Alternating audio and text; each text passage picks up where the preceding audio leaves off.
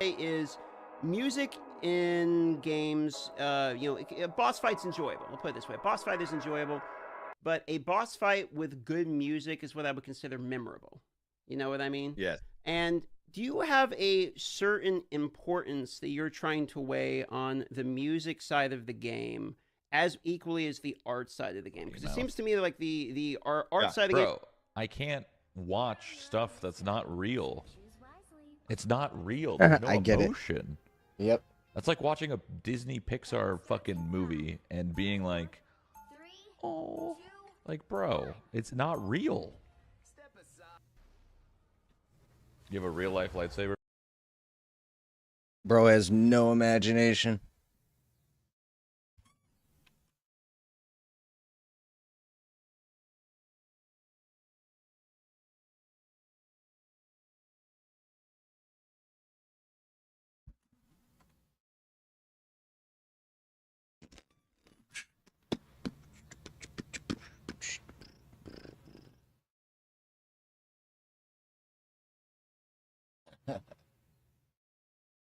Game is like something that is probably the first thing everyone brings up. Is the game is visually very impressive, artistically very distinguished. But do you also find music to tend to be on that same level? Music is incredibly important, and arguably music has been insanely important for Moon Studios in general, right? So if you look at the Ori games, with Ori, one of the things that I was told right from the get-go was, oh, don't do fucking story, right? Like in Blind Forest, I remember the first time I pitched a storyboard, people were just groaning, right? And we're just, oh my fucking God, now that guy wants to tell story in a platforming game. There's a reason why story has never been a thing in a Mario game, right? And all of that stuff. Yeah. And then what happened was interesting, right? When Blind Forest came out and our story worked and people got really invested into our characters, and there's tons of streams where people got so invested into our characters that they cry during certain moments, right?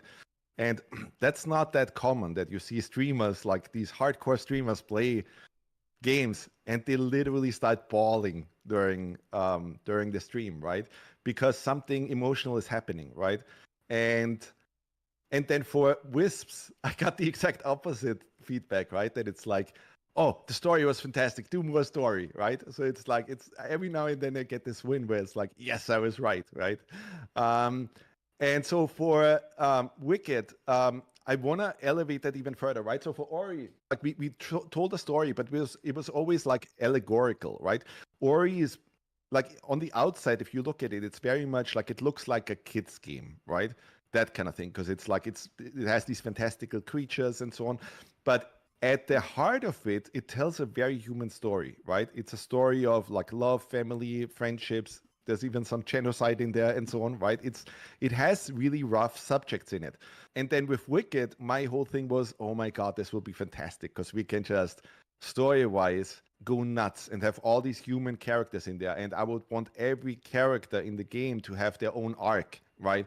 So that if you, even the Smithy, Fillmore, right? That he starts out as this not super confident person, right? And then he has a family and that family had certain doubts about him, right? And then he rises to the occasion and then something dramatic happens to him and all of that stuff, right? Because the thing that always annoyed me with other ERPGs is also this whole, we don't give a fuck about our characters, right? Like if I'd ask you right now, who are, like, name me 5 NPCs in the first town in Diablo 3, it's just, I can't, right? I can tell you all types of characters in this damn game. They did a good job. They did a good job with that. I mean, from Odessa to Ellsworth to, was it Winnick? I always get Winnick and Whitaker mixed up because those names are close and they're both black guys. So unfortunately, that doesn't work out in their favor. I'm like, I always think, yeah, so Winnick is the guy that you meet after you beat Warwick the Torn. And that too, like, knowing all the names of the monsters has been really cool, but unfortunately, I didn't remember the Huntress at all. So, I think maybe having a better intro for the names of the characters in this game would be a good thing to see. So when you do intro Limnus, the Seneskull in Crucible, or Huntress in the Vale or whatever for Lowland Meadows, I think it is, right? Yeah, like to present them in a longer form so that you see the Huntress, and then during the intro that name's up the whole time, so that you get that, you know, sense of like, this is who it is. There is no, you know, I don't know. I guess that would make the cinematics a little weird too.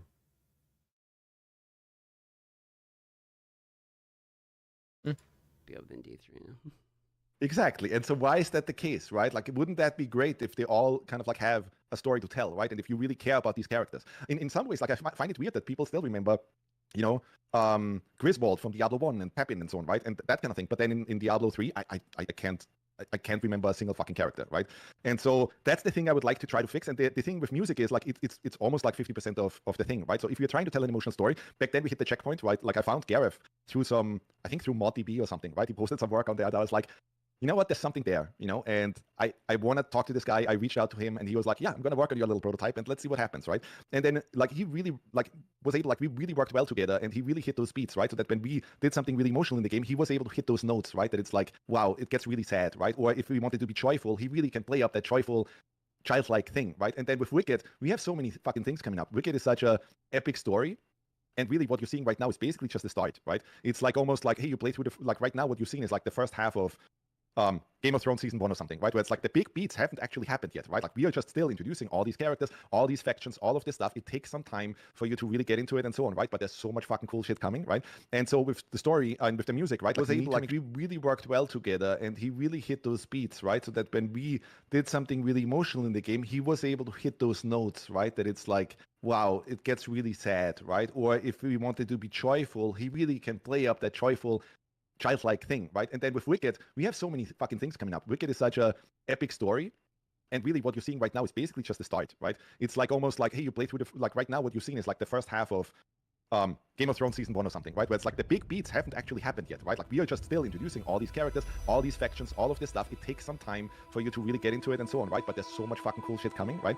And so with the story and with the music, right? Like we need to make sure that that stuff is great. And then same thing with once you get to bosses and so on, right? It needs to have these, oh, just as you approach the boss, there's already music that prepares you for it, right? That you get this feeling of like something big is about to happen, and then blam, and then an orchestra starts playing while you defeat the boss and so on, right? It's a hugely important piece of the puzzle. It seems like the one of the distinguishing factors, you know, is the art of the game, the visuals itself. So I know you found a guy that had a distinct art style, but I guess the choice of using that art style, was that out of a, you know, a personal enjoyment of the art style? Or was it more like, this is, you know, separate from what I've seen? You keep talking about wanting to do your own thing, kind of have your own drive. So was this a on-purpose decision to pick a visual art style that almost represents, you know, a different style of game entirely, since it's not really something we've seen used before? It's multiple things. So first of all, it's also just a practical thing, right? Because when we started, we knew that we can't compete against the there was an edit. Dog and right. Not really something we've seen used before. It's multiple things. So first of all, it's also just a practical thing, right? Because when we started, it's multiple things. So first of all, it's also just a practical thing, right? Because when we started, we knew that we can't compete against the Crytek's and Naughty Dog and all of these studios that just pour, you know, hundreds of millions of dollars into art assets and so on, right? We will not be able to compete because we're just a couple of people, even though we came from Blizzard, right?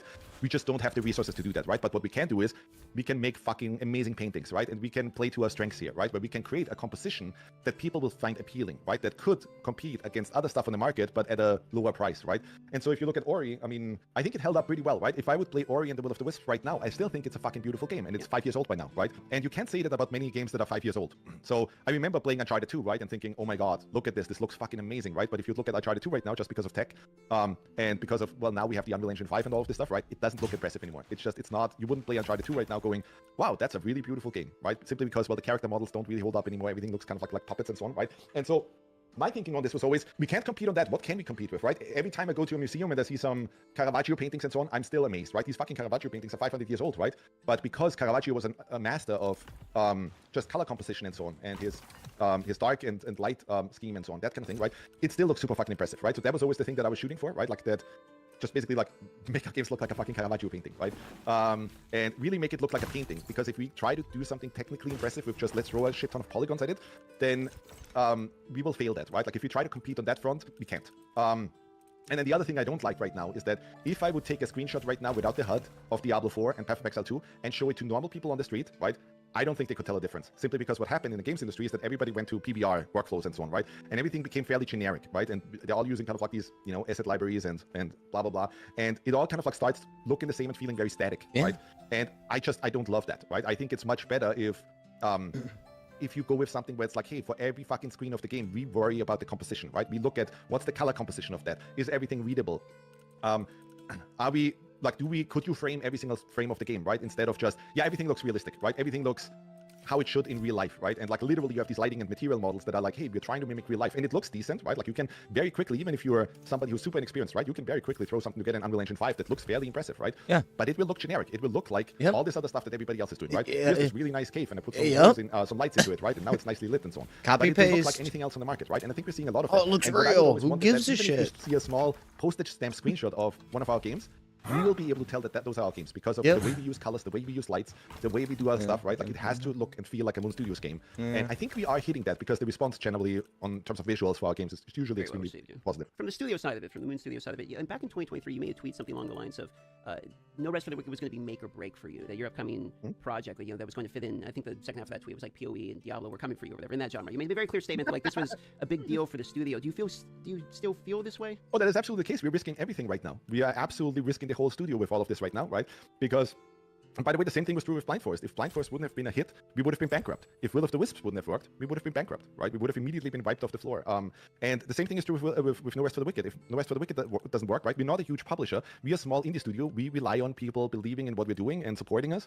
And if they don't and we fuck it up, then that means, well, we'll be wiped off the face of the earth, right? And that's just what it is. And that, I do think, to some degree, gives people the personal responsibility of like, you know, hey, we really have to make sure this product works, and that we deliver a product that really is fucking great. Otherwise, that's it, right? We don't have that kind of like cushion of, hey, we make a huge flop and it doesn't matter because there's huge backing behind us or something, right? That's not the case. It's that we are playing a very risky game here, right? But I think we have good cards. So if I'd be a betting man, I would bet on us. But yeah, we're betting at very high stakes right now. You're putting your money where your mouth is, basically, is what it sounds like. And speaking of that, one of the last questions here, I won't hold you too long. I know you got family to get to here. One of the last questions for you is something I respected in your overview of the Breach update. The other 25-minute kind of overview stream that you guys did there is you mentioned that you had to buy your rights back from the publisher. So when I saw that, I thought, oh, that's interesting. You guys are going like you're fully committing to your project. Like you fully believe in this. You're buying all the rights back and everything. You're all in. So I was hoping to hear what was the story that. Why did that happen? Like, why ended up happening where you had to do that? Yeah. So let me explain it to you. Our publisher for No Rest for the Wicked initially was Private Division, right? And Private Division was a subsidiary of Take-Two Interactive. Take-Two Interactive just looked at the numbers at some point, right, and was like, look, why are we doing this whole Private Division thing, right? Because GTA 6 will come out, it will generate billions and billions of dollars for us every year, right? Who gives a fuck? Even if No Rest for the Wicked would make them hundreds of millions of dollars, it doesn't matter. It's an accounting error, right? It's like it doesn't matter to them, right? So what they decided is we will sell off Private Division, and then we were in the difficult spot of like, shit, what do we do now, right? Like, because we didn't want to get sold off, right? And we didn't want to just become owned by some other thing. That happened to Blizzard back then, right? And I don't think that was a great thing. I think that was one of the bad things that happened to Blizzard Entertainment early on, that they had to sell off to some subsidiary to something, right? To some publisher or something. And then they got sold again and again, and ultimately they ended up on Activision Blizzard, right? Under Activision's belt. And at some point, that is always the death knell, right? Because at some point, some founders leave, there's some disagreements. Like there's some, hey, we need to make a whole bunch of money, right? So we need to make $60 horse skins and so on. And these decisions come down and it's just, fuck, that goes way against what the actual community wants, right? And so I've always resisted that. Obviously, by the way, I mean, during COVID and so on, right? There was so much money flying around, right? And we got tons of buyout offers, right? And like, other parties that wanted to purchase us, right? And I've always been afraid of that because I've lived through the 90s, right? Where, hey, this and that studio got bought by EA. And how long did it take until the studios were killed, right? Like I still remember Westwood being bought by EA, right? When they were at the top of the game, right? And it took a couple of years and they were dead, right? Same thing happened with Bullfrog, right? And all of those things. Maxis, when they made SimCity. And then, they were all shot dead, right? And so I was always really scared of that, right? And frankly, I'm not that easily persuaded by money, right? So if somebody comes to me with like a big sack of cash, I'm like, that doesn't change my life, right? Like I look at it in terms of the happiness factor, right? Would that actually make my life happier right now? I'm fucking 41 years old. I don't have a driver's license. I couldn't even buy a fucking car to be happy or something, right? Like I'm not into that, right? Like the thing that I want to do, that I dedicated my life to, is I want to make the greatest fucking video games out there, right? And so I think we're doing that. If you look at the Ori series, if you look at No Rest for the Wicked, I think what I would want people to know is that, hey, we made some of the greatest fucking games out there, and then we We did our thing. We contributed something valuable to the industry, and people love playing our games, and then that's it, right? Like, I think that's the best you could ask for. And so what happened with Wicked there was, well, we got told that, right? Like, Wicked released, and then, you know, we had a meeting with Private Division, and they were very kind about all of this, right? They just explained the situation to us, that financially it doesn't make any sense anymore for them to do this, right? And that they gave us some time to handle the situation, and we negotiated with them and basically found a way to just purchase all the rights back, because we believe in Wicked. We think we have a really hot iron in the oven here, right? We think we have a game that could compete with the heaviest hitters on the market, even though we're this small 90-person team compared to From Software that has hundreds of people, compared to Grinding Gear Games that has hundreds of people now, compared to Blizzard that literally has thousands of people on their games, right? But I think we are one of the best studios out there in terms of what we're doing, right? In terms of just delivering the kind of thing that we're doing. And if we are allowed to keep going on that, I think we can create some magic that will be very hard for people to replicate. I think that's already been true with Ori, right? Like, literally, Electronic Arts even opened up a studio to try to copy Ori, right? They made some game called Fate or something, and try to copy that. Even Insomniac did a game called Song of the Deep or something like that, right? Where they tried to kind of copy some of that Ori success, and then found out, hey, it's actually really fucking hard to make a good Metroidvania, right? And so even with what we have right now with Wicked, right? Like, we released Breach, and it had some balance issues. I think we now fixed that, right? Like, if you look at Hotfix 1 and Hotfix 2, we now got it in a pretty good spot. If you think a little bit further, right, with where we will be with Hotfix 3 and Patch 1 and Patch 2 and blah, blah, blah, right? I think we'll be in an extremely good spot. We'll be extremely competitive. And I think what will happen very soon now is that people will look at Path of Exile, they will look at Diablo, they will look at the Souls games, and they will compare and then see, well, these guys are fucking crazy. They're really pushing super hard, and they're really creating all of this insane stuff. And this is really changing the genre to some degree, right? And I just want players to have fun with that. But anyway, so that's what happened, right? We just got dealt that card. And as with everything in life, right, you just have to roll with the punches, right? That came really as an unexpected thing to us, right? But we just handled it, and that took us some time to figure out. That was the shitty thing, right? That we got a lot of really negative reviews by people thinking that we abandoned Wicked and so on, even though we were literally just, you know, like NDA'd and couldn't talk about what is happening right now behind the scenes and so on, right? And, you know, like, but the internet is a harsh mistress, right? Like, if you are not completely open and don't talk about something and are not completely transparent with your plans and so on, people will be very harsh with your products, right? But ultimately, look, I think ultimately, if we just release an extremely good product, all of that will be forgotten, right? Nobody cares at some point, right? It's just what's your last thing that you developed, right? That's what you'll be judged on. The next question I want to ask is in order to get to where you want to be, it sounds like you really want to make an impact. Like, if I'm hearing correctly, it's like your drive is mainly you want to make an impact in this genre and move the genre forward and be a contributing factor. So when other games come out, people are looking like, okay, this is a piece that was taken, inspired from, derivative from, No Rest for the Wicked, contributed that effectively to the genre. I want us to be able to take the risks that other companies are too afraid to make. Sure. Okay. So what do you need to do in the next coming months in order to move that particular vision you're describing forward? What's your next few months look like? My next few months look like this. First of all, we're assessing what happened here, right? Like, why we got some negative reviews at the start, because that should never happen again. That's crazy. And that was a really quick turnaround. Like, that's on us. That's completely my responsibility. I should have seen that coming. But I think we're in a fairly good spot now. Now it's just, you know, like bringing more hotfixes out, balancing, blah, blah, blah, making sure that Breach lands the way we wanted it to land. That's step one. Step two is just really assessing all the feedback, right? Everything that is out there right now. How are people playing? Looking at all the data, and making sure that the audience that we have now, right? That we really tune the game so it works for everybody, right? Because right now at the start we tuned it in a way that works for us, but not necessarily for the Breach, right? We tuned it in a way that works for us in the studio because we're really good at the game, but we kind of like overshot a little bit, right? Because for a lot of people it was too difficult, and some systems didn't quite work the way we wanted them to. And then the next upcoming updates is, I think co-op is the next huge thing that people will be really passionate about, because you still can only play single player in Wicked, right? But once co-op comes out, I think that will be a game changer for a lot of people, simply because playing together is always super fun, right? And the way we do multiplayer in Wicked is also completely different than what Diablo does and Souls games do and so on. That's another thing where I never understood why that has not been pushed forward, right? I understand if Diablo 1 comes out and you literally just have a system where, oh, multiplayer is really just, you can temporarily invite a guest, right? But how in the fucking world is that's still the norm 20 years later, right? That's fucking crazy. That's insane, right? So what I always wanted from an RPG is that it should really feel like a fucking D&D campaign, right? Me and you, and let's say me and you and Rax and Scissoren and whatever, right? That we play together, and building a realm together should be as satisfying as you leveling a character up, right? So that you're not just proud of the character that you built, but you're also proud of how far you pushed the realm, how you upgraded everything together, right? That you really work together well as a party, right? Sure. And there's games in the past, like, I mean, I recently played Secret of Mana with my son. That's a fucking 30-year-old game, right? And recently I asked him what are his favorite games now, right? After we played Zelda and Secret of Mana and all these things, and he ranked Secret of Mana as number one. The ones right? that work. That's a Super Nintendo game, and it was one of the first action adventures that you could play together. And I think it was that we just worked together as a party, as a group, right? Where I played the little mage girl, right, and he played the boy who swings with his sword and so on, right? And I supported him during fights and so on, right? Right. And I think that really worked for him, and I think that's the kind of thing that I want to get into Wicked, right? Like in Wicked, the multiplayer works in a way. I always like the idea of a multiplayer game where it's like if one of you dies, it's just like all of it's as if all of you die. Like everyone should be affected. The whole point of a multiplayer game, like to me, I think battle royales are some of the best genres, but they're done the wrong way. They're done PvP. If they were done PvE, it would be a completely different experience if 70 people had to work together to keep 70 people alive in a battle royale game where you work together to clear the map, you know? Clear those zombies or what, you know, like a Helldiver's idea. But as a battle royale, we all drop in. We all have to go look for loot, try to get loot, transfer loot. Hey, you got a sniper? I'm a shotgunner. You want to trade? Like, you know, so to have that across a multiplayer game where everyone's just working together instead of constantly this push. Thanks for the follow, by the way.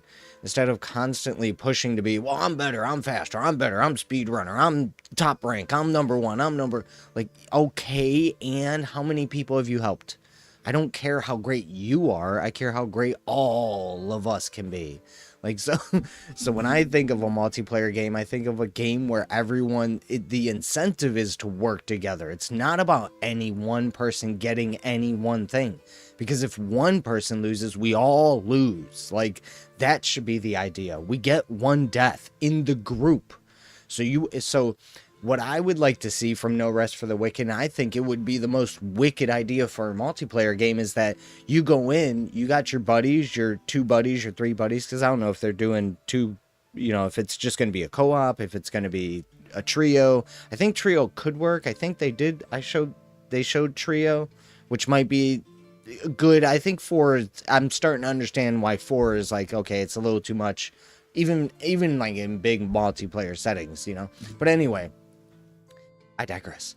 You know, having one death for the team, that being important, I like the idea of you have 3 people playing, right? You know, it's me and my 2 buddies. But if one of them dies, we're pretty much screwed. Like, the idea should be we have to stick together. If one of us dies, we're not going to win. So even if one of us is really good and can do it all by ourselves, it doesn't matter. You still need to keep everyone alive. It's about survival. It's not about, I can kill a monster and then go tell the town about killing monsters. Yeah, well, everyone that goes with you dies. So yeah, you keep killing the monsters, but everyone is also dying here too. So you're not really doing any good. Oh yeah, you slayed the monsters. Yeah, they're not going to kill us as easily, but every single time you go out, you're getting some of us killed. So how about you go out, all of you stay alive, and kill the thing. So I wouldn't mind the idea of No Rest for the Wicked multiplayer co-op actually being about, you get one life. If one of you dies, the match is over. However it works, like if the monster gets a kill, it basically sucks your serum soul and it just obliterates everyone. It goes berserk. And you lose as a group. You let one of your teammates die. So I want the incentive to be, okay, well, who's our weakest link in our group? It's not who's the best that can carry us, that can do all that. No. It's going to be who's the weakest, you know, and that's what you're going to want to do, you know. In No Rest for the Wicked, it's going to be all about, okay, well, let's help the lowest, you know, the lowest skilled player, so that this way we can survive the hardest possible situation. I rarely see co-op games do that, because a lot of PvP, a lot of co-op games, a lot of competitive games, it's all about the best playing with the best. And that's not difficult. You know, you'll have better competition, closer competition, which is what makes good competition.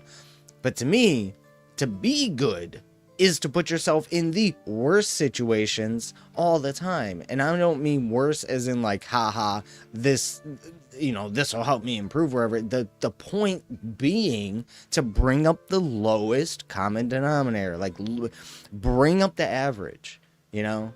it's just something I've thought about even when I was in school. I'm like, I don't get the idea of all of us being oh, look at number one in the world, number one in the world. I'm like, yeah, but look at the 88 billion, other people who are not number one. Who gives a shit about number one? They made it, like that. And I'm not saying like screw everyone who's the best in the world.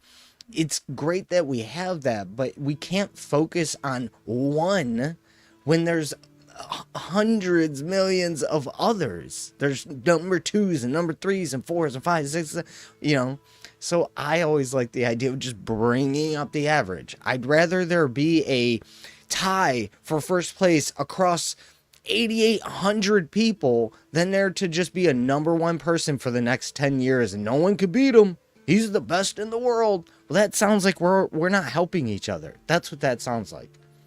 You're going to tell me there's only one person in the world that can do it? One. No one's learning or teaching or pushing anyone. So that's what I mean. Like, multiplayer gaming is about everybody helping the lowest average, the lowest common denominator to get as high as possible. You want to bring up the whole group. Who cares ranked number one in the world? Most kills. Awesome.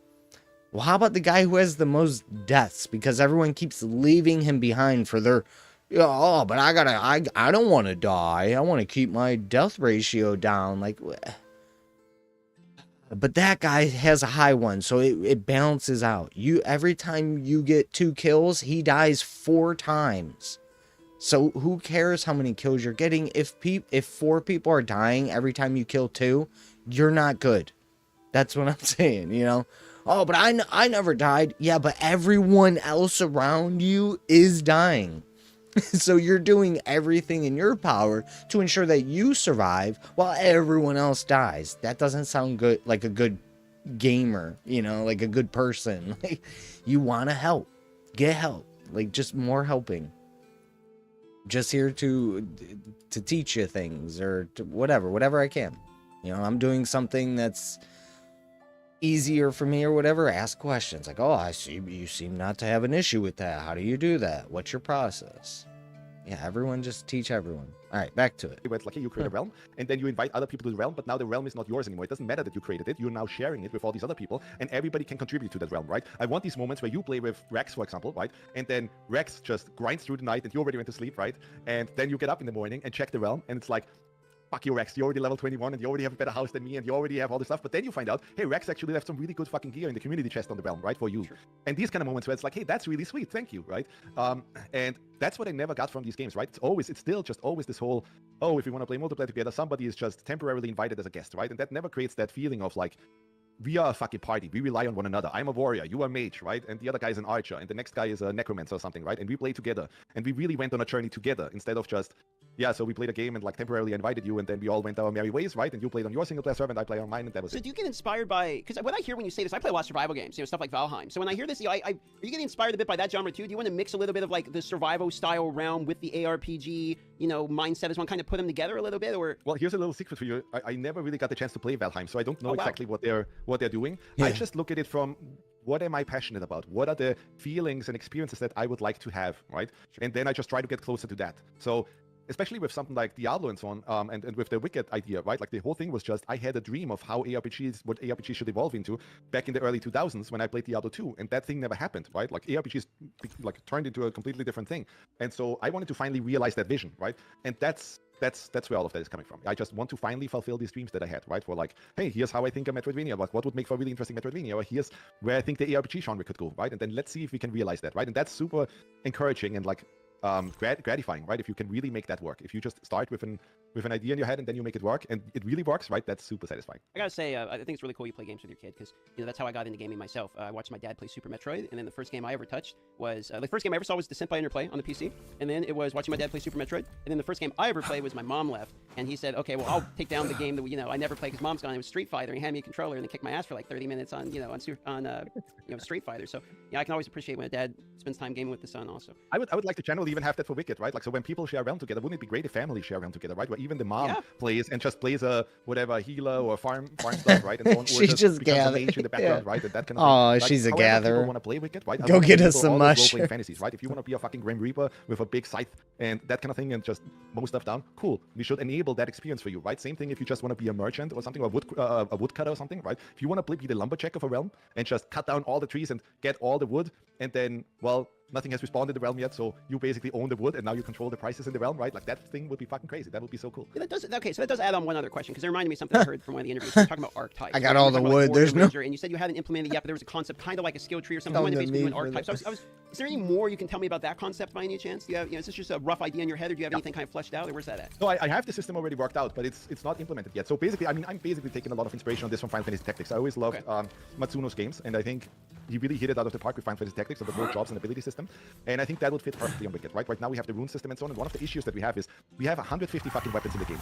But right now you wouldn't know it, right? Like you have to stumble across them. It's just RNG, right? Like you would not know exactly which weapons exist and how to properly build your class. Right now you need Or to what I build like. guides and, I have other YouTube 150 streamers and blah, blah, choices. right? Show Or me, Twitch streamers and man. so on, right? And then talk to one another, right? And that's not necessarily a bad thing, but I think for something like Wicked, where there's this level of complexity, I would want to have that in the game, right? So that there is, hey, here's the paladin class, and it has these abilities, right? And it uses these weapons, and then you unlock that stuff, right? And that's how it'll work in the future. So that I think we're trying to move a little bit away from the attribute system that we have right now, more towards classes and abilities, and then make that super satisfying, right? So that you could literally switch from, hey, I'm playing a paladin, and I unlocked all of that stuff, and now I want to try a spell sword, and here you go, and now you need to do these things, right? And unlock all of that and so on. I think that will have huge ramifications on retention, because I recently replayed through Final Fantasy Tactics because of just research, right? I wanted to see exactly how would I implement it in Wicked, right? And I just couldn't put the game down unless I had all the fucking classes unlocked and everything mastered and so on, right? And I think the same thing will happen with Wicked if we implement this, right? Because right now also the thing is, like, we have a soft class system, which I like. I like that you're not being forced into one specific way to play, right? We give you a lot of freedom there to come up with the kind of class that you would want to play, but at the same time, I do think there's too many ways right now where you can kind of like screw yourself over a little bit, right? Sure. Like if you play and you start with weapons that scale with strength, but then you actually want to use the claws and they scale with dex, well, you need to respec already, right? That's exactly That the kind of thing. situation I'm in, yeah. Exactly, right? So, and I think that's the thing where I would like to make a change so that it feels just, we give you less rope to hang yourself with, right? Because the people who understand these kind of systems, they're good, they don't have a problem, right? But the people who are fresh to the genre and so on, and to that kind of system, they could completely break their build, right? By just, hey, I leveled some points into int and some points into strength and a little bit in dex, simply because I assumed that would work for my build, but it didn't, and now you have a screwed up build, right? That's the thing I think we need to fix a little bit. It's like aid the worst, guide the okay, and screw the best. Like, because that's the situations all of them want and need. You know, if you're having a real hard time, you need to be given some sort of aid. Something needs to happen. Okay, the world level goes down, but so do the rewards. So we'll get it to a point where, you know, it feels good for you, but the progression is still going to be the same for the difficulty system we wanted. So you're still going to have to go through the difficulty ramp up. You're just going to have to go through a different system of progression and fight and combat. So you have to fight enemies that are level 1, then level 2 instead of 1, level 3, level 5, 7, 9, you know, skipping 2, 3, whatever. You know, so if a good player, like I always like, I mean, as far as like this game, you know, a modifier that would essentially scale to, you know, if the less you die, every enemy you kill, the next enemy would have some sort of inherent like extra to it, you know, a little bit more health, a little bit more stamina, a little bit more poise. Maybe they do one more attack before they're tired. Maybe they'll dodge 2 or 3 times before you're able to hit them again. Maybe they'll get 2 or 3 parries in a row. So you'll have to fight these different systems as you go through it. And it's like, so for all the really good players, they'll have to go through a process of, okay, well, this guy's going to block more, parry more. This guy's going to have more magic. This guy's going to dodge more. This guy's going to attack 6, 7 times in a row because he's not running out of stamina as the AI, a low-level AI. Yeah, there's a lot of good I could see with this. But, we'll see. We'll see.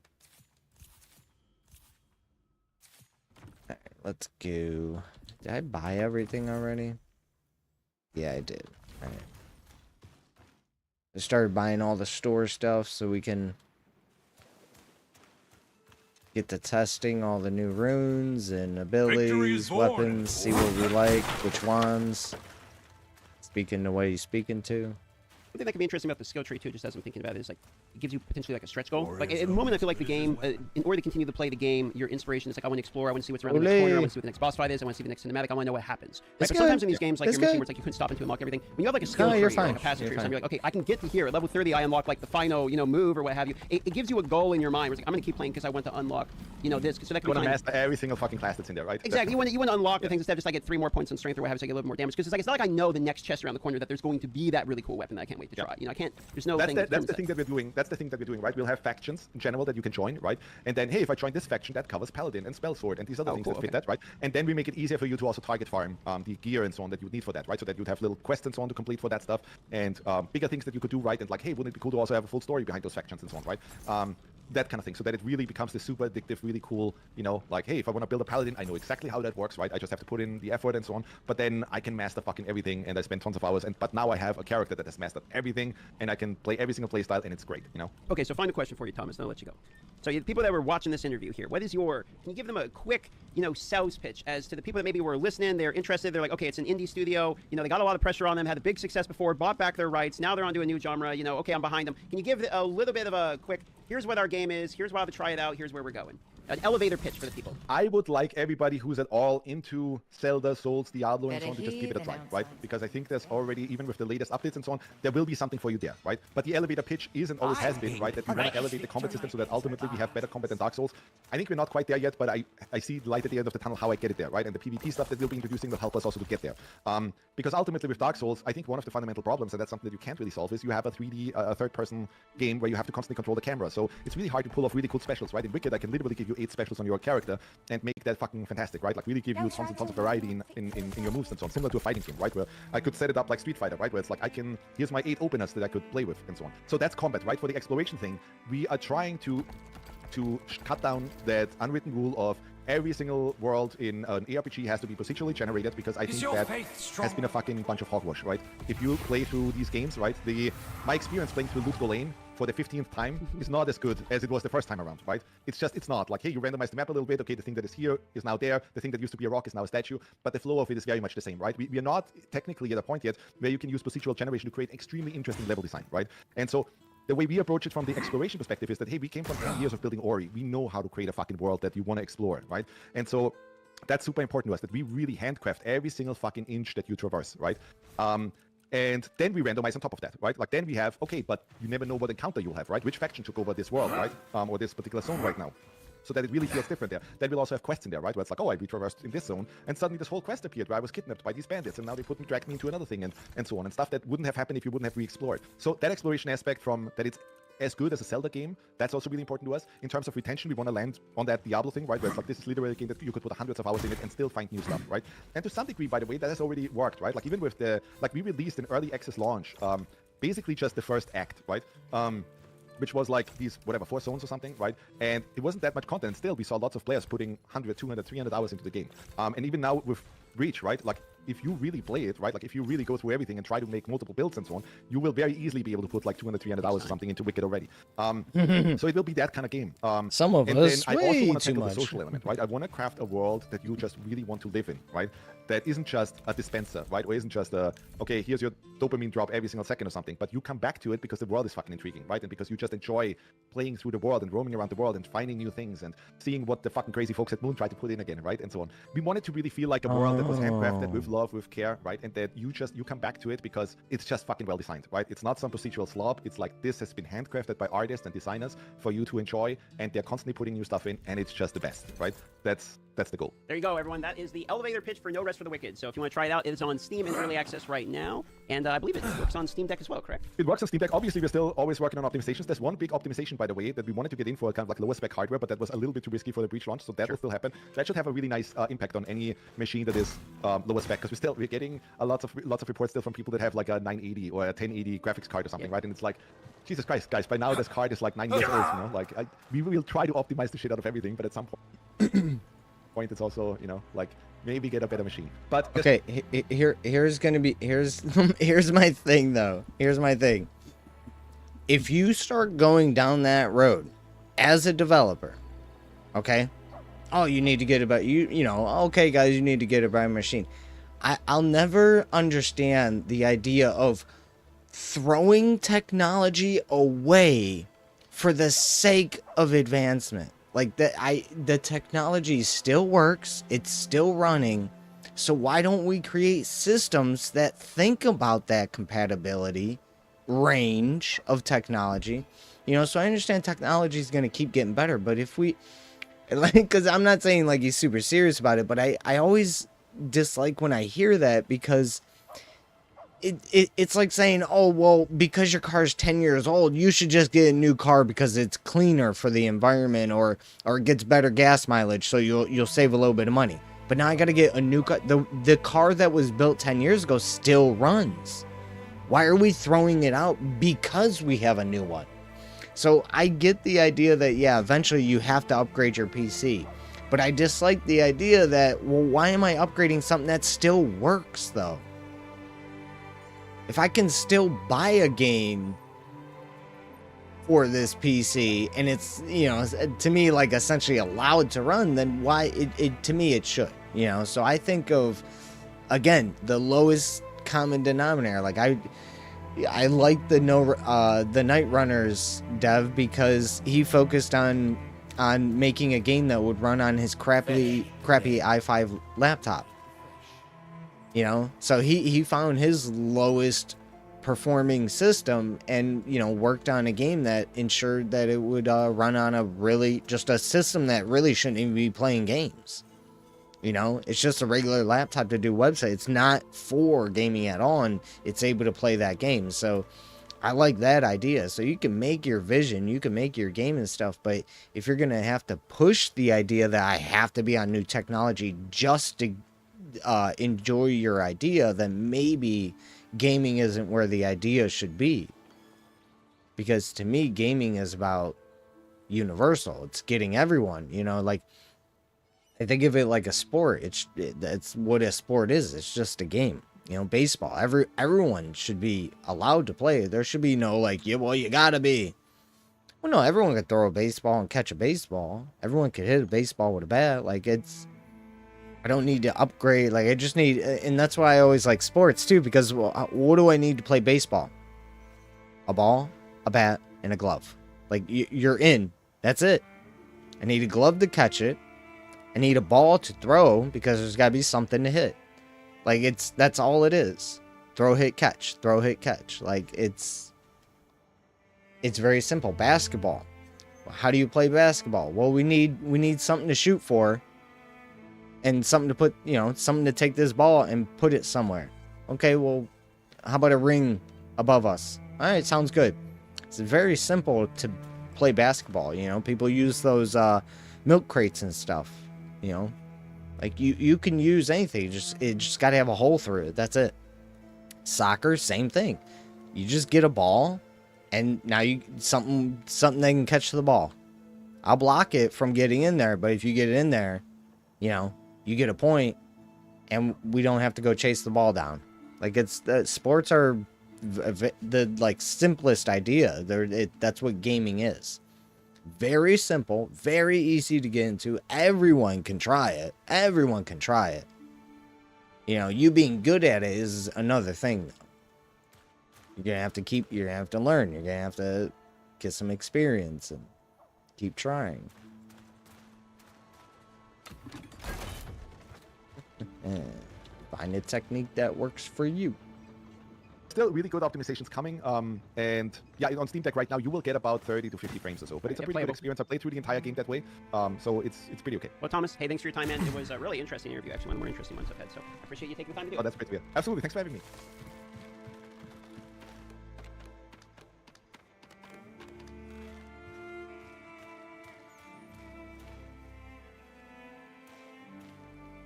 Time.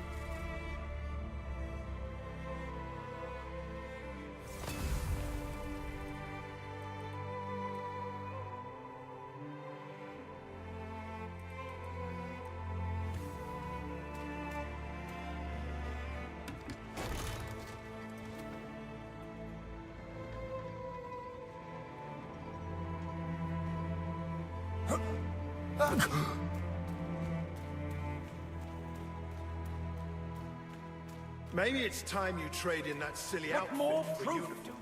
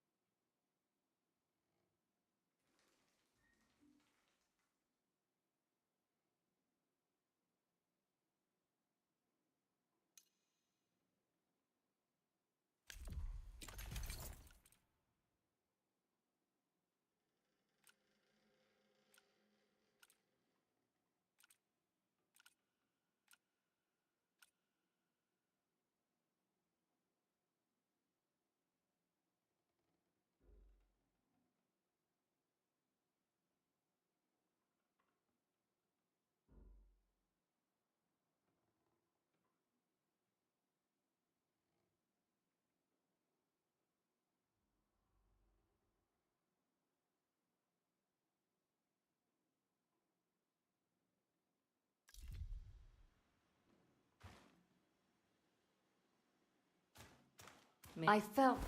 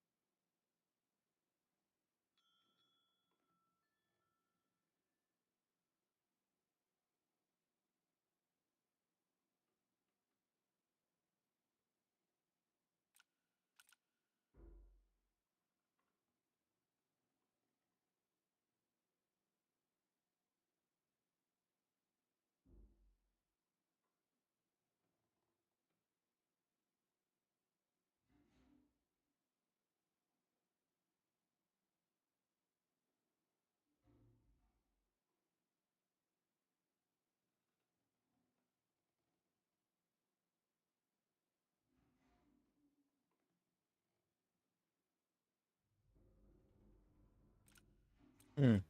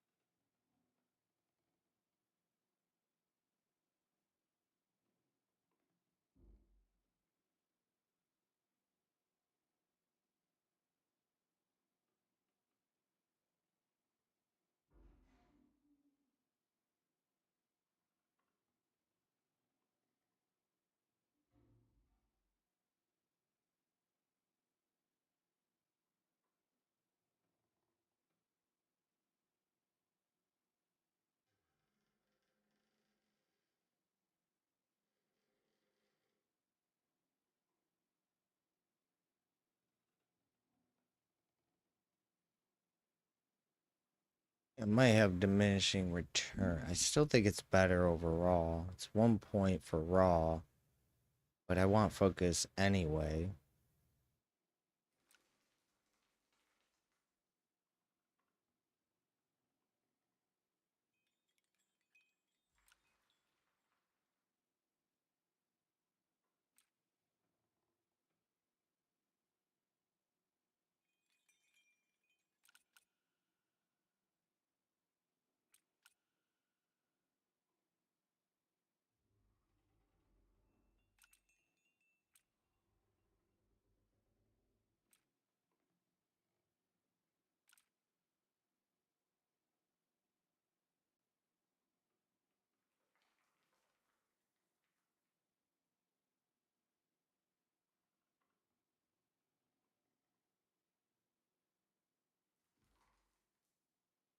Oh, it would actually be.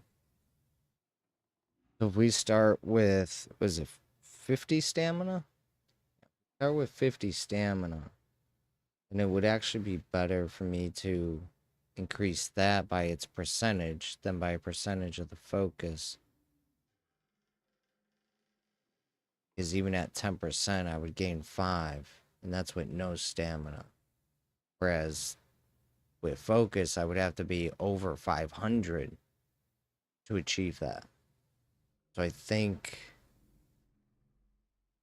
it would be best to increase max stamina over max focus.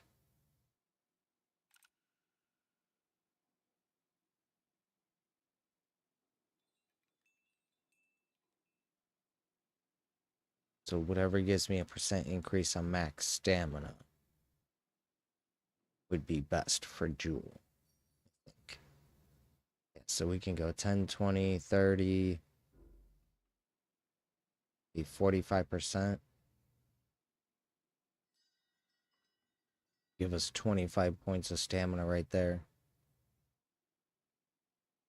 I mean, we pretty much have enough stamina now.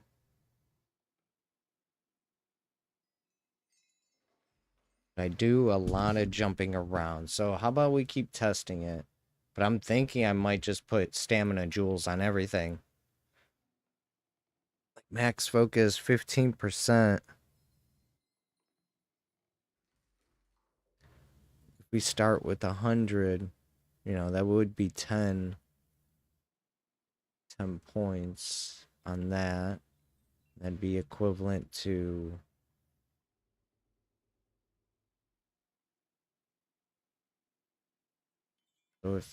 so if my stamina is converted from focus, my health is converted from focus. Chest converts or gives me extra health based on focus.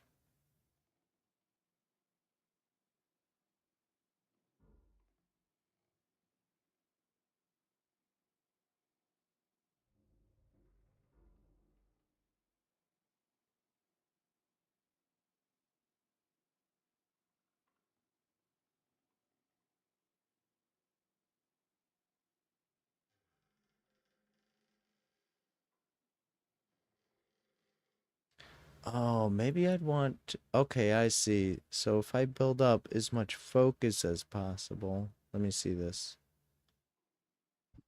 So that would give us what? For focus.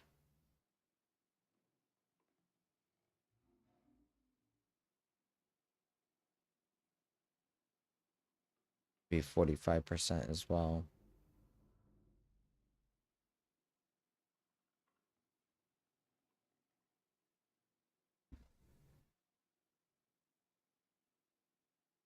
Okay, so that would be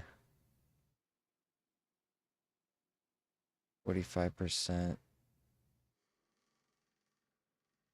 Give us 45. Yeah, that's not a lot, huh?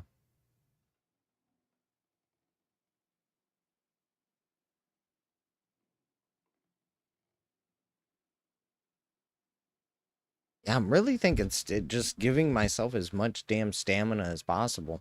Just so this way I can run the two-handed weapons as well and go crazy.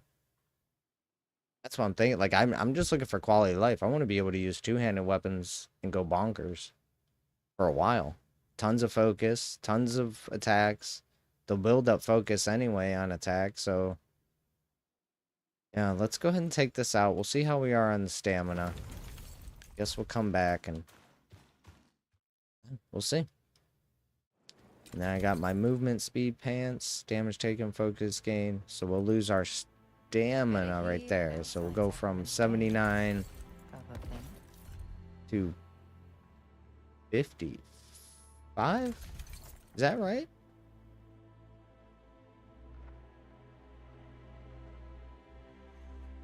$22 points. Guess so, yeah.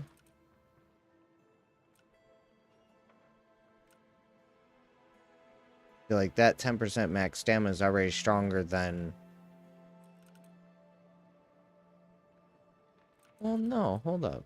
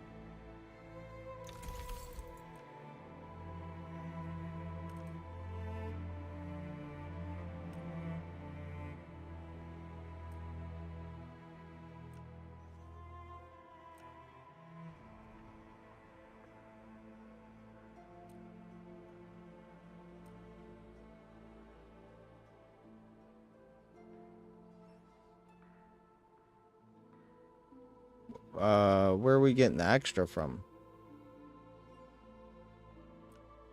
Oh, duh. Okay, from the... Okay. So we got the 25% gain, 45%, 65%, 85%, and then the 15 from shield. So that's 100% focus gain. 43 stamina regen. We should be solid. It'll just matter on how much I can do this.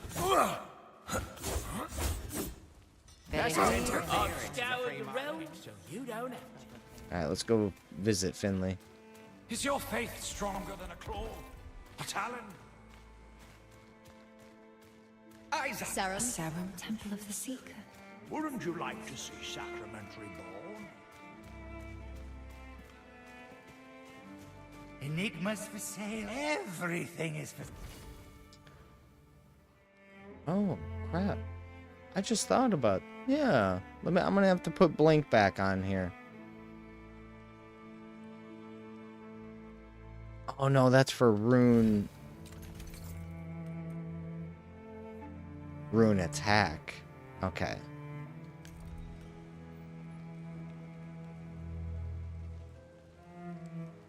So would that mean... Let me see here for a second.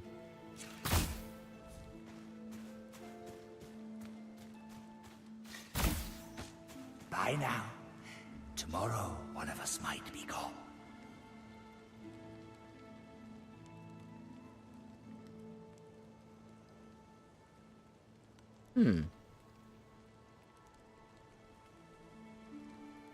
Okay, so I wanna look for something cheap.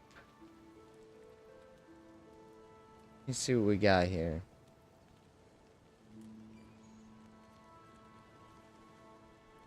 Some of these have... Okay, we might have an out here. Might have an easy way to have fun with this. Now, I don't know if it means I have to hit the enemy or not. But we're gonna find out. See if I can find anything.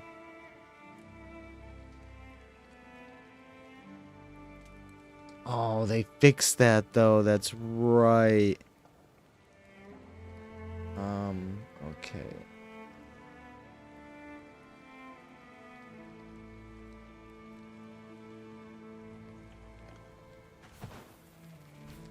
What up, Feast your eyes. Finley?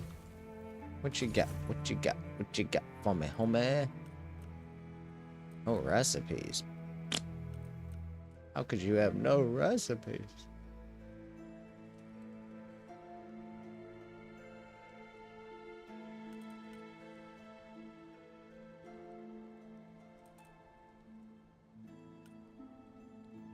Everything's so expensive.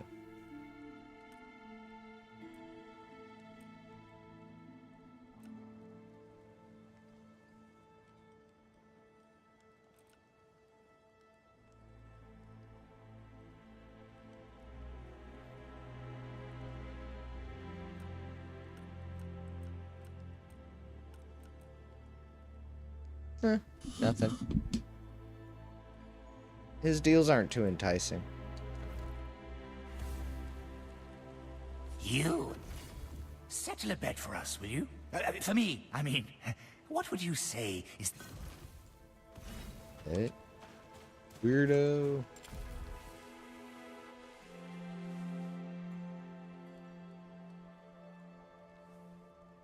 Alright, we'll go clear shallows, then nameless pass, then go back to shallows, because it doesn't let me clear it all the way through for some odd reason. 3 bounties are in there? Dang. Uncaged monstrosity. Alright. You don't look from around here. It's okay. Neither am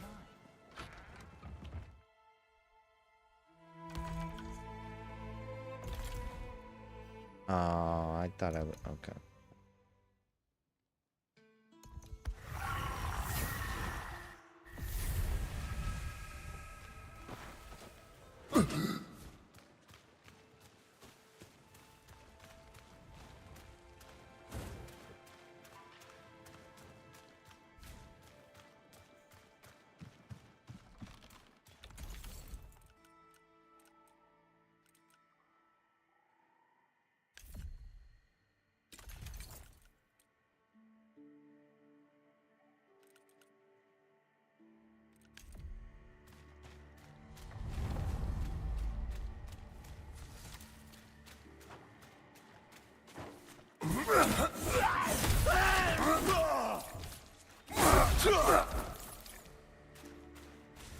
Man, see, I run out of stamina quick.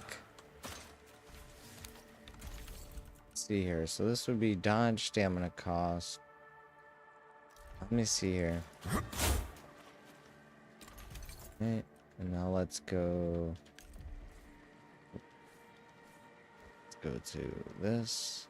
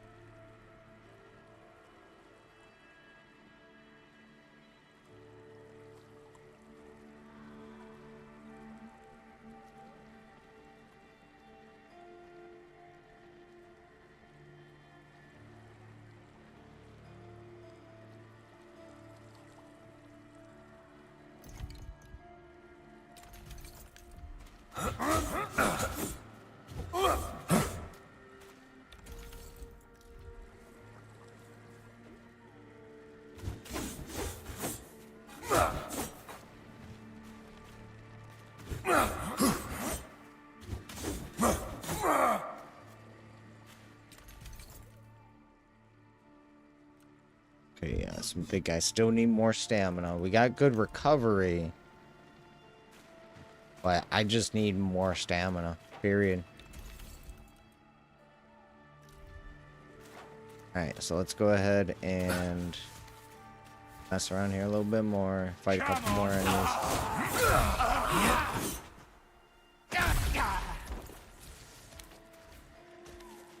Ooh, those laggy moments. Come on now.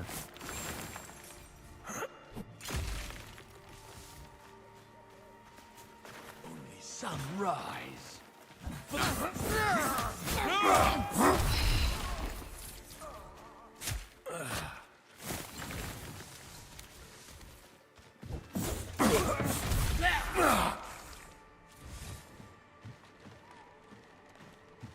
Time to...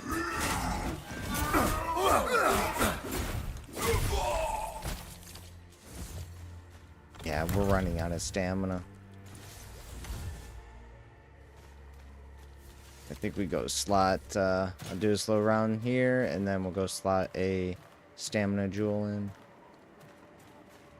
Gem. Because there's a jewel gem, so you can't say jewels.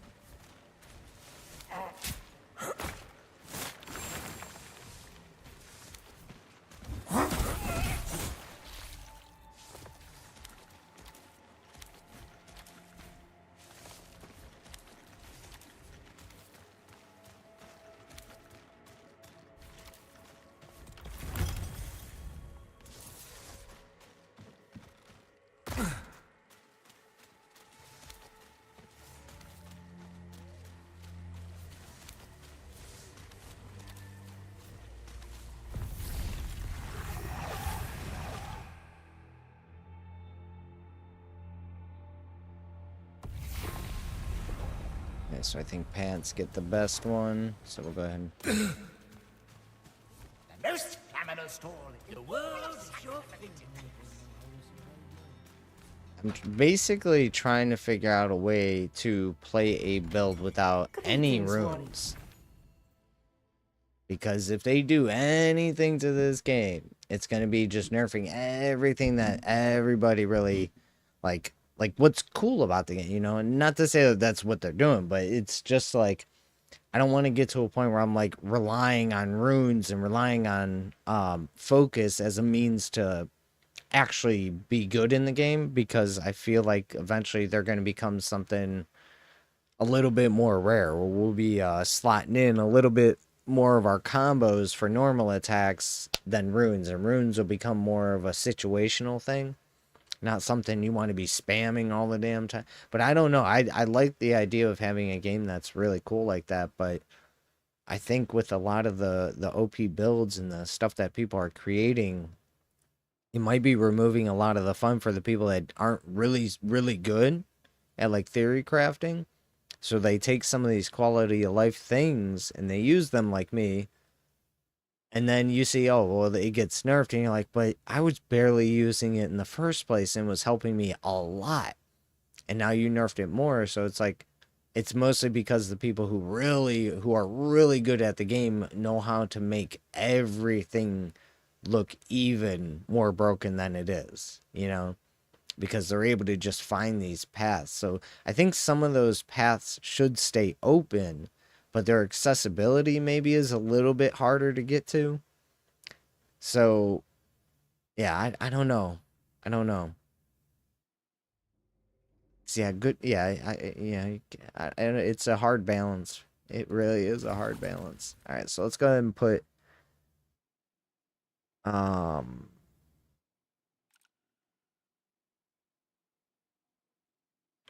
so I'm gonna put stamina into this emerald.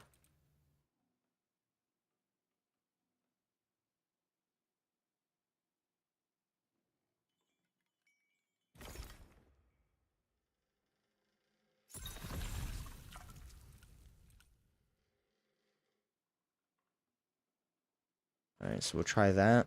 See how this feels. So now we're up to 62.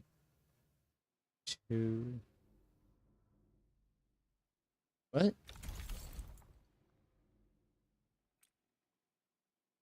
Oh, okay. I was. Yeah, okay, that's fine. Oop, oop.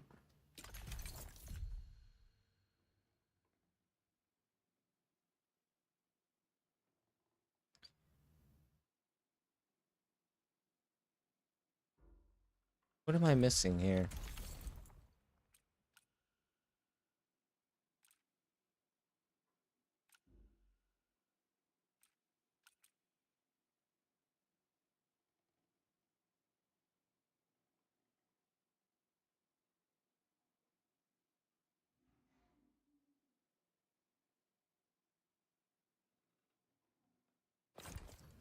Wait a minute. It gives me 7.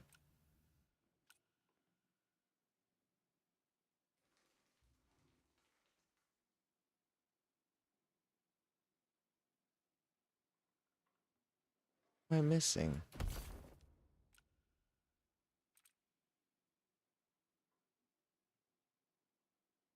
I just need.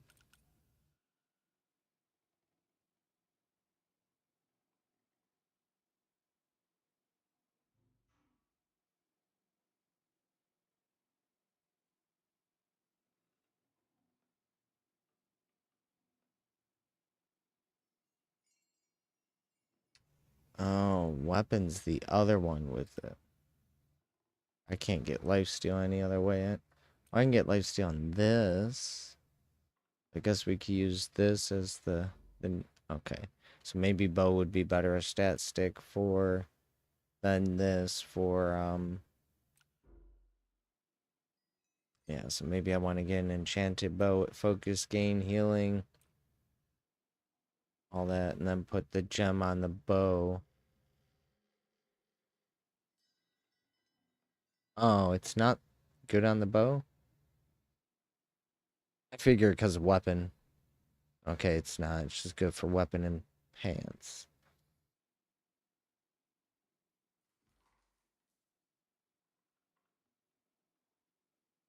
Yeah, I still think it would still be the biggest benefit though to get our stamina back up, and then I might just have to put 1 or 2 points back in the stamina.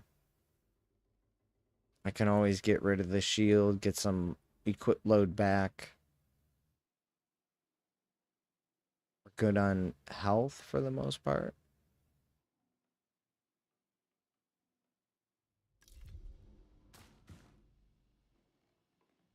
All right, so we'll just I think my comfort is around 90 stamina, but at 45% that would only put us around 75, but then I could put in see how many points for stamina before it's it'll give me 79, 82, 85, 88. So yeah, 1, 2, 3, 4, 5 points in the stamina. Well, I had 3 points and we were fine.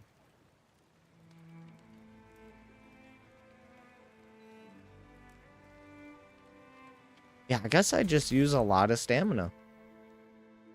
That's really what it is. My mastercraft was attack stamina cost decrease. And that was a big help.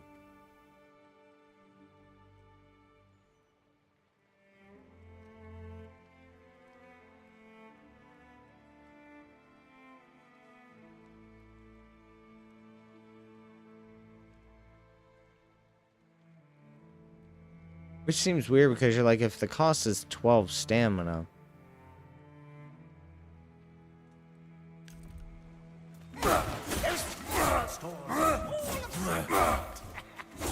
Yeah, 6 attacks before we're out.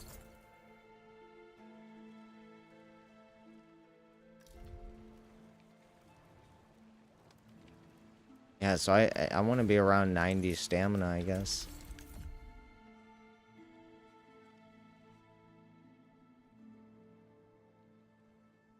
So yeah, if I do another 30%, it'll give us 45% on the 50.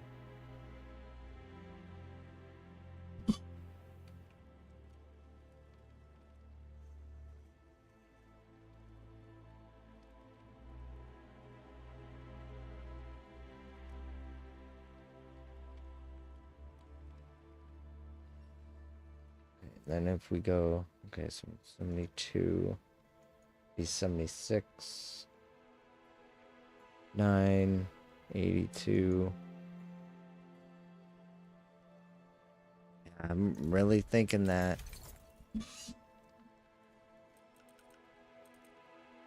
attack stamina cost 20, sprint stamina cost, dodge stamina cost, yeah, it's all stamina. Like my whole builds are just stamina bias. Fresh wares delivered every morning. They really are. Is your faith stronger than a claw? Talon? The mainland church does not speak for God.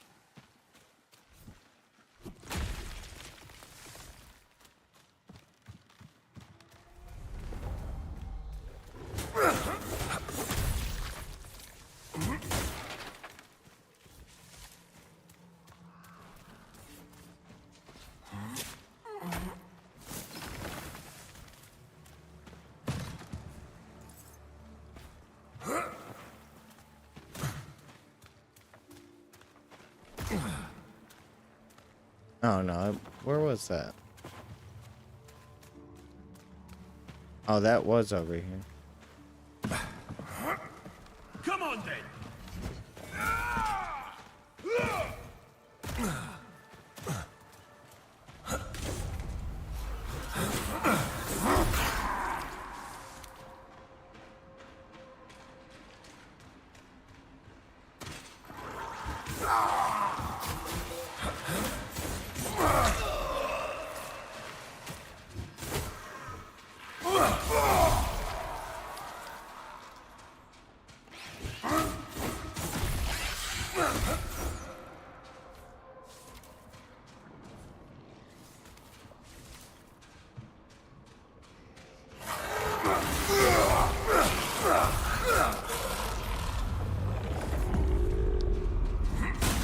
Did that chest disappear? Did I just see a chest disappear?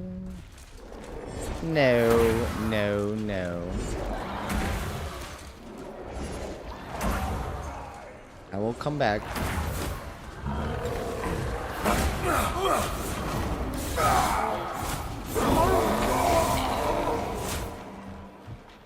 Yeah, see, I can't do anything without my stamina. I'm just gonna have to go max stamina and everything. That's all I care about. Like, recovery is nice, but it just doesn't do anything. I mean, it does, but it's just, you don't really need recovery that much. I just need more stamina, so I almost feel like it would be better to... I'm just gonna focus on stamina.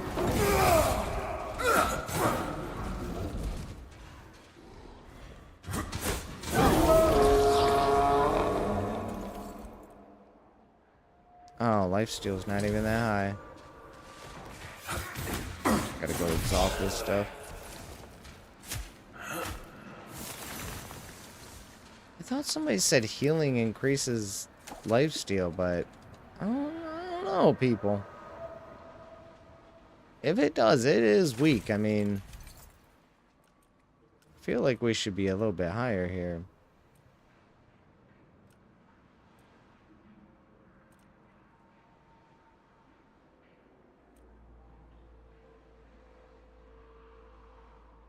Yeah, 55% healing.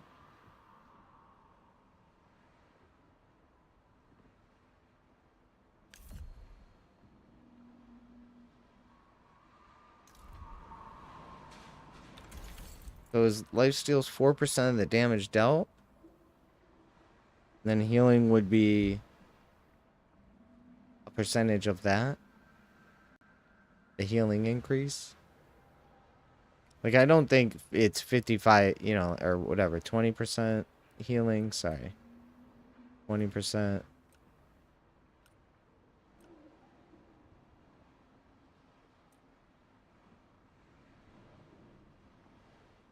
Yeah, 55% healing. So it'd be 55% on the 4%.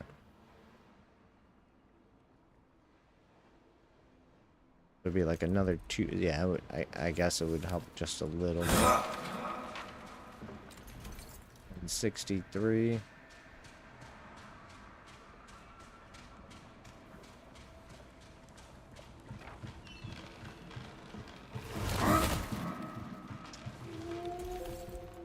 $145. 148. Alright, so we gained 3 HP from that.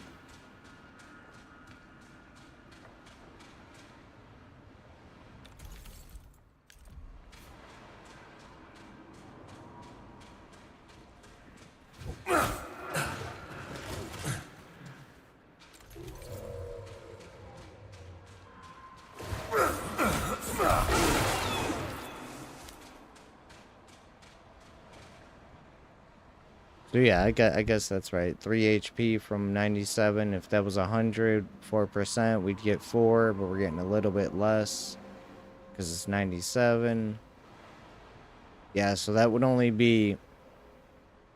See, if we're doing 100 damage and we're at 10%, lifesteal, we would get 10 HP back. And then with healing at 55%, it would be another 5. So we should see 15 at max. On 100 attack damage.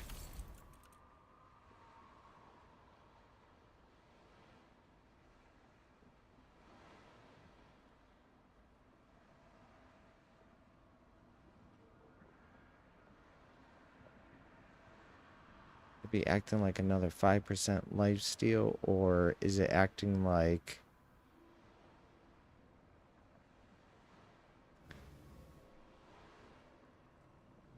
Yeah, so healing to me sounds the same as lifesteal, except lifesteal's, you know, a percentage of the damage, where healing is a percentage of lifesteal, but you get so much healing that it, yeah, we basically have another 5% lifesteal on there. The healing. I think that's how I'm... Alright, let's go. Boss time.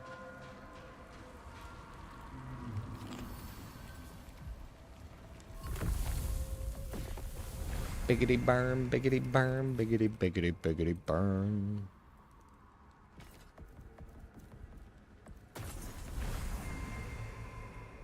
Ooh. Converging flame. Charge to increase their damage, then release to fire them forward in a curving path.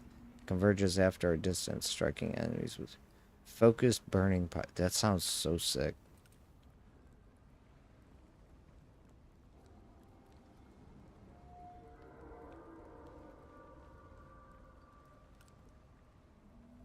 I get them all back.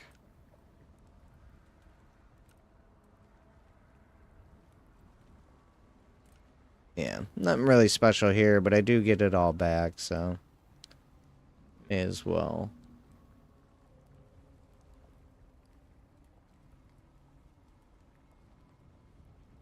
Oh, lose 100% focus on focus use. They want me fighting this thing only with stamina. Alright, that's a no-go.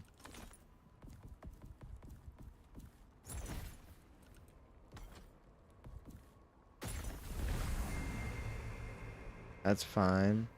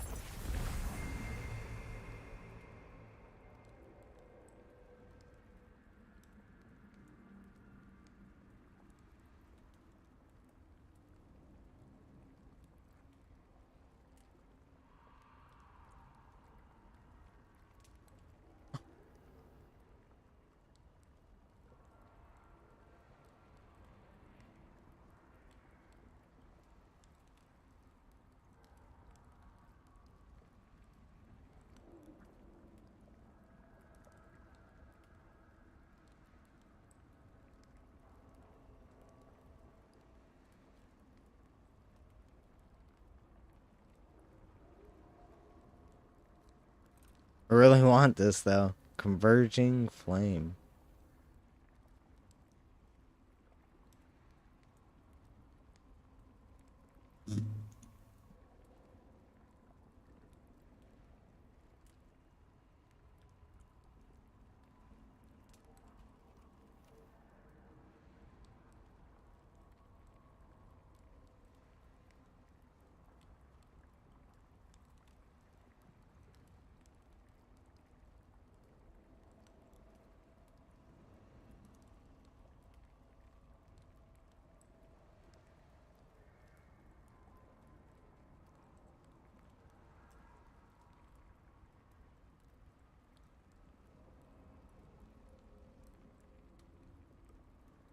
This is the single highest burst build I've seen in no grow. So let's get right into it. Let's start off with the most important piece of gear, our weapon. This build uses the Flame Becomes Us, which is Oh, I see it now. a weapon that you can get the recipe for off of Greenwich's shop. So unfortunately, this does have a little bit of RNG associated with it. So you just really need to rush to get Greenwich's shop to tier, I think it's 2 or maybe 3. The rune attacks that this weapon comes with is going to be Fire Burst and Converging Flames. Fire Burst is a quick casting, high damage rune attack with a sweet spot for maximum damage. This sweet spot has a fixed range, so if you fire it too close to enemies, it deals greatly reduced damage. You mostly want to use Fire Burst as your mid-range option when you're fighting enemies with a larger health pool. Converging Flames, however, is where our massive burst damage comes from. This rune attack is a charged attack, which means it becomes more powerful the longer you charge it up, which it has a maximum of 3 different charged tiers. This attack has the potential to one-shot bosses and is what our build is going to be primarily optimized around. Due to the charged effect, this attack is best used from longer ranges or up close when an enemy is staggered. In order to supplement these 2 rune attacks, I've also added Fire Blast, which is a quick, cheap cast attack that has an area of effect. Okay, so Converging Flame's not special. I'm not gonna risk the loss here. I think we'll do... Oh. I think we'll just do the 3. That for that, and then... The other, yeah, that was for the focus use, so attack speeds up. We'll get the Ichor and get our 3 back here, plus 3. Yeah, a little bit. Yeah, it's not that great of rewards as you increase the intensity.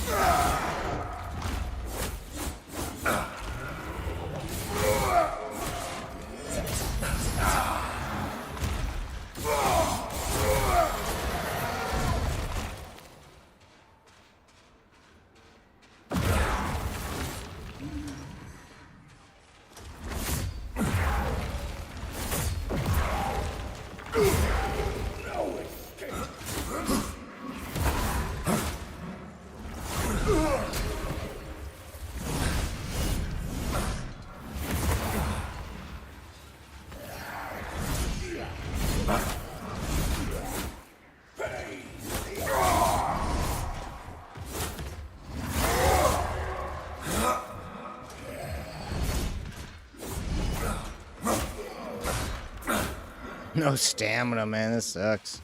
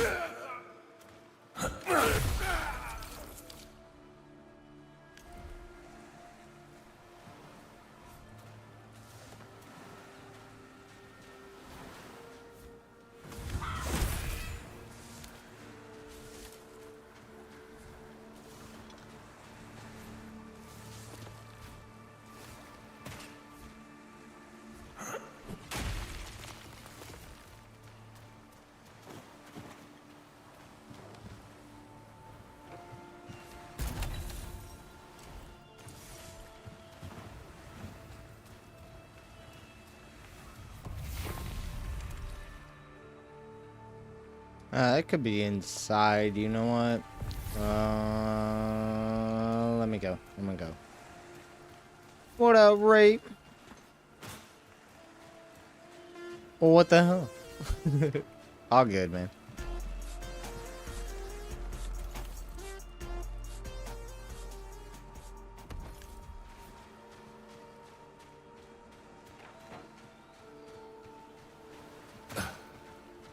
Working with the new build right now, all purple. Well, not all purple gear. I am kind of biased on some of my stuff. So I'm trying to do a sort of a max quality of life build. So no extra damage, no extra anything like that. It's all focus gain, healing.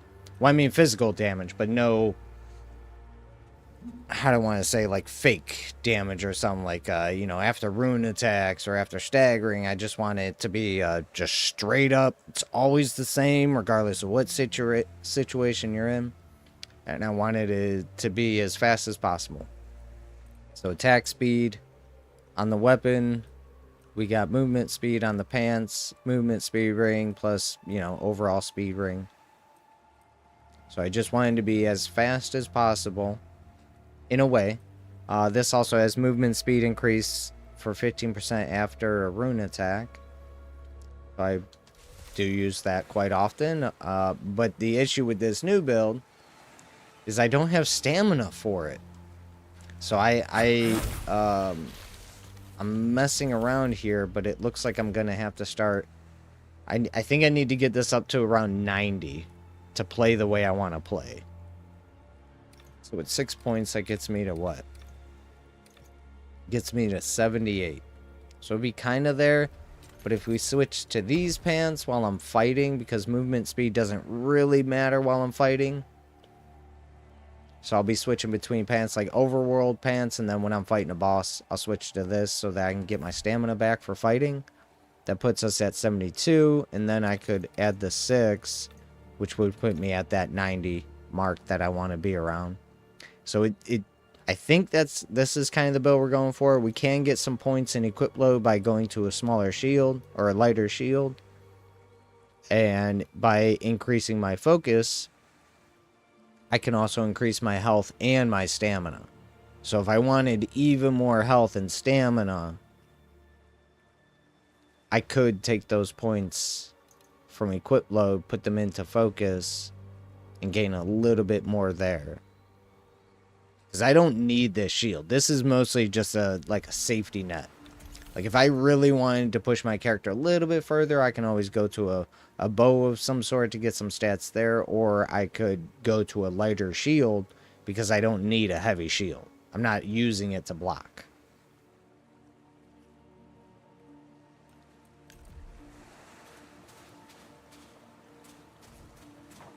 Yeah. Yeah, we jamming. Then patch 1 notes look good. It doesn't look like it's coming anytime soon though, so can't really focus on it. But I'm hoping the gem removal will be retroactive. So I'm just gonna go ahead and spend all my gems. I'm gonna put a stamina gem in everything. So right now I think I have it in just these pants right now to help it out so I can get my movement speed back. But I'm going to put another 30% stamina increase into these. And that should get me... what was that? 30 on... Yeah, 45%. We'd be looking at almost 20-some points in stamina from that. Put me around 70. And then I could slot in a couple more points to get to that 90 I want to be at. And we should be fairly comfortable there. Ice not burning.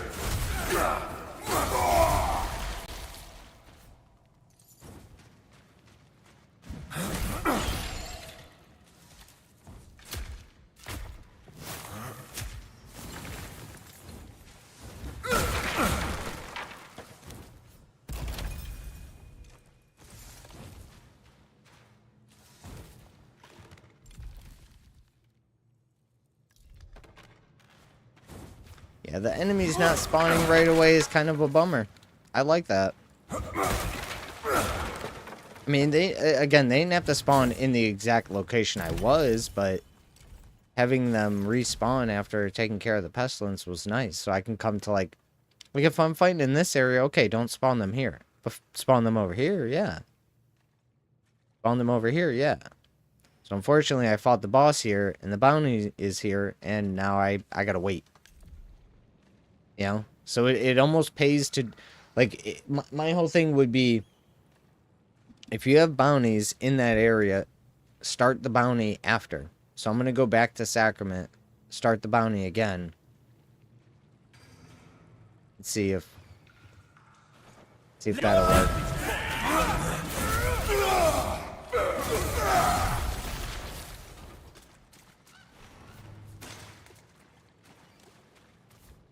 Get up there. Come on. Come on. It's okay. You're allowed.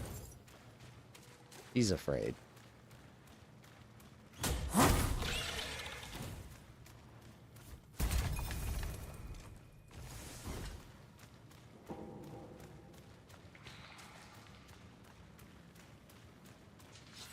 Try not to bleed.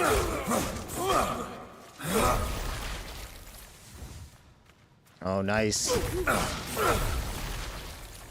Got another Ogre's Club.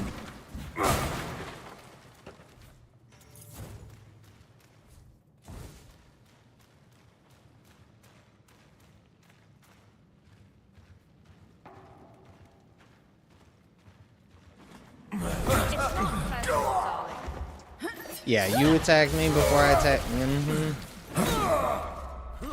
Oh, they can block those? I don't know if that was a fluke or what.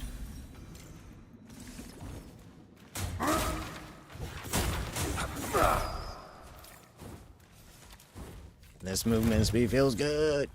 I love how like I'm just moving. Feels so good to move around like this.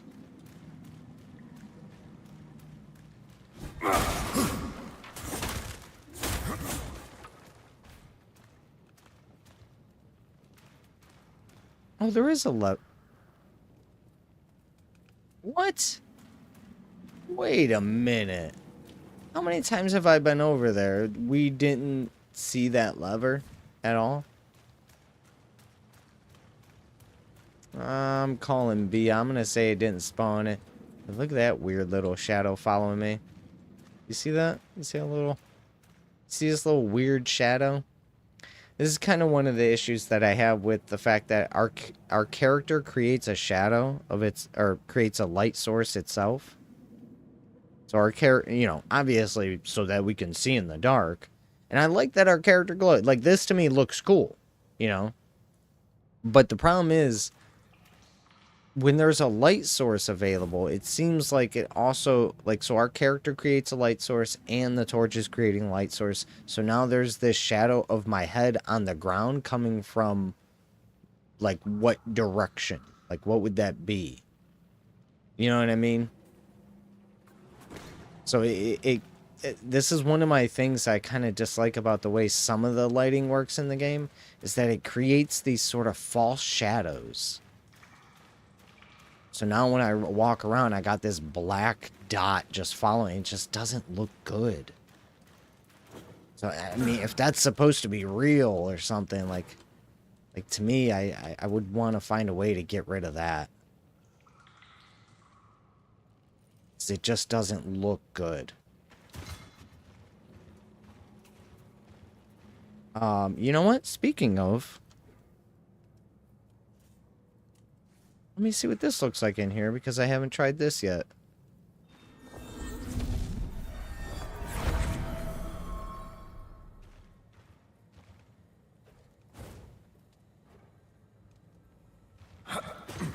Oh yeah, that's way better. I don't hate torches, but I like white light. You know, I like clean light. Okay. Head back over.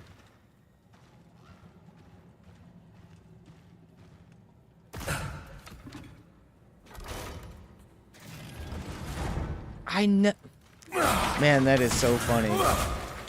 I never even... Hey, how did we do that? Let's see. Ah. That is... It's kind of funny. Like... Still finding things.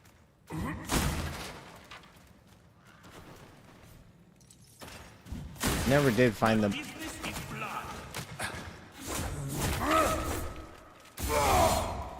Go! Ooh.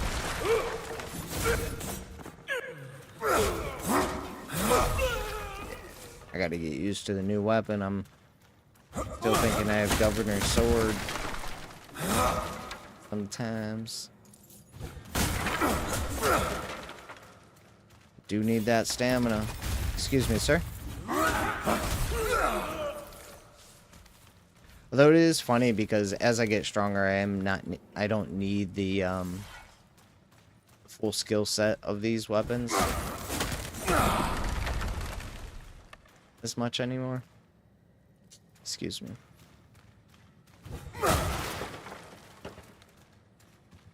Oh yeah, but we're just back over here.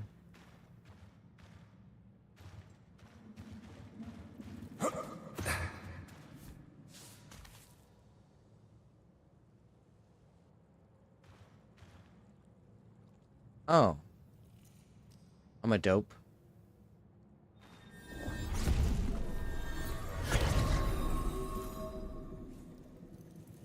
switch back to that.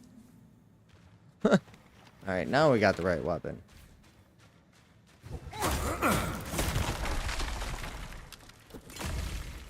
Have to set that one up for a special. Is that my... Nice, that's my... Okay, tertiary. Tertiary 2. 1, 2, 3... No, 1, 2... 1, 2, 3, 4. Illuminate.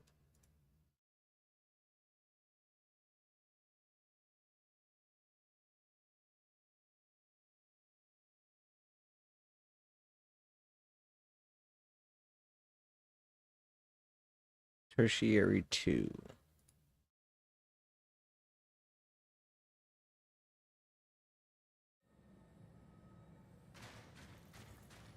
Okay, let's see if this still works correctly. Yeah, cool. I ain't trying to press a bunch of buttons. I love macros, man.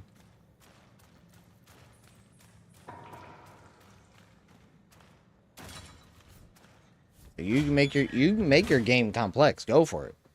But I know about macros, so ain't no way I'm trying to press one button, then hold a button, then press another button, then press another button to do just a single action that in my head should be fairly simple to execute, you know.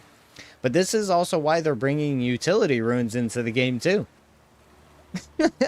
So, you know, like Thomas mentioning that made me laugh. I'm like, yeah, that's because I'd like to be able to use stuff, but I can't because it's so tedious. You know, you got to do so much. Yep, that's what happens when you have no stamina.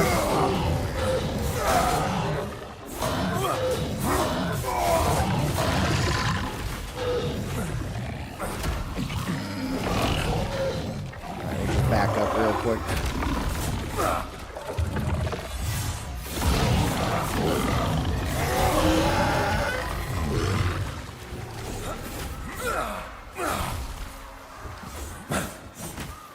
See, I have no stamina. I need more stamina. Dude! Oh man, fix that, devs. I'm not here to fight enemies that are trying not to fight me. You want to add range, you can add it. But as soon as I get close, I close that gap, that motherfucker better be ready to fight. You don't, I gotta run so I can shoot you. No, no, no, no. No, no, no, no.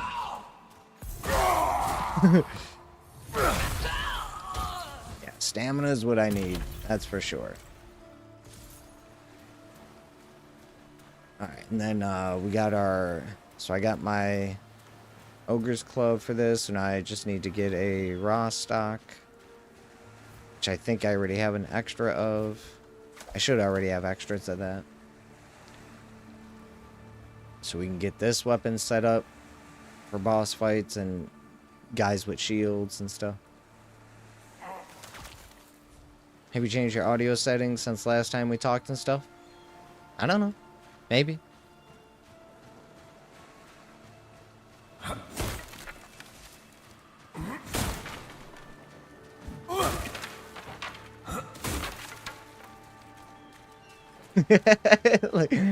like what a come on, man. I mean, yes.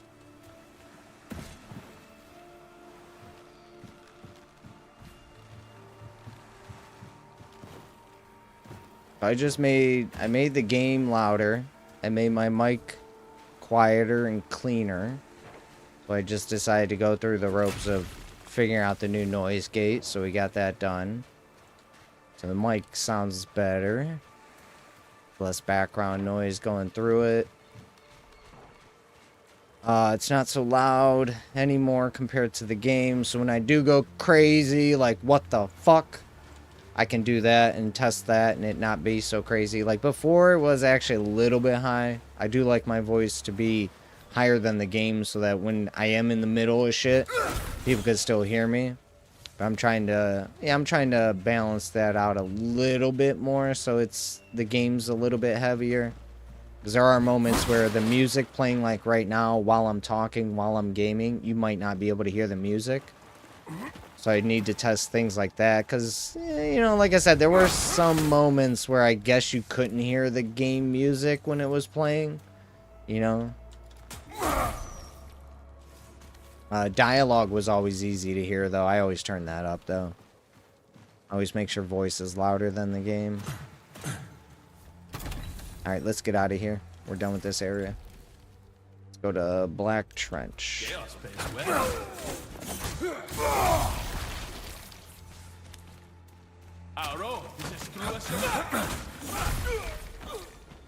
Alright.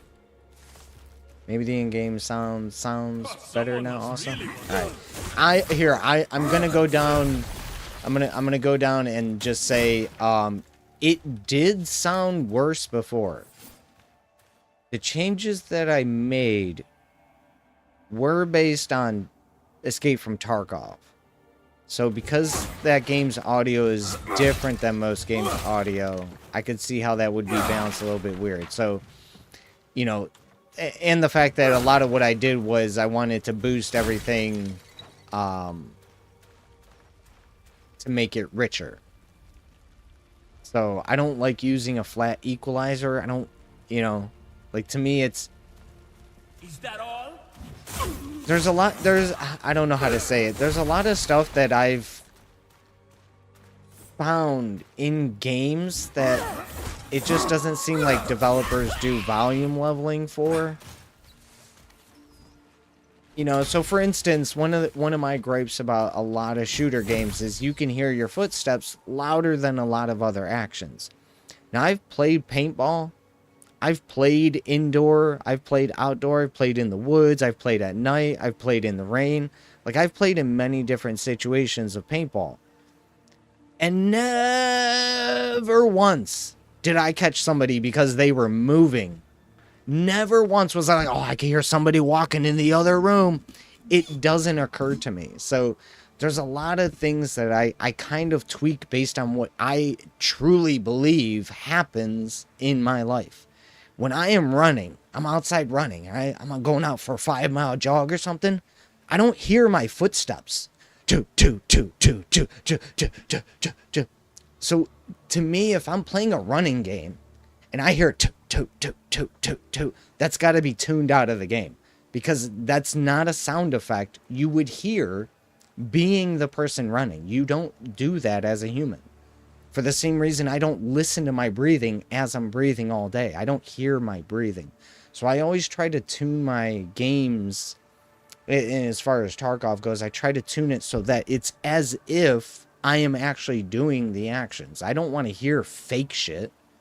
Whether it's true or not, I try to get rid of the idea, or I try to move towards the idea of what I would actually hear if I was there. You know? So yeah, footsteps, no. You know, like gunshots, my gunshots were nasty, man. If you've ever shot guns without, you know, or been around guns being shot without ear protection, with ear protection, that's a beautiful game to test your equalizer for. Because if you can get it to sound like a gun in your headset, like you just got shot, man, oh, I love it. And then, of course, you know, everybody's ears are different. That's how I always talk about, like, with calibrating your monitor. Like, you can go only so far to help people or to, you know, kind of explain to people true color calibration on a monitor. But in the end, it's still their eyes. I can't color tune to your eyes, and I can't volume level to your ears. So that's just one aspect that I always have to remember anytime I am doing something, is that no matter what, even if it sounds right to me, even if it looks right to me, even if the math comes out to be correct, it still doesn't mean that what other people see and hear is going to be what I perceive too. So yeah, it's a rough state. So I get the understanding of, like, you know, keeping everything at default. But that is why I like going into certain streams too, because some people you know, some people play without any game sound, and I can't, like that I can't do, you know? That's hard. I don't know how people play just... This is how people play games. While they're, you know, music's blaring or something, they're just like this. Just like, what? How do you interact with something without any interaction? You're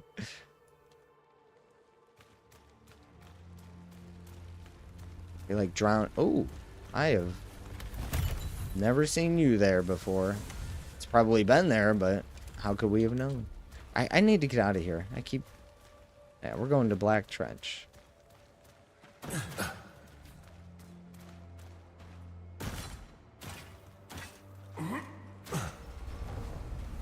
Yeah, Tarkov and Ark Survival Evolved were my games for calibrating monitor and calibrating sound effects.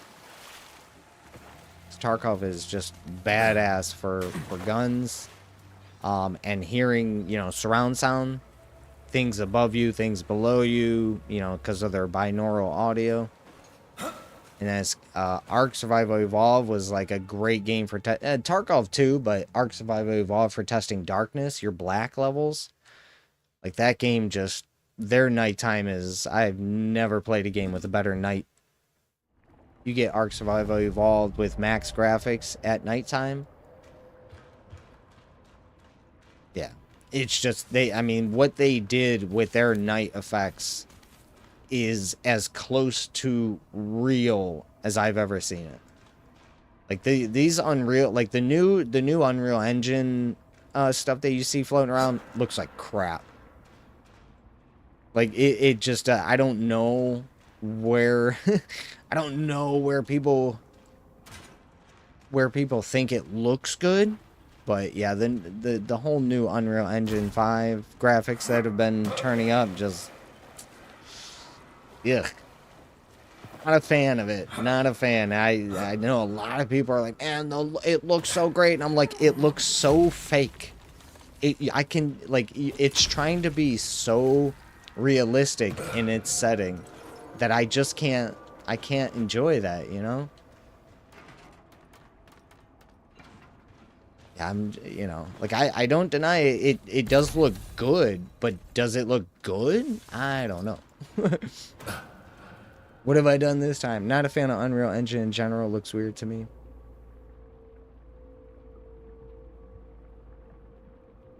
Looks weird. Yeah, I'm... You know, I'm not against it. It's just I've seen way better shit than Unreal Engine 5 like the aesthetic styling, or the, you know, the standard styling of what Unreal Engine brings to games today. I'm not into that. You know, it's just not... Again, I don't deny it looks good. But I'm looking for something different with my games, that's for sure.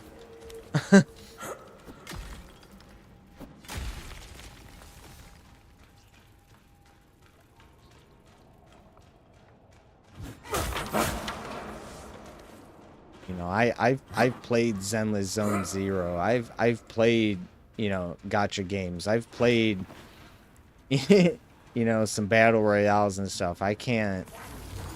There's so many better looking game ideas, game graphic ideas out there.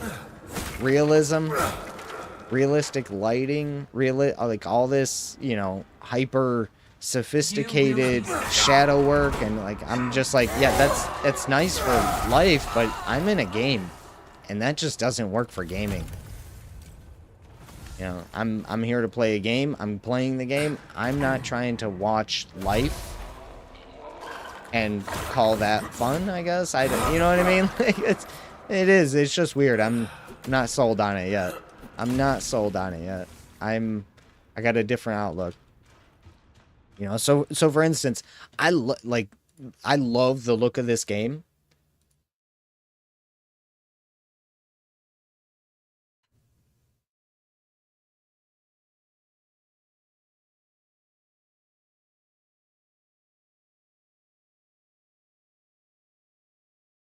I don't know if you've ever seen this, but we're gonna watch this real quick.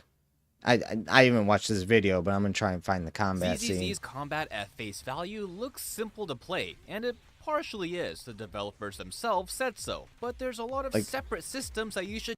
Yeah, blah blah blah. These bars of Like, energy by doing I can't basic attacks explain and- how great this looks.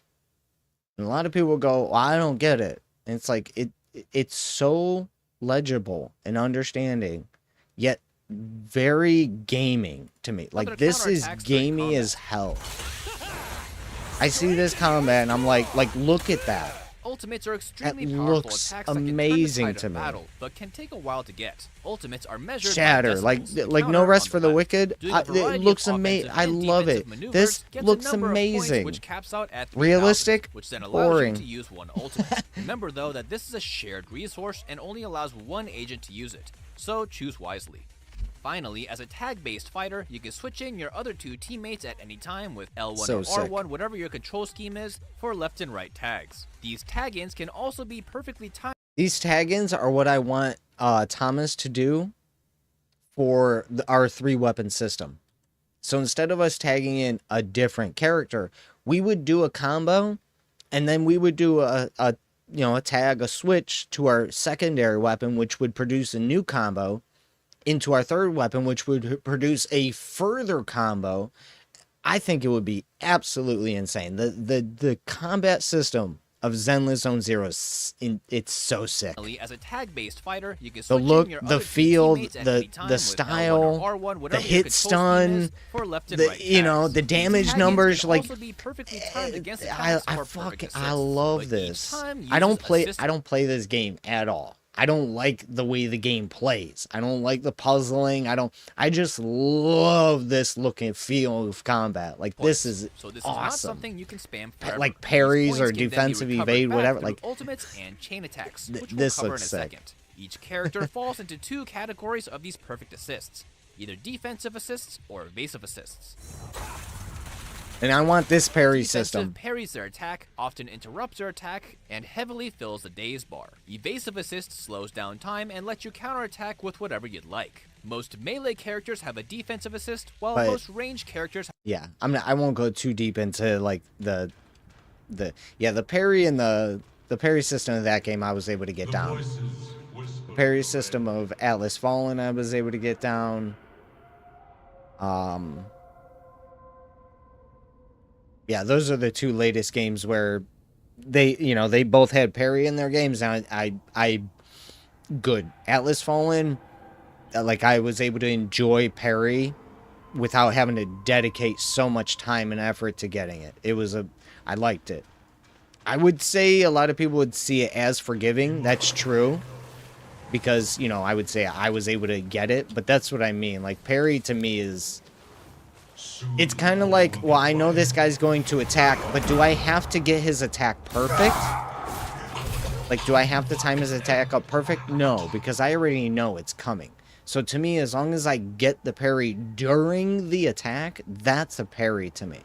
And Atlas Fallen kind of did that. So if the enemy comes up, and then you try to parry, the action coming down, it won't work. But if you parry any time from after he goes up to when he starts coming down to the point where he actually hits you, that's free game, because it's as if you're parrying the attack's action, not parrying the attack hitting you. And that's what this game does. The parry of No Rest for the Wicked is about the contact of the attack and not the prevention of the attack. Whereas me, like, I believe in the prevention of the attack. Now, you don't want to prevent something that isn't occurring, because then now you're open for that parry. So you want to make sure an action is occurring. So a monster raising its arm up, you don't want to parry that. It's not doing anything to you. So now I go to parry, and then, he figures out a way out of that. But if he's coming down at me, any point he's coming for that slash, and I'm, let's say I'm over here or something, and he's coming around for that slash, if I get it during the beginning of that action of this slash, that's a parry. Because he's in action. He's in action, in action, in action. And if I get it late, right at the moment it hits me, boom, it's going to hit. I still get the parry. So no parry, parry, parry, parry, parry, parry, parry, parry, and then it, you know, sorry, my mic's in the way. Parry, parry, and then as soon as it comes to contact me, that parry window's still open. So this game's more about, okay, it's got to come all the way to about here, and then you can parry. And then you can parry. And it's like, well, no, I should be able to parry from the start of the whole action. And that's kind of what Atlas Fallen did. So you could parry the whole action. You just couldn't parry the stall of the action. So again, if the monster raises up its claw for a slam, you don't want to parry the raise. You want to parry anytime it's about to come down, all the way to the point where it actually hits you. You have that window. And that's just the way I think of parry, you know. So I get what they're going for in this game. I just maybe wished it worked a little bit more of like a, I understand the attack's coming, just because I didn't get the perfect timing. While like if I stand here and the enemy goes, ah, and they do that delay before they slash, and then during the slash I parry, but it was the early part of the slash. To me, that's not me faulting anything, because if the monster sees me standing there, and he goes to raise up, and I'm still standing there, and he goes to slash down, and I'm still standing there, well, now that's his fault. It shouldn't be my fault for attacking his attack at the early stages. So I think if you know, if anyone's listening at Moon Studios, maybe just make the parry window about the whole attack action from the point it begins movement to the point it actually hits you. And maybe just increase the speed at which the animations occur, but leave that window of opportunity to be that almost the whole animation. Maybe. All right. Looks awesome, but it's just a different art style altogether. But all this is also for me. For sound right. Like a lot of people. Like surround sound, etc. I'm like, yeah, sure. I mean, if you like it, you like it. But to me, unless you have a real calibrated room with a 7.1 speaker system, going in a headset or headphone can only deliver stereo left and right, or fake EQ surround tune. No, yeah, and I completely understand that, and that's I'm not getting away from that idea. I don't know the full logistics of how you create a surround sound headset compared to a stereo headset, because like here, you know what, I'm just gonna look it up, because when I looked up this headset, the reason I got it was because it declared it as true. Now I understand it's not true, it's not physically true, I get that, but it's not a virtual, and that's what that's kind of why I wanted to get away. Like my Logitech Logitech G930s. But my Logitech G9... Why did that not save? Oh. My G930s were a digital surround sound. I want to look this up, because I want to understand this a little bit more. I gotta find where they talk about it. Yeah, so I went with the open back this time, which is nice. I like the open back feel. It does suck that I hear everything in the world now, but me talking, listening to music, listening to, like even watching movies sometimes, because I don't really like watching movies with the headset on, but watching YouTube, like all these things, like being able to hear people talk and things around me, it makes everything that I'm listening to when I'm playing a game, it feels better overall. So I definitely like the open back. I don't know where like their stat stuff is. This definitely looks different than what I remember. Hold on, let me see if I can find it.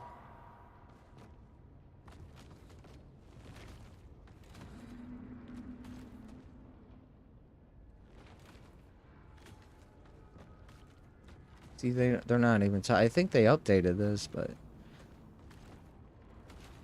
what you buy?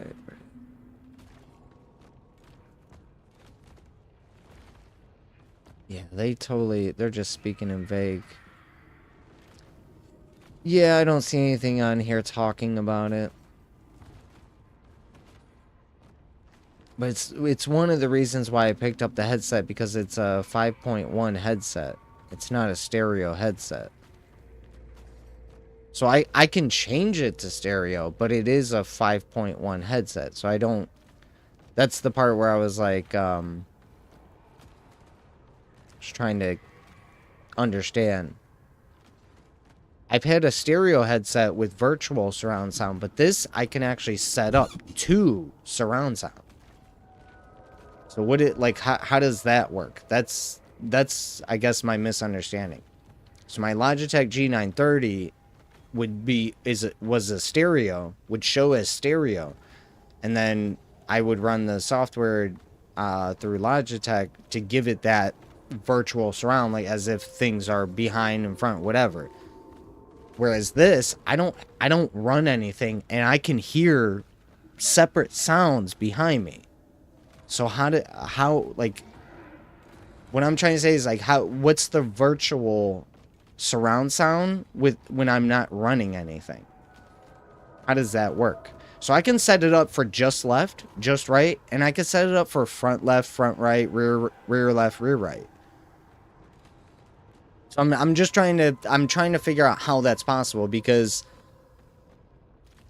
if I set it up for surround through its properties, I can legit hear what's behind me. If I set it up for stereo, what's behind me doesn't correlate to what's behind me anymore. So for instance, if I'm playing Tarkov, I have to turn on that 5.1 because of their binaural audio. It will give me that feel of someone literally directly behind me. But if I set it up for stereo and I play Tarkov, what's behind me is both my left and right channel at the same time, just at a lower volume.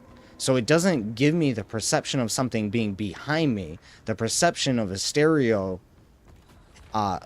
setup giving me the idea that something's behind me is just a lower volume, because it's not coming from the front now, it's coming from the rear and has to come around. So that's where I'm trying to understand the idea of virtual surround, a headset's natural surround, and how that correlates to games that have surround sound in them, like Tarkov with binaural audio, and No Rest for the Wicked, which I don't think has binaural audio. I don't think this is 3D audio. I think No Rest for the Wicked might just be stereo. Now, I can hear things that are over to my left. I can hear the monster is to my left. He's over there. I know he's over there. You know? So the game does have that directional. But I don't know if it has any sort of true 3D setup in it or anything. So I do go back and forth on setting up my audio for certain games because of, you know, now understanding that some games have 3D audio. So it's you just have to set it up different. You know, my Tarkov equalizer setup is completely different than other games. That game just sounds completely different. You know, so I could play The Division, shoot a gun, and have a guy shoot a gun, to my left or right.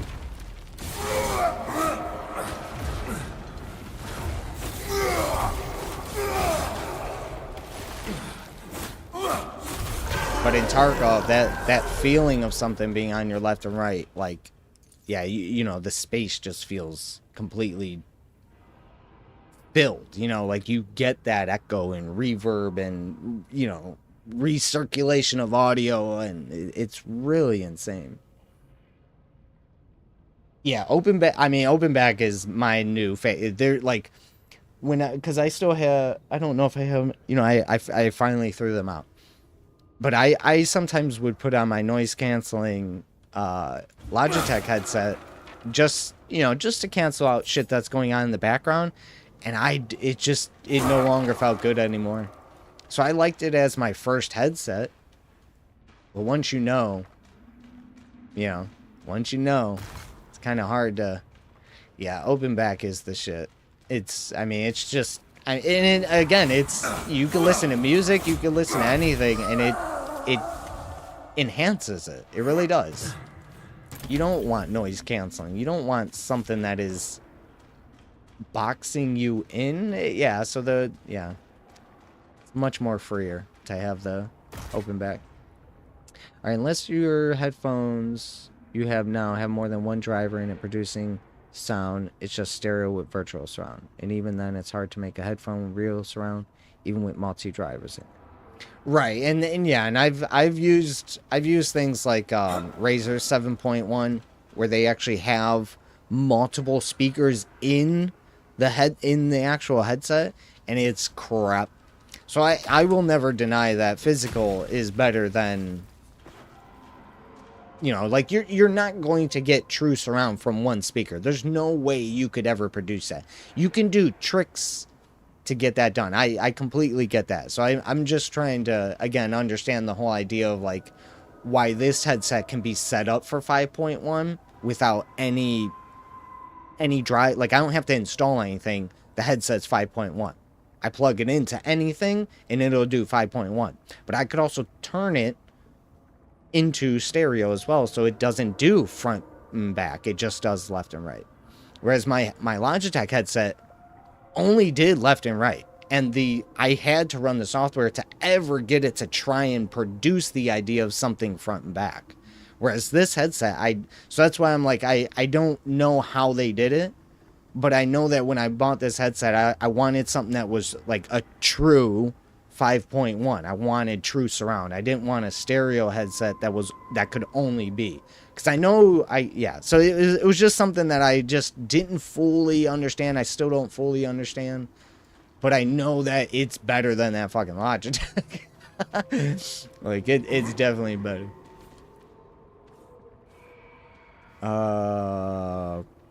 Did I not put blink on? Ah, crap. Okay, I gotta put blink on this too. They're not gonna let me. What about this? Will that work? No.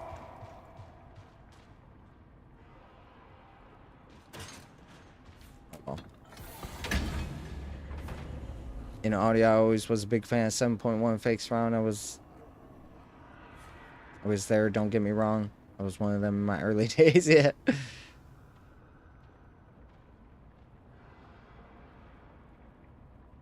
Yeah, it could be anything you said.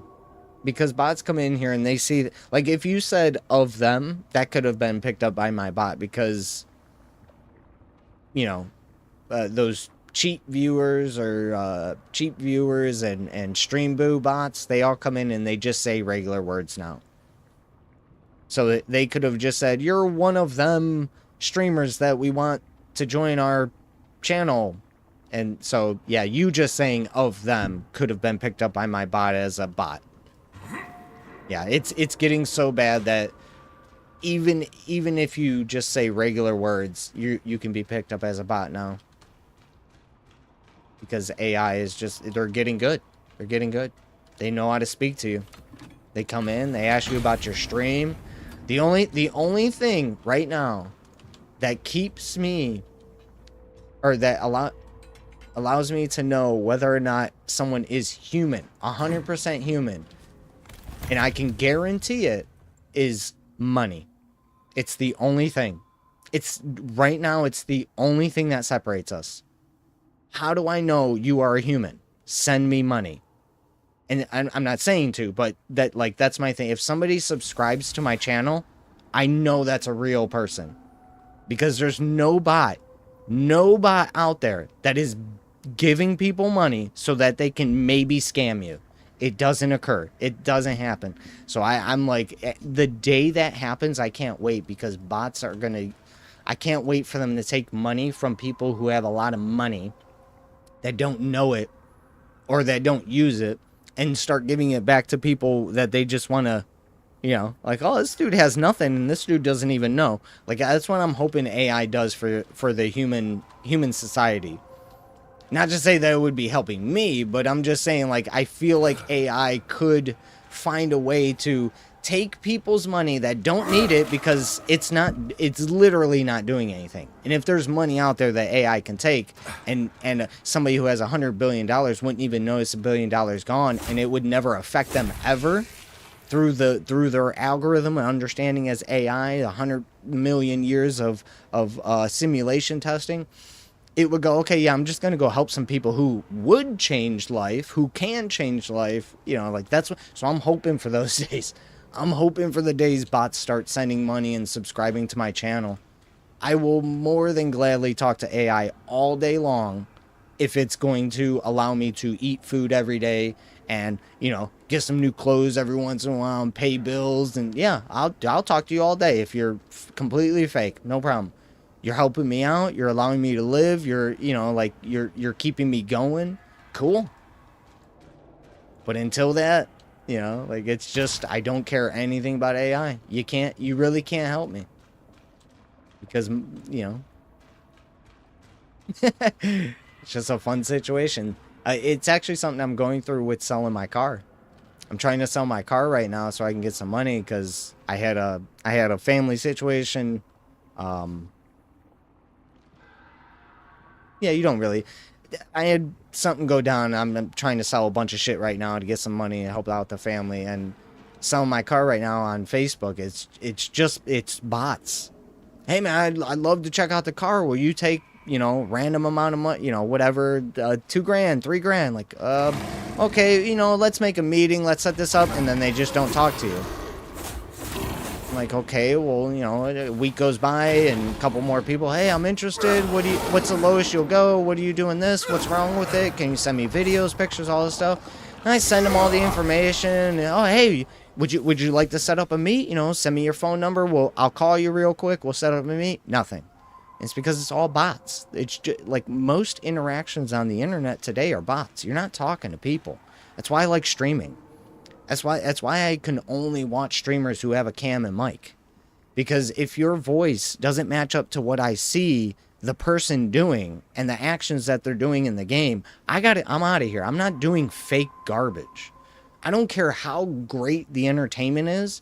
I can't get into VTubers for one specific rule. I have no idea if you're an actual person. I can't prove it at all. You don't have anything you're trying to prove that you're real. So wouldn't it be smart for AI to create VTubers to get free money from humans so that they can spend that money to then take over the world? Because that's all humans care about is money. They only care about money. So if we just get all their money, they'll have to come to us and fucking we'll be gods.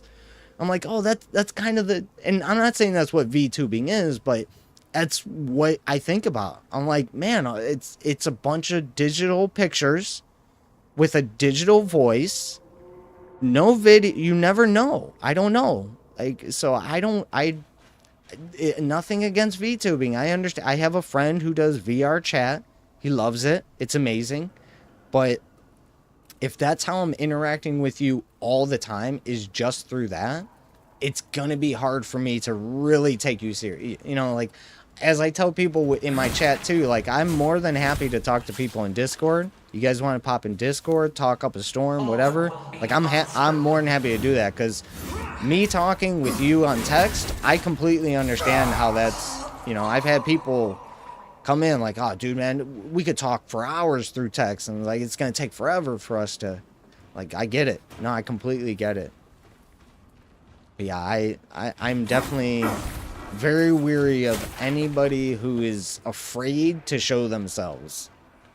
Like, I think we're at a day and age where, you know, to be embarrassed over things and stuff like that's like, nah, man, we're beyond that.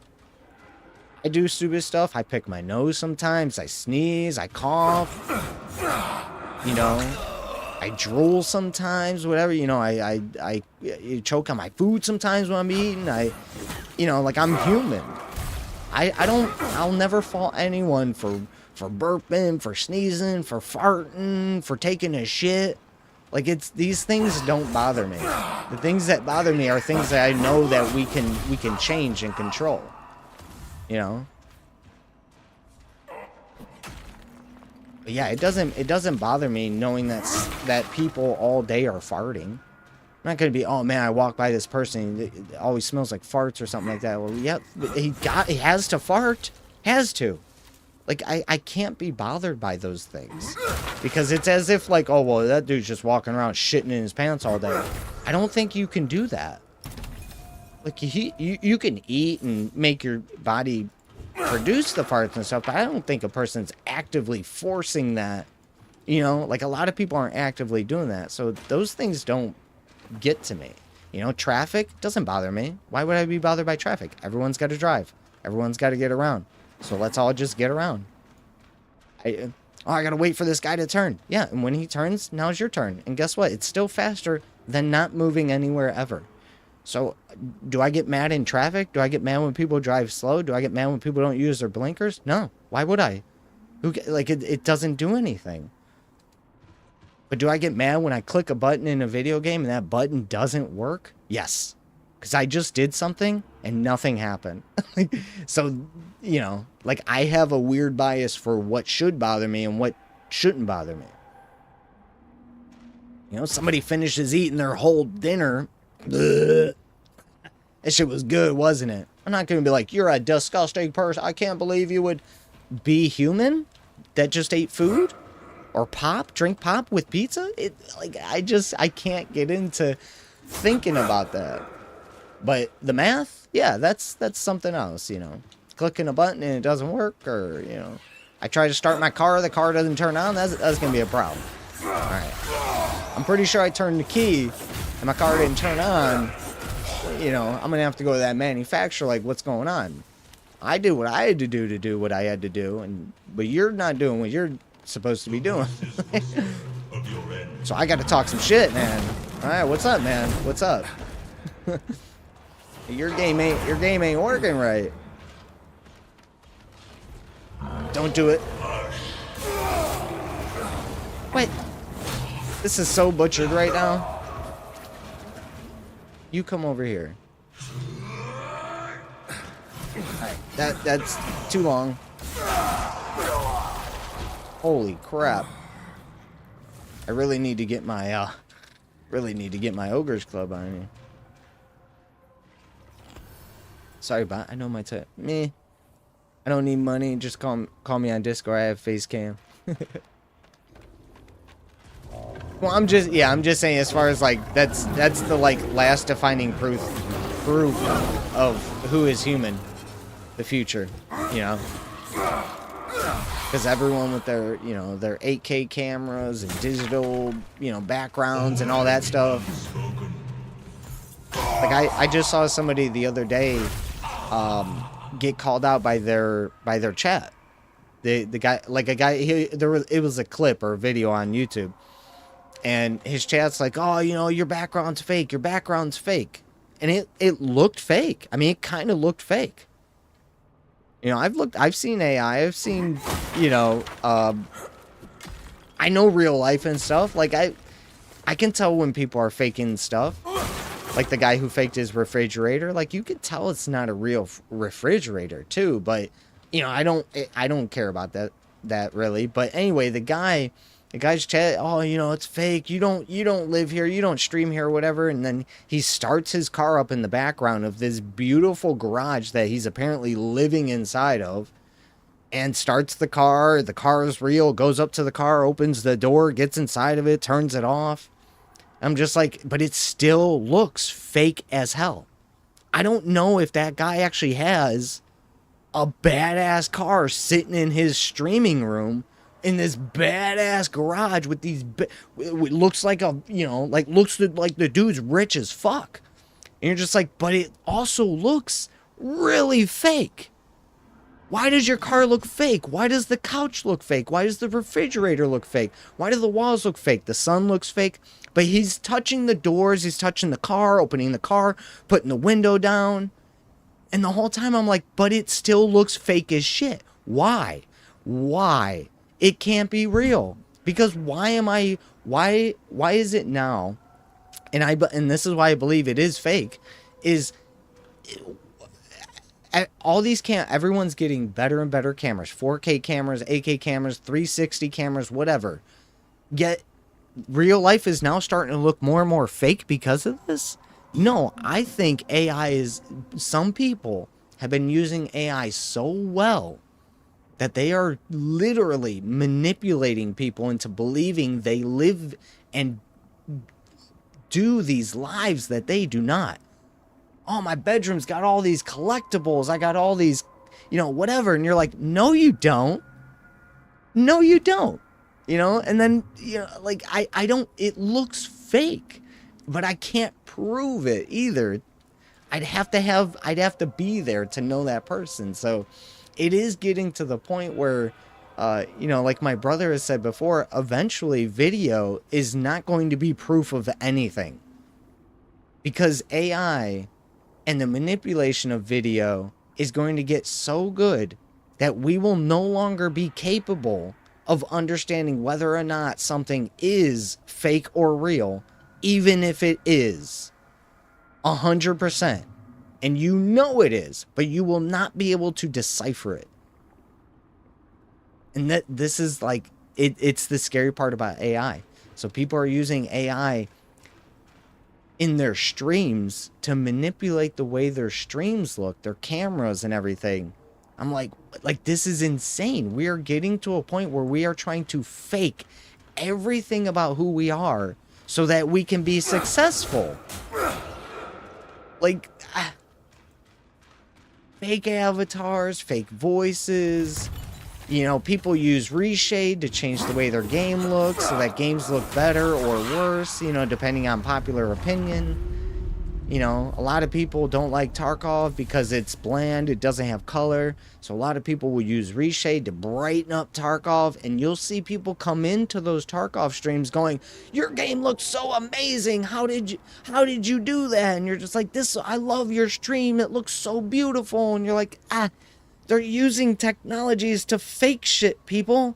That's not, so how you were talking about with the audio and, using surround, and you're like, it's tinny and all these things. Like, I'm bothered by that. Like, I completely get it. Like, it's so hard to just know. There's so many things going on.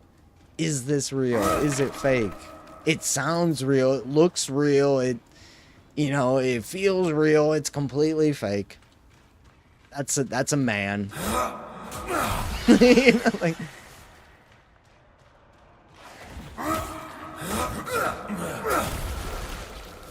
these like, I can go on all day about this. You ever watch a movie? You ever see somebody cry? Yeah, they could just do that.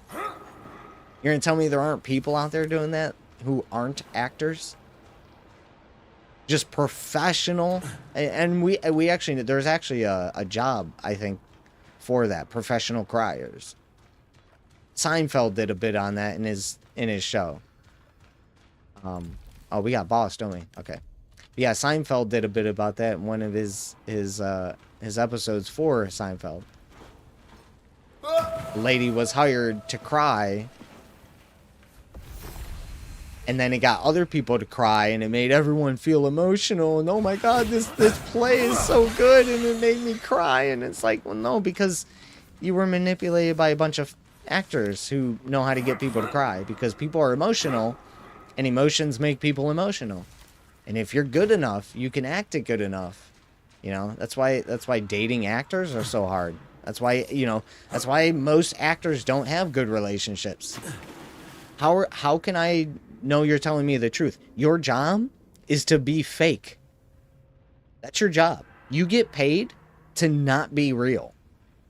I'm going to have a relationship with you. We're going to have kids together. We're going to talk about politics and church and religion and food and health and all that stuff. And you're an actor? That's going to be rough. I have no idea if you're bullshitting me or playing a role. And I think a lot of people today are learning how to act. Excuse me. Go beef up this pestilence. Alright, I think I'm done with my little rant here. Do you know by chance if you run elements and you use physical damage increase, if that... No. So, once you infuse, it is now elemental. It is no longer a physical weapon.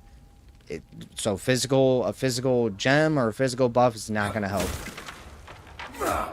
It is now elemental. You need to look at heat damage. So if you got heat infusion, you're looking at heat damage, not physical damage anymore. But I have heard people say that Shatter works through physical damage, but I haven't had a problem shattering enemies once they're cold. It seems to be fine if you just keep attacking them with cold. But some people have said that you can shatter quicker with a physical weapon than with a cold weapon. So it might be useful to have physical weapons, or a physical weapon with a cold rune or cold ability to proc the cold buildup while you're doing physical damage to them to shatter faster and more damage. So I believe that that is one scheme that I've heard about. It's to use a physical weapon build with elemental runes, do the build up with the runes as you're attacking the enemy, and when they get their cold build up, now you just do normal attacks, normal runes for a lot more damage. But I haven't proven that. I haven't done any preliminary testing for, freezing an enemy, hitting them with normal attacks, and seeing how much damage it takes to break it and how much damage it takes, or how much damage it does overall. But that's the word in the ether right now. Sorry, I get to talking and I go into autopilot. Let's see what we got. So we got 3.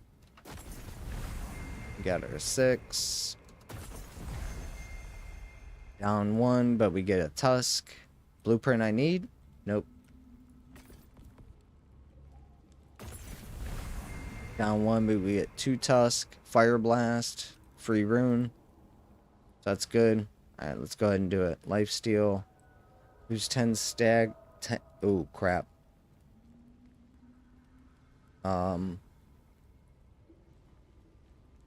Okay, this might be tough. But screw it. Doing it for the rune.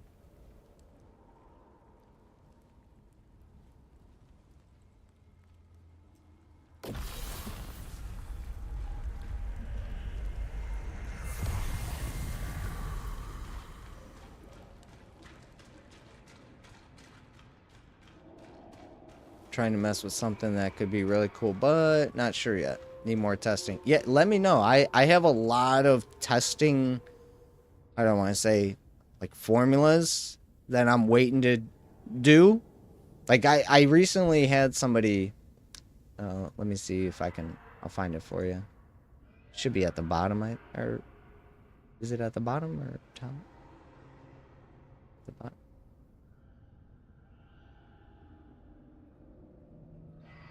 Maybe it's at the top. It's at the top, I think. Oh, wait, is it on the new one? Oh, there it is. Okay. Here.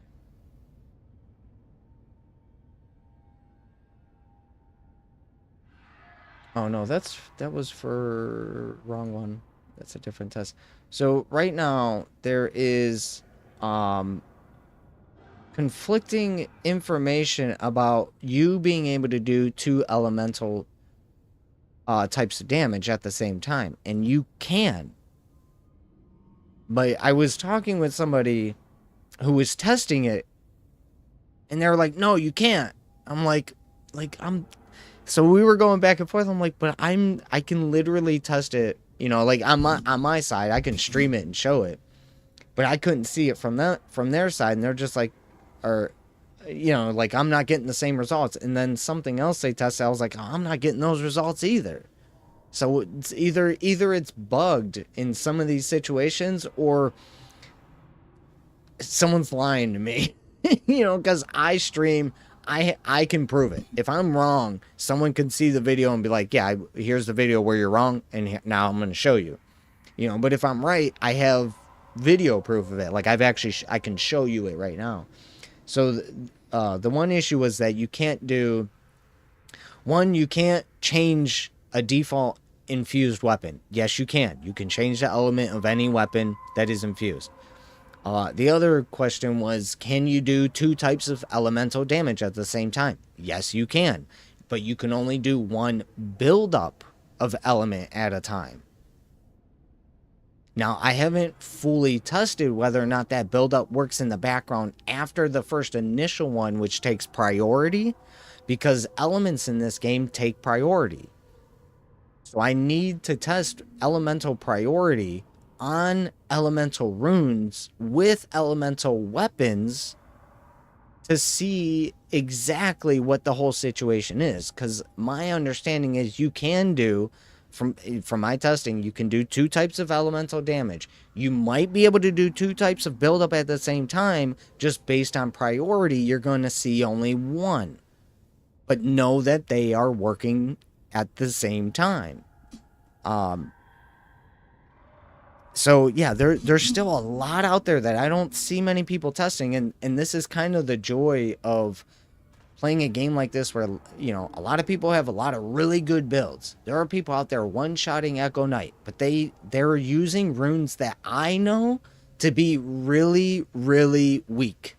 So this, I was saying this the other day too, like, if there are people out there who are one-shotting Echo Knight, and I see them using a rune or a weapon that I know through my testing is actually just weaker, not because of the build, it's just weaker, period, then I should be able to make the people who are doing that even better. Because they're not out there testing everything, they're just using what is working. I like to test. I will use what works and what doesn't work. You know, I will use a Mastercraft to beat Echo Knight. Why? Because I haven't found a single motherfucker out there, no offense to anybody, who's using Mastercraft.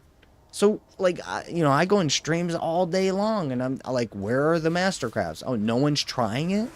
No one's streaming Mastercraft? So I'm trying to, like, I'm testing everything. I don't care how good I am, how capable I am. I want to see more shit. So, you know, all right. Trying to mess with something that could be really, yeah. So you let me know if there's something that just feels weird or acts weird, and we'll get to testing. Right now I'm just on the run for collecting as many runes as possible so I can get my testing done. But I gotta get at least 10 of each base weapon, so I can test base damages, so I can test base mechanics on each of the runes against each of the enemies. Again, it's definitely a lot of testing, but I did it in the original. I plan to do it in this one.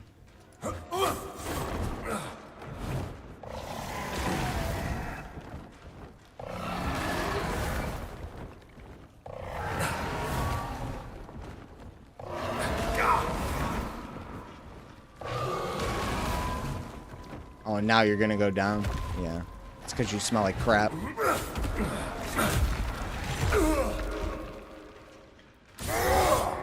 Yep, back up as soon as I go for an attack, huh? Oh, why is he not building up any poise?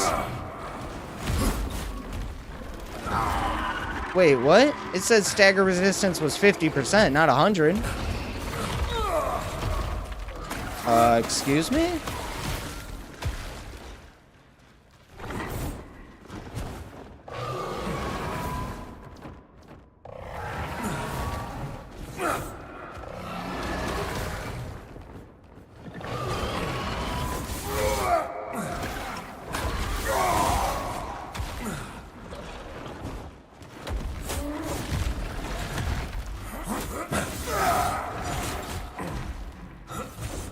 Oh, wrong.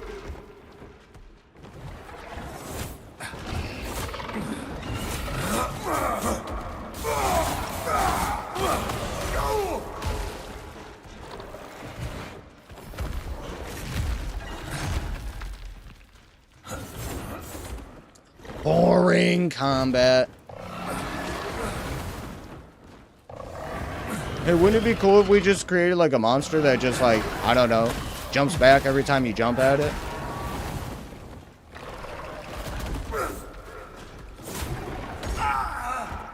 Great, man. You guys got this huge arena and the birds in the damn hallway. Come on, devs. Close the door.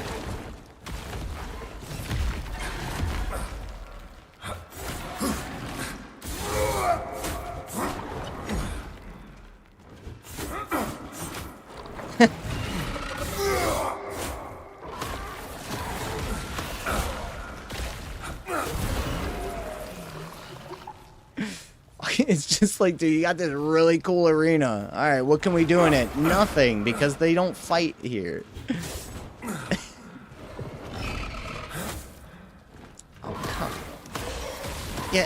Get away from the wall. I'll wait for you, enemy.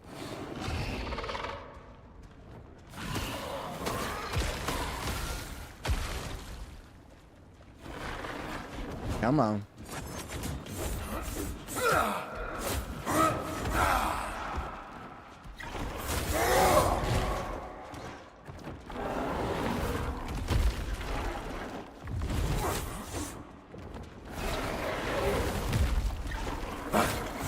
Maybe I shouldn't go for this, just in case.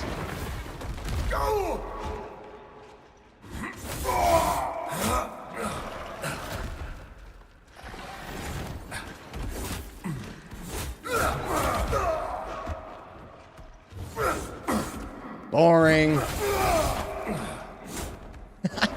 I'll never, ever, ever consider an enemy that evades an enemy at all. I'm a player against a monster. A monster should never evade the player. It should always aggressively create a tactic. And the delay on that sound effect, man. Listen to this sound. You see that? The slam comes before the visual. He comes down, doo-doosh, and then slams his feet. So imagine you're somebody like me who goes off of audio cues like a lot, and you're like, oh, this thing's rah, and then the visual doesn't match up. So they got to fix the visual and audio situation that's happening right now because it's not good. Hey, simple wine cabinet. Yeah, it's the same thing with the Echo Knight AoE teleport. The sound effect doesn't match the action. The sound effect comes before what he's actually doing in the visuals. So I'm like, he goes, and then teleports. And it's like, oh shit, no, the audio comes before the visual. So I need them to, whatever's causing the audio to not sync with the visuals in this game needs to be looked at. What is that? Alright, we're gonna go out this way. Can we do this? Okay, we'll do return. We'll go drop our stuff off, come back and grab this stuff.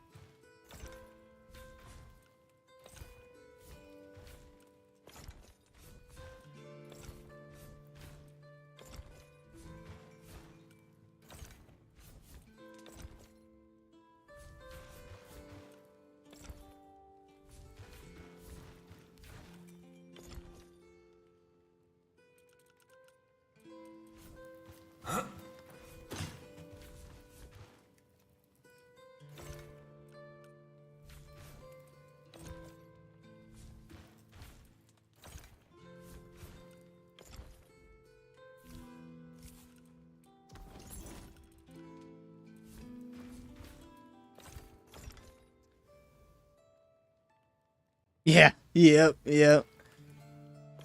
I think the buffs only last like 3 minutes or something like that. Yeah, yeah. I think that's why I don't. They haven't really given me the bed recipes either. There used to be like 3 or 4 different beds you can make. I'm only able to make 1 right now. Like, I almost feel like how come I haven't gotten all the beds? My first playthrough, I got the first bed, made it, 2 days later, got the next bed, made it. 2 days later, got the next bed, made it. Now, I still only the default bed, the simple, whatever this is.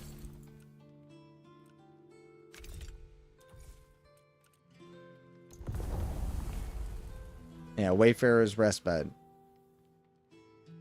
So by this time in my first playthrough, I already had all the beds. As soon as I found that out, I'm like, oh man, give me another bed, and no beds. No beds. That'll be fixed. That'll be fixed.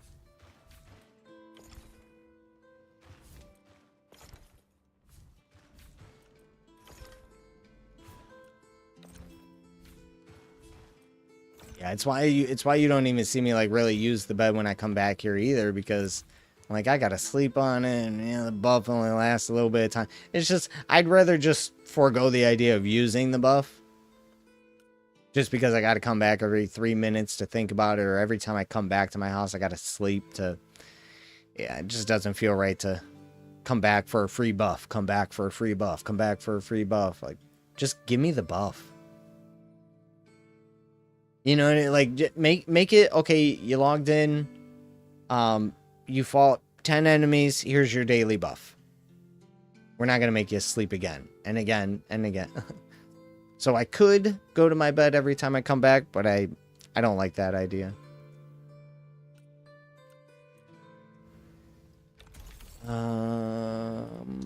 Why didn't the helmet go in?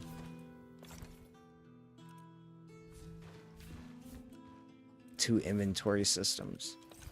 Why didn't the head go in? Sailor's bandana. Oh, that's not the same one. Well, how am I supposed to...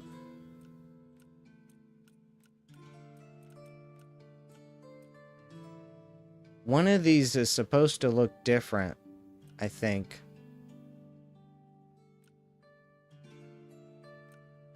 Yeah, I have a feeling these aren't supposed to look the same.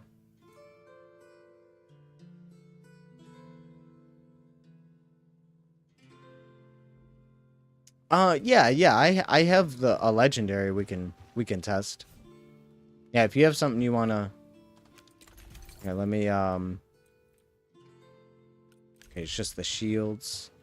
So let me throw these downstairs for a second. Garbage. And we'll sell those, sell Ichor and runes.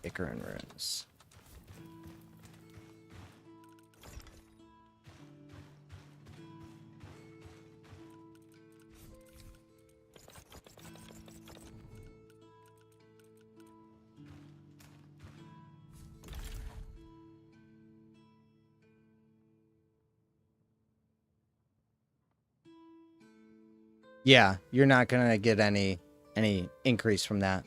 Same thing with adding the... Yeah, we did that test just the other day. You know what? I'll just show you. Maybe I was completely wrong. I will go ahead and just test it live again. But yeah, so we tested Cinder and Stone with all the oils.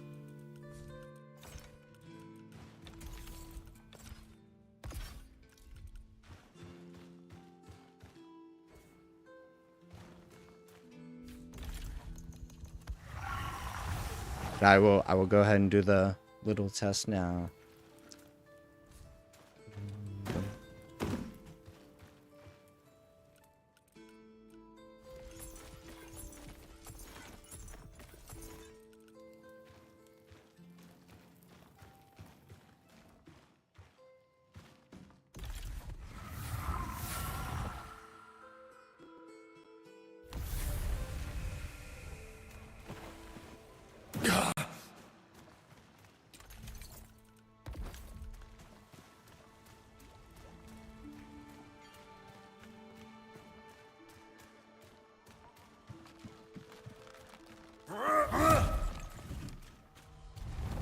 You die like the rest of us.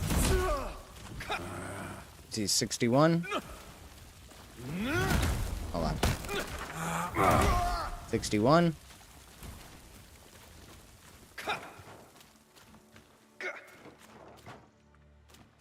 Damn. Lag out any harder? Okay, he's still alive? Alright. So here's the physical. Physical damage, 20%.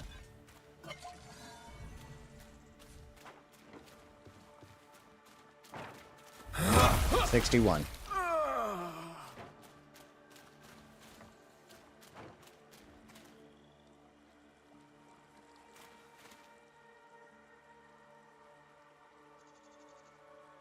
Yeah, elements can change with oils. That's not a problem. We could change elements, no problem.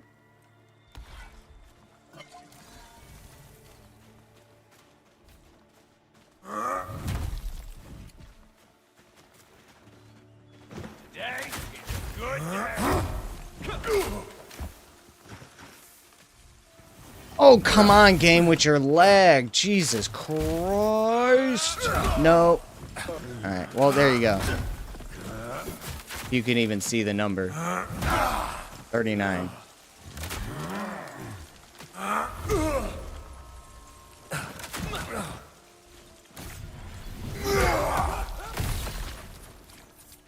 Alright.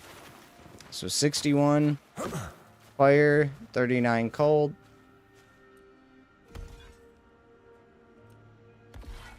Here's electric.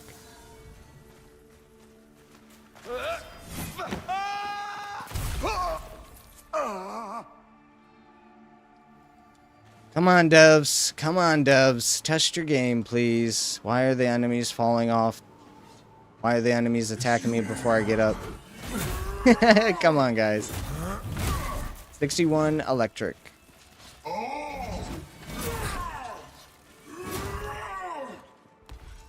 Plague.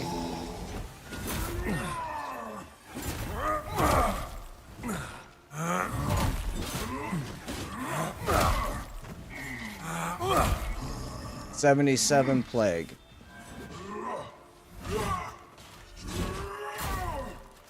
On fire. 61. So plague against that guy is the strongest, cold is the weakest.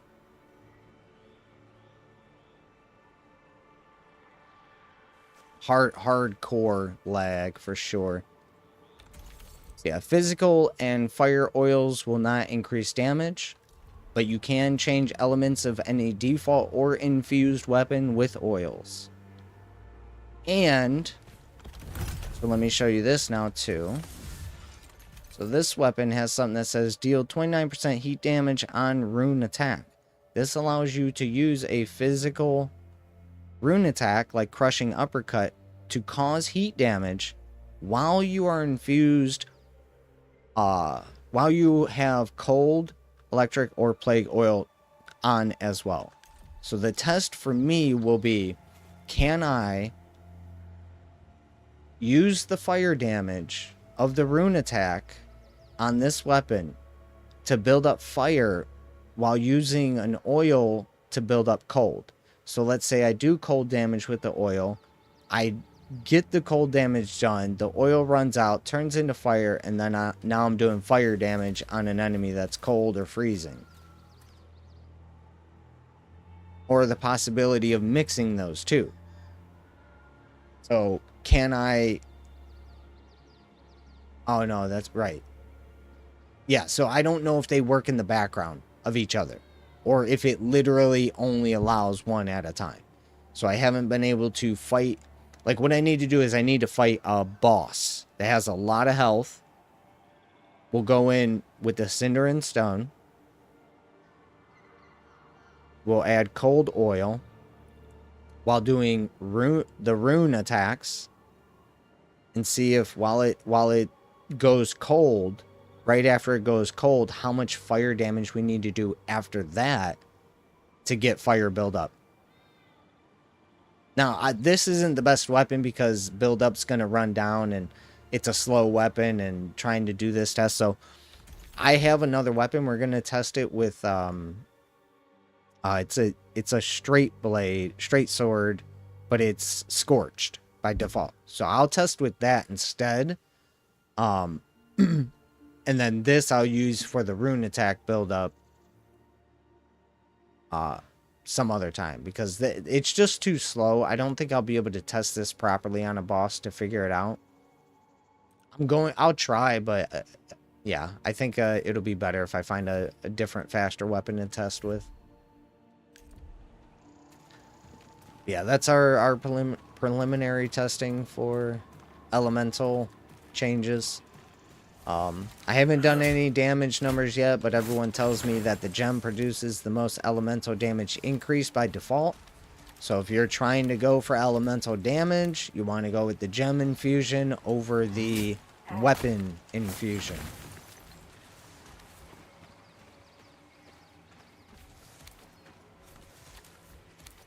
So essentially you want on the weapon, you want the gem to be for the element, and you want the enchantments for the weapon to be for the damage for the element. That'll be your best way. So you don't want to get heat infusion as an enchantment. You want the heat gem, and then you want heat damage infusion, or heat damage increase on the enchantment. And that should produce the most amount of elemental damage and buildup possible. But also note that not every weapon and every rune attack does the same buildup. So there will be some testing between different runes and weapons that everyone will have to do to kind of figure out which type of buildup capability they're looking for, or need, or want.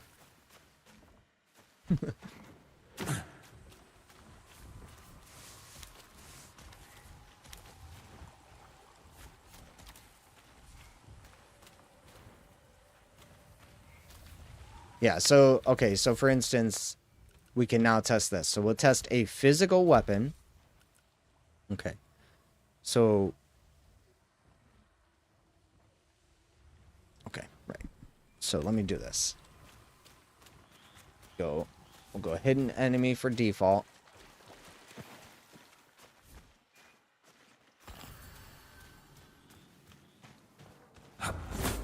$88.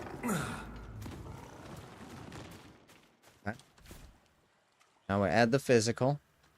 Or no. No. We'll add electric, because I have the most of those. Alright, so we did 88. 88 electric. Okay, so now let's add the physical oil and see if this overlaps. Okay, so it takes away the electric right away. And we hit for 115. Okay, so yeah, physical weapons can be directly overwritten. They're elements, or with elemental oils. Okay. So if I do electric, and then I immediately go to plague, boom, it overwrites it now. Okay. So now,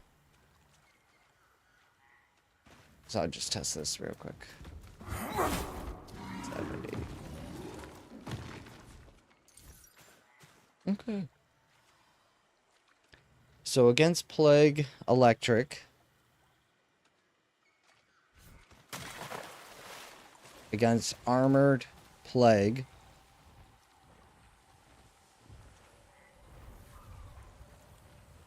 Fire against, well, I guess I don't know yet.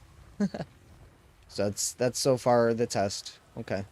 So anybody with armor, you want to use plague.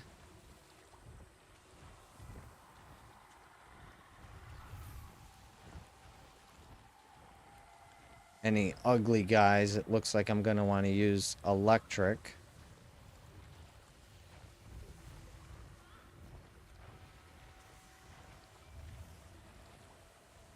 Trying to think of how to distinguish these enemies. Okay, let's go do these bounties. I do still need more stamina, so maybe I just go slot another gem in. Excuse me.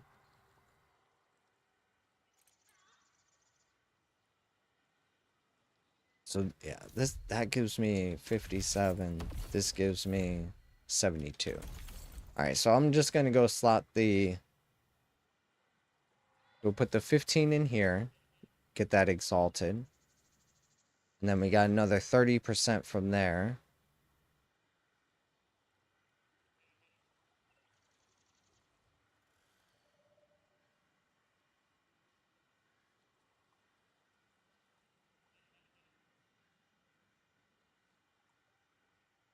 Yeah, I need more stamina because I run out of stamina so easily. Everything else is pretty good. I would say I don't really need the stamina recovery, but there really isn't much else to do. Much else to put on the helmet, unfortunately. Helmet seems to have the worst enchantments.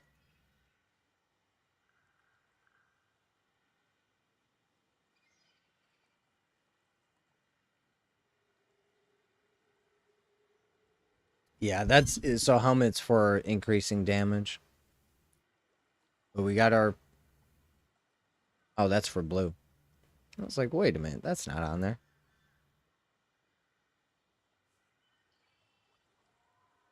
So yeah, there really isn't anything good for helmet. Like, focus on any buildup. I'm not doing any buildup. Bomb consume minus 20%. Who cares? Don't throw bombs. 20% isn't good enough.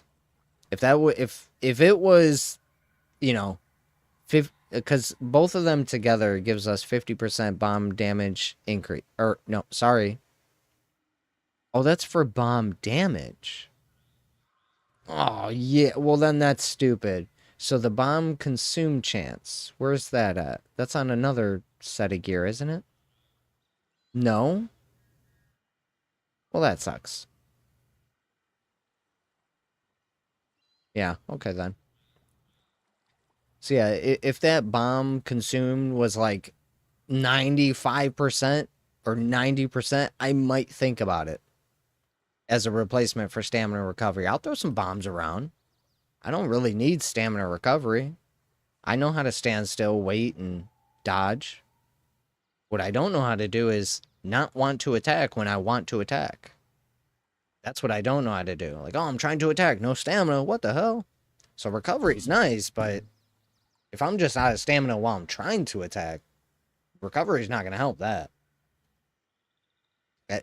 So yeah, I'm just going to, I think we'll slot in the 15. We'll try again. We'll slot in a 10. We'll slot in a 10. We'll slot in a 10 until I notice when my stamina becomes a non-issue. And we'll take that, which I believe is around 90. So I need to be able to do roughly 10 attacks. So I want to go 1, 2, 3, 1, 2, 3, and then 1, 2, and I can't. So I need to be able to finish up that last combo. So the way I fight is I'll go for one enemy, get him on that last fourth hit kill, go for another enemy, and then get him on that last fourth kill, but I can't like move out after that. If I have to dodge or do anything during that, I'm completely screwed. So I do need to get a little bit more stamina. I think just a little bit more. Going to a black trench. And again, I do think the overall best thing to do is kind of focus damage, because I don't need as much stamina if I can kill people in 2 hits rather than 3. So you see how I'm like, now I'm out of stamina. I have to wait. So just fighting those 2 guys while sprinting up to them, missing once or twice, and then getting to the other guy, maybe doing a dodge, I'm out of stamina. Like, I just don't have it. But maybe if I just focused on, like, instead of the healing increase, because I don't even think healing increase is helping. Somebody told me that healing increase improves lifesteal, but like, lifesteal isn't really that strong. It helps if you can not get hit for a little while, but I don't think the healing's helping that much. So I might change 2 of these. Which one? Yeah, so the weapon for healing I might change, and the helmet for healing. Because I'm just not noticing this 40% increase in healing as like a good thing. Like, I put lifesteal on the weapon, and we're getting lifesteal. But if I take the helmet off, and I take, well, I guess I can't take the healing off of this. I think I'll still get the same amount. Because healing is only a percentage of what the heal does, which is a percentage of the lifesteal. So if I'm only getting 3 HP, 20% on 3 HP is nothing. Or, you know, even if it was 100%, another 3, you know what I mean? So, again, I'd have to be around 100% healing for it to feel like it's useful. I want another lifesteal with these healing buffs. So, maybe we look at something else. It says gain health once per rune attack. I think that might actually be better. 6% of my health every rune attack. If I miss, or because a lot of times you do the rune attack and the enemy will hit you and you get knocked down, so you'll take damage. So it might be useful to have that as a backup for healing, rather than just healing increase, because I don't think I feel it. That's what I'm saying. Is like I don't think I feel the healing increase. I feel like healing increases just for eating food. Like this gives me 130, this food.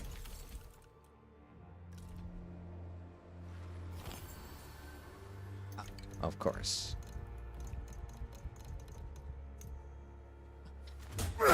Alright, well, let's go get beat up real quick.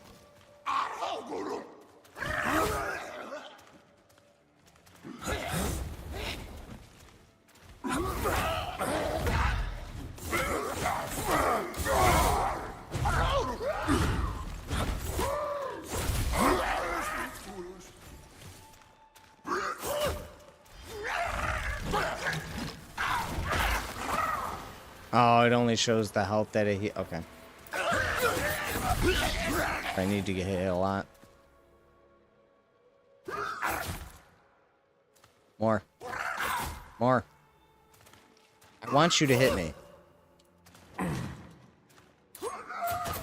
Yeah, there you go. Come on. Even more.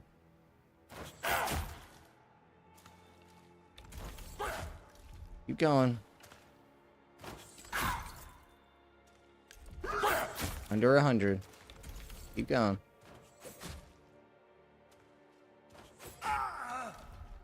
Okay. Good job.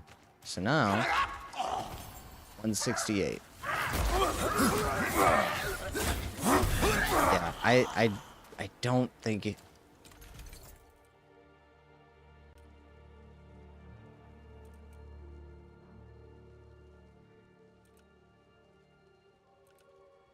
Okay, so let me get hit. Here's what we're gonna do. I'm gonna go get hit. Let's see how much I heal for on a hit.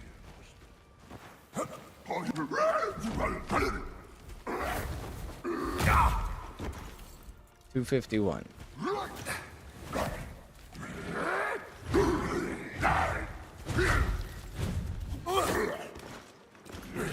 254.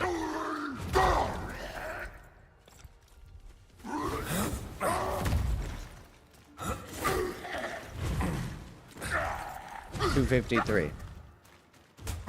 Or 257, sorry. Okay, so it does. It does. We're only healing for 2. 259. 26. Oh, it's about 3. 260. That's 2. Okay. So let's get hit again. I'll add this. Alright. 229. 232. 235. So healing does seem to help, but it's 1 HP per hit. 238. This should be 241. Yeah, so it's definitely helping. So we're going from 2-3-2-3-2-3 to 3-3-3-3-3 on healing. So it is helping the lifesteal, but it's so damn small, you know? Like, wouldn't it be better just 6% of my health? Like,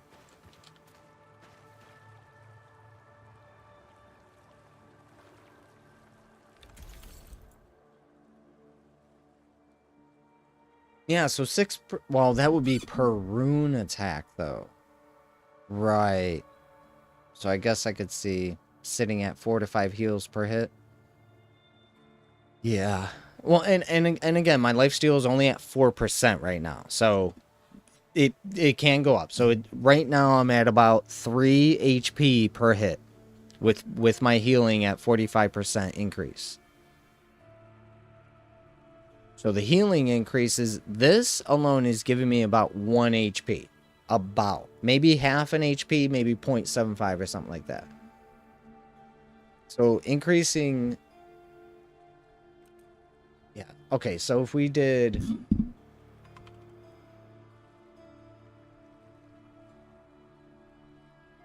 That would be... 6%.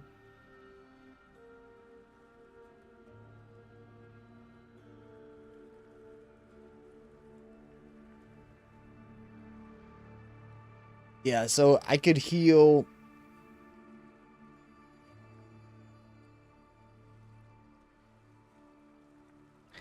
Okay, so if it takes me 5 attacks to heal for what 1 rune attack can do, how much do I get in that? So that's just... So yeah, if my focus gain is 6, and I have 100% focus gain, I would assume that's 12. I'm just going to go with that because it doesn't look like we get a lot. So in 5 hits, I still won't even be able to do another attack. So let me go ahead and test rune attacks now to see if it would actually be better to have health on rune or just healing overall for all attacks.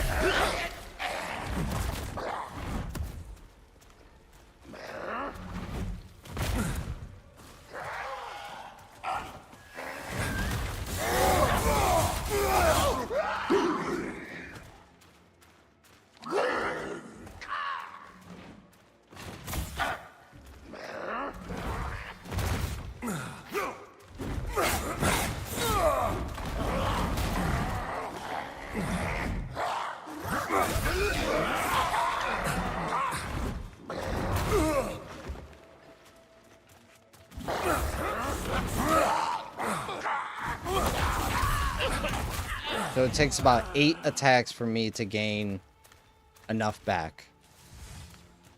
Okay. So yeah, that's about right. So that math does check out. This is why I like math. It always seems to it's right. That's why math is great. So 8 attacks based on 12 would give me just about 100 focus to do my attack. That's correct. So my focus gain on this being 100%, we're sitting at about 12, 12 gain per attack. So yeah, it's going to take me 8 attacks, and within those 8 attacks, I'm going to gain 20 some health back. So even if I were to attack to gain the focus back to do the ability to get my health back, I would still be doing more in the time I would be doing to get the focus. So it's better to just stay with the healing.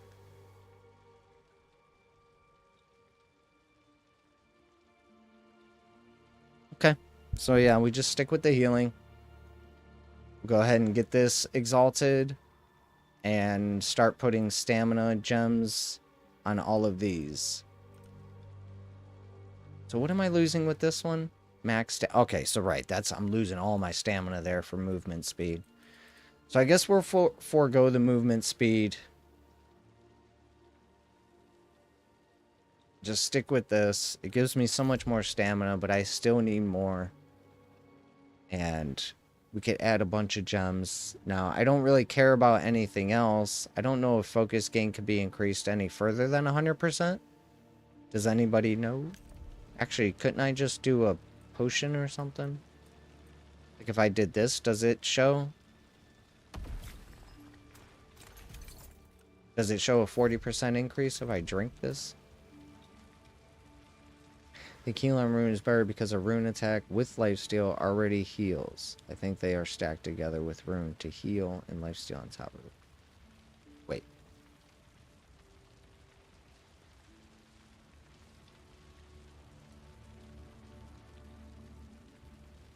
I think heal on Rune is better because a Rune attack with lifesteal already heals. I'm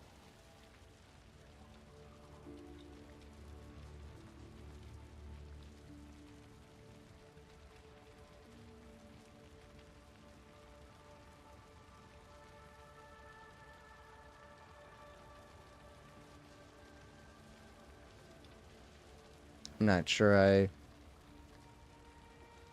because Rune attack with lifesteal already heals.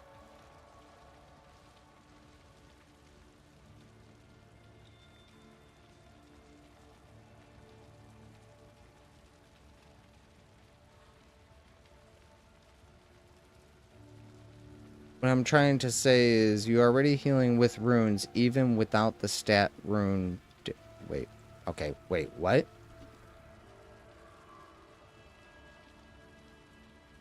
What I'm trying to say is you're already healing with runes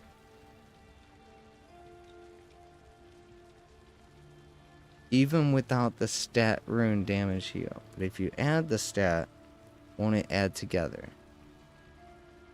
You mean because we're getting lifesteal just because of the attack itself? Yeah, but it's still based off of your health. It's not based off of the lifesteal itself. So it doesn't add on to what the lifesteal does. It's just a raw percentage on your actual max health. So 6% of my max health is about 16 HP.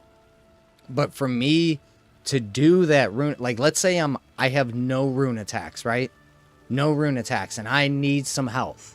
Well, for me to get that 6% health or that 16 HP from the rune attack, I would have to do 8 attacks. And within those 8 basic attacks, I'm going to heal for more than what that rune is going to do for me. So in the grand scheme of things, if I were to go with rune attack as healing, and I'm doing those 8 attacks to get it to do that, I would now be foregoing the extra health I'm getting from doing the attacks to get the focus, to do the rune, to heal for the 16 that is less than the 8 attacks I need to get the 16. So 8 attacks times 3, that gives me my 24. Whereas 8 attacks to get 16 doesn't sound good. So you see what I mean? It's better that the accumulation of attacks that I'm doing it's going to heal me more overall in the fight than any rune abilities can, because there's no rune attacks that are going to beat that efficiency. So no matter what, the cost to health gain and workload is not enough to beat out healing percentage increase by default.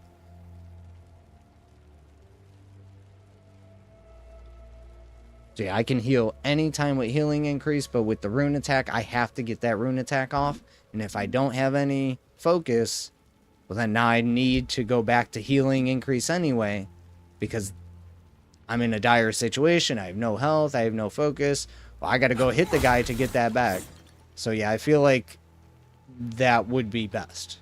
Just healing increase, because in a dire situation, you only have your normal attacks. You can't focus. Yeah, so that's what I'm thinking. If I really just wanted to like 3-shot or 4-shot a boss real quick, there goes all my focus, and then he slams and hits me, I need to be able to get that back faster Yeah, okay.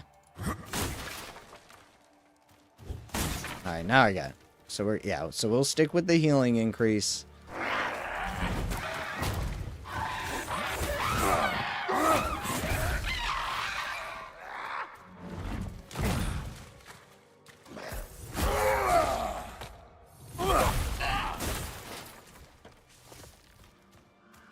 Alright, we were going to Black Trench, right?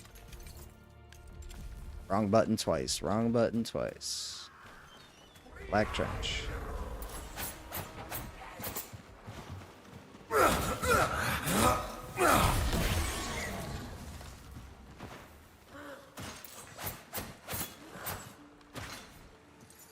The one time I checked that side, there's nothing.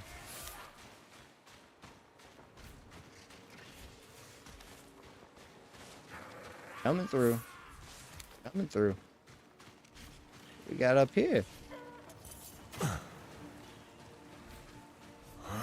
Digging sites are good. They can have gems, so. Yep, right there. Boom, gem. Yeah, never pass a digging site. I'm pretty darn sure that's where you find gems more. Than chests, but.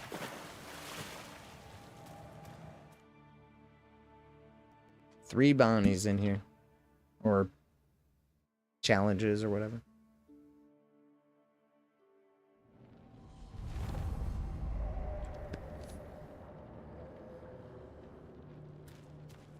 Oh wait,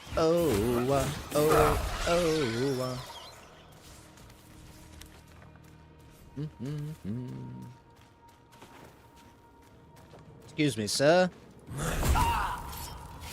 Where's the butter? No butter? Okay.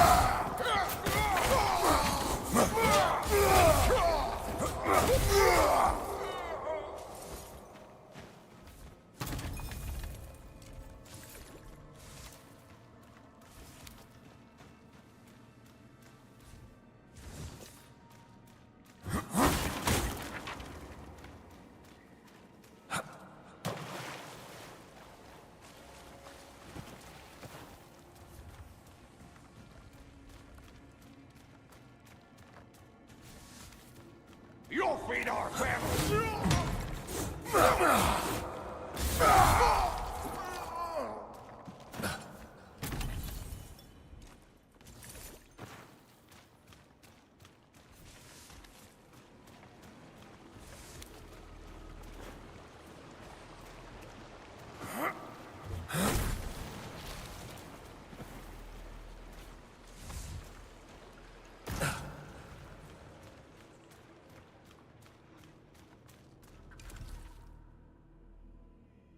Oh, that's right. Those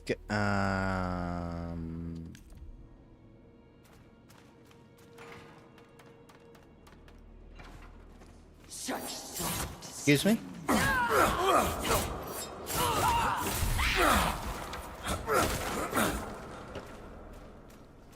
I need more stamina.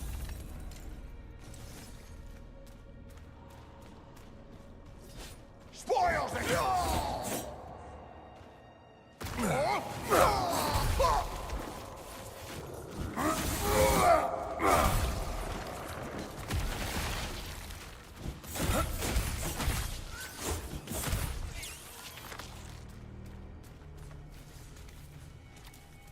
It's just such a good weapon.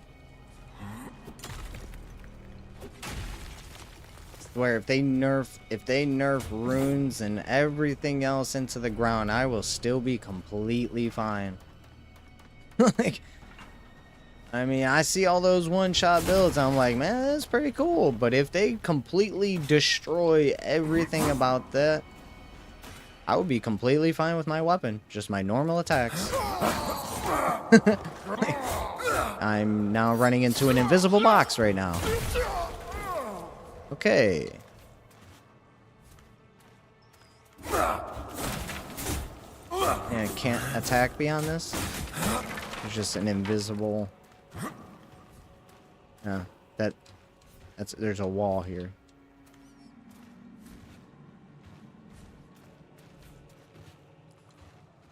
I think the vaulting's a little too strong in the game. I still feel like I should be able to, like, just jump clear over boxes.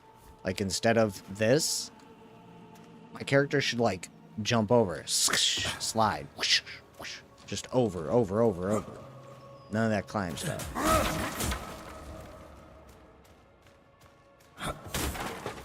Time to rejoin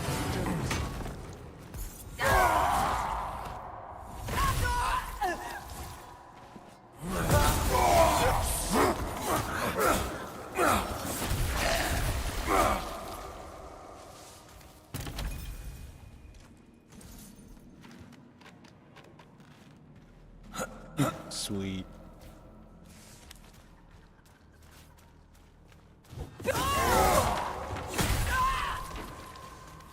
Gotta get rid of this double spin though. It is just too weak. Making me put in extra work for no reason, man.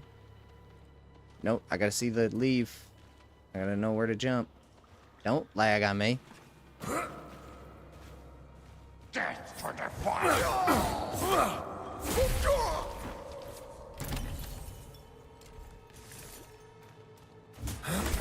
What was that? Oh, I forgot I had the legendary. Come on, climb up.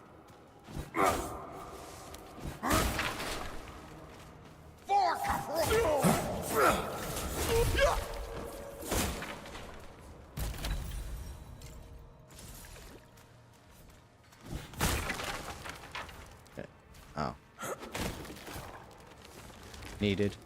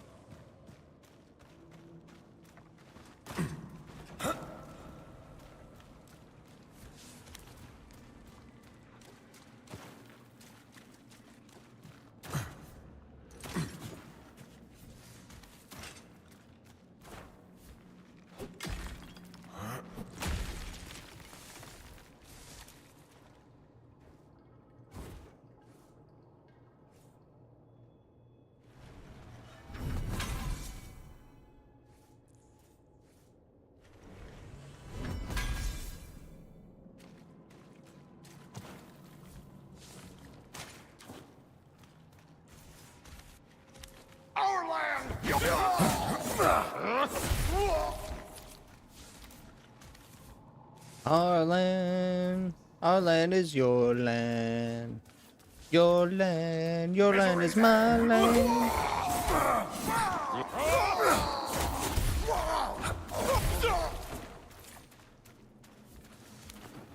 Oh, we're about to be in a world of hurt. I might just switch weapons for this part. Oh.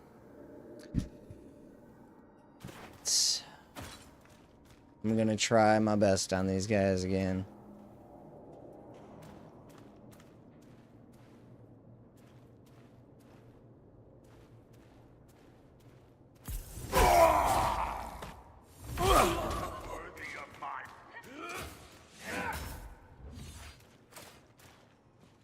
Yeah.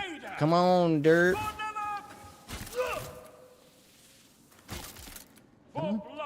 Yeah, come on, fill it up. Fill it up. I'm like, aw, dang it. That wasn't supposed to happen. Come on. I will not cede. Aw, you suck.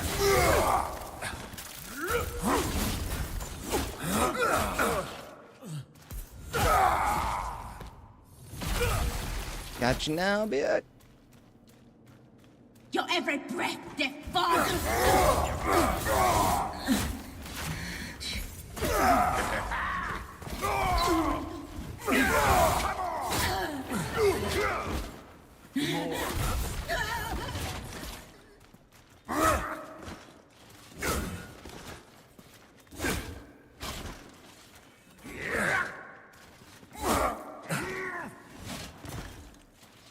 Trying to find this guy's back while he's moving around is insane.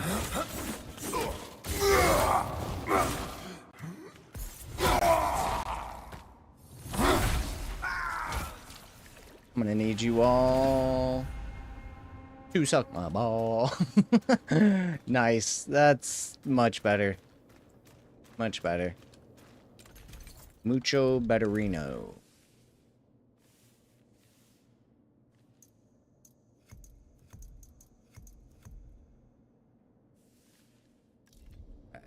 And remember, we still got 6 stats to mess around with. I think I'm just gonna go with damage. I think what we'll probably do is, because that puts us up to 129 from 118. It's not a whole lot, but I think it'll be good. And if not, just, I don't know, stamina? More focus? I don't like the idea, the two, what I want from the focus bars is 2 even focus bars. Like, having one little sliver of a focus bar up here looks ugly as hell. But if they were both equal length, I think I'd be fine with that, regardless of how much they are. So, you know, give me up to 450, but once I go past 450, make the 2 bars equal. You know, so I'm at 455. Give me 227.5 on each one. Right?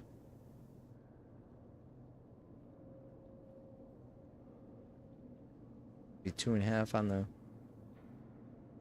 Yeah, you know what I mean. You know what I mean. I just don't like the way that other bar looks until you get it up to like I don't know. Yeah, it doesn't feel right. It doesn't feel right. The double focus bar. All right, well, let's get out of here.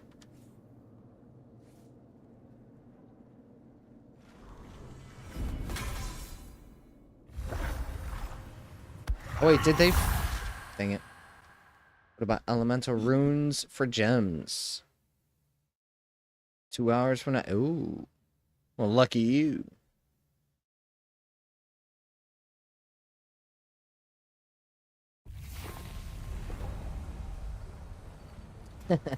What do we get now? What about elemental runes versus gems? So again, if you're looking for the most damage output, gem is going to give you the most damage for element. But if you're just trying to do some build up, if you just want to do rune attacks to, you know, proc fire or proc cold or whatever that, you're just going to have to test different runes. So the same with physical attacks, physical runes, they have their own mechanics and abilities tied to each of them. So for instance, some of the things I have are like gap closers, evasive, and I'm just saying that off the top of my head because I don't have my list here. So yeah, gap closers, evasives, knockdowns, weird. We got fast moves, slow moves. We got can miss moves. We got AoEs. We got AoE knockdowns. We have stationary moves. So all runes can have different mechanics and abilities tied to them. Same thing with the elemental runes. So I haven't tested a lot of elemental runes, but now with the new build-up idea, I'm assuming the same thing with the physical runes, except with physical, you have things like poison, knockdown, speed, gap closers, evasion, how fast it is, how slow it is, whether you jump over the enemy, whether you slide to the left or slide to the right, whether it's an AoE hit, whether it's, for crowd control or just for a single enemy.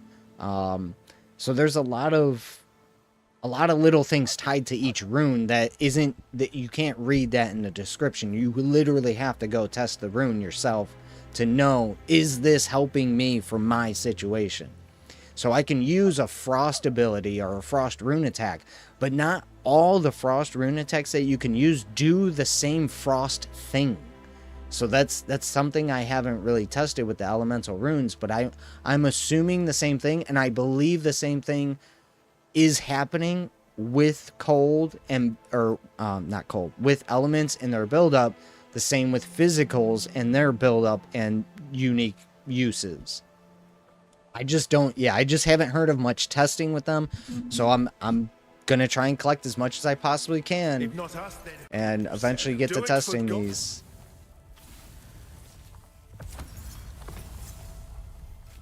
Marin and Nameless Pass.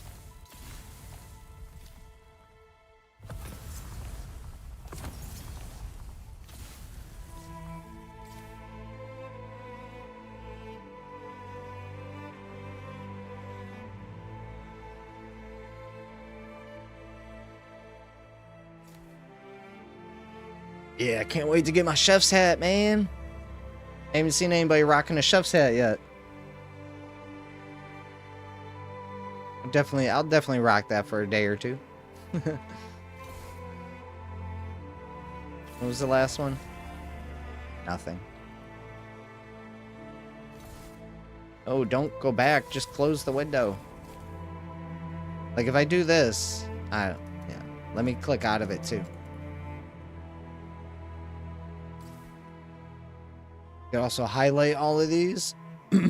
So if you like click this and then go back and then click this and then you go back, they're still clicked. Do it for all of them. And then they look cool. Boom. Now they look cooler than that.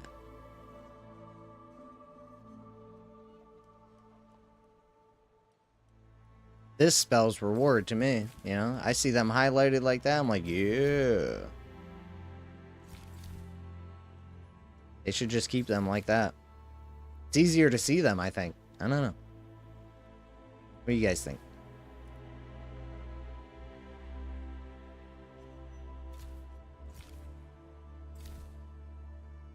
Anyway, moving on. Now we are heading, we got Nameless Pass. I have another one here. What was this? Oh, this is the big boy.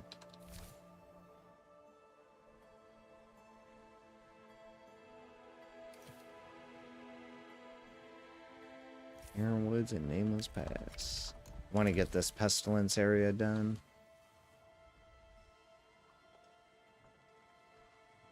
Guess we could just run that. Sorry. Oh, I never went back for my items.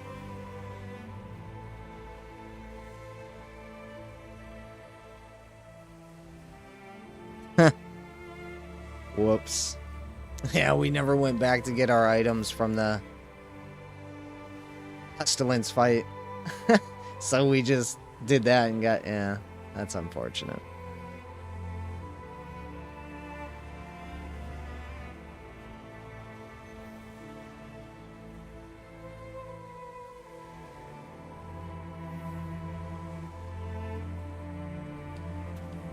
Alright, well, I guess let's just go to no, Orban. Let's, yeah, finish this bounty, and then we'll do Nameless Pass, get that cleared.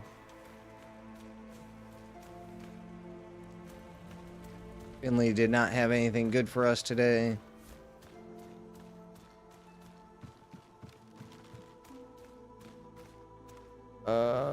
This would be quicker. Okay, does this still mess with the torch? Let me see if they fix this bug. Nope, the torch still goes under your arm. Alright, well, they didn't fix that yet, but I guess that doesn't really matter. Sacrament endures. So does your mother.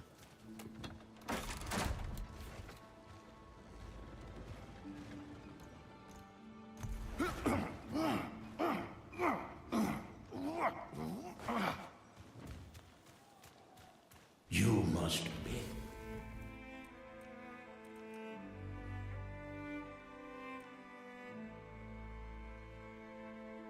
Actually, what does shield get best of?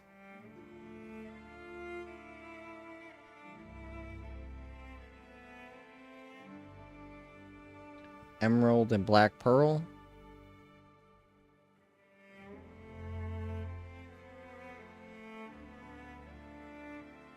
No. Shield is best with Tiny Fang for parry, Tiny Feather for weight.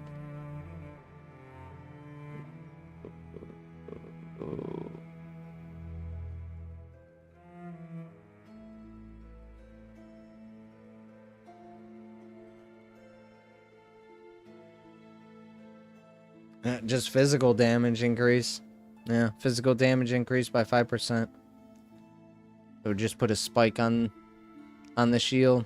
Yeah, everything else doesn't really... Well, no. Where's the stamina? Oh, no, that's right. That wasn't for...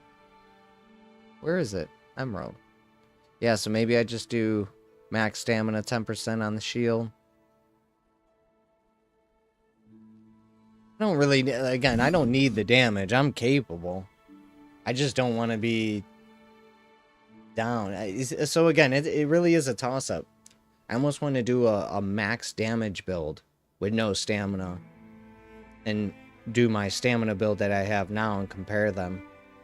So maybe we'll work on that for tomorrow. Tomorrow I'll try to get a damage-focused armor set, shield, and weapon.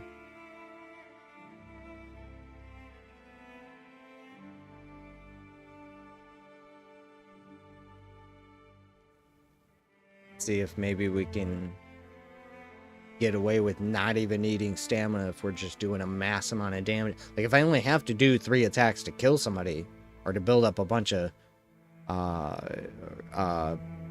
or to cause a bunch of damage in a short amount of time, like, I might not need all that stamina.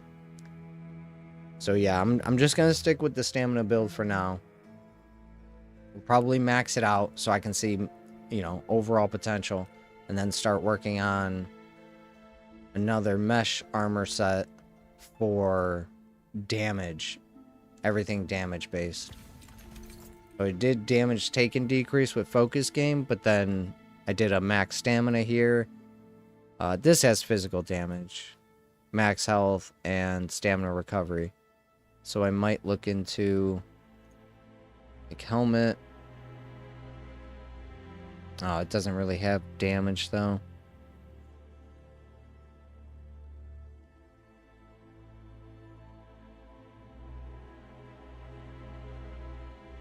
Yeah, see, there's damage increased after stagger.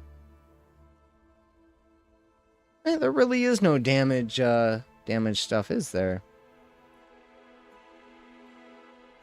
So damage increased by 10%.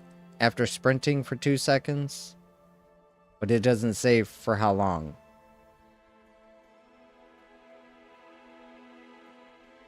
Oh, unless it's for 2 seconds.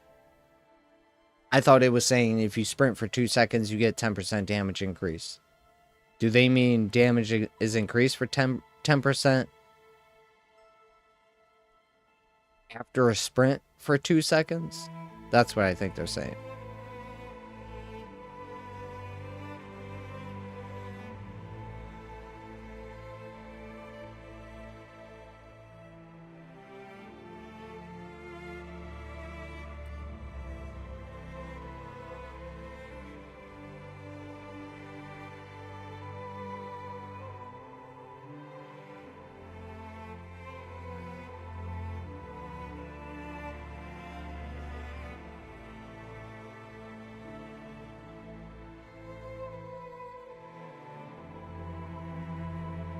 Yeah, see, I'm not dodging damage, so that's not gonna help. Backstabs, I do backstabs, but it's not. I'm more likely to just go in and attack an enemy. See, I'm thinking just the damage increase 10% after sprinting for 2 seconds. And then we got physical oh, that's on the gloves, right? So yeah, that's it. We'd only be gaining 10% damage increase after sprinting for 2 seconds.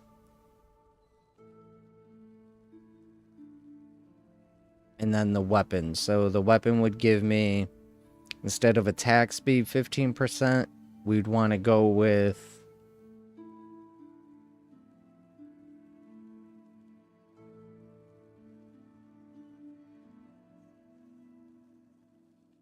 Wait, we have both of those. Yeah. Oh, no, we don't have both of those. Okay, so that's movement speed after for 6 seconds. See, if we're doing regular attacks...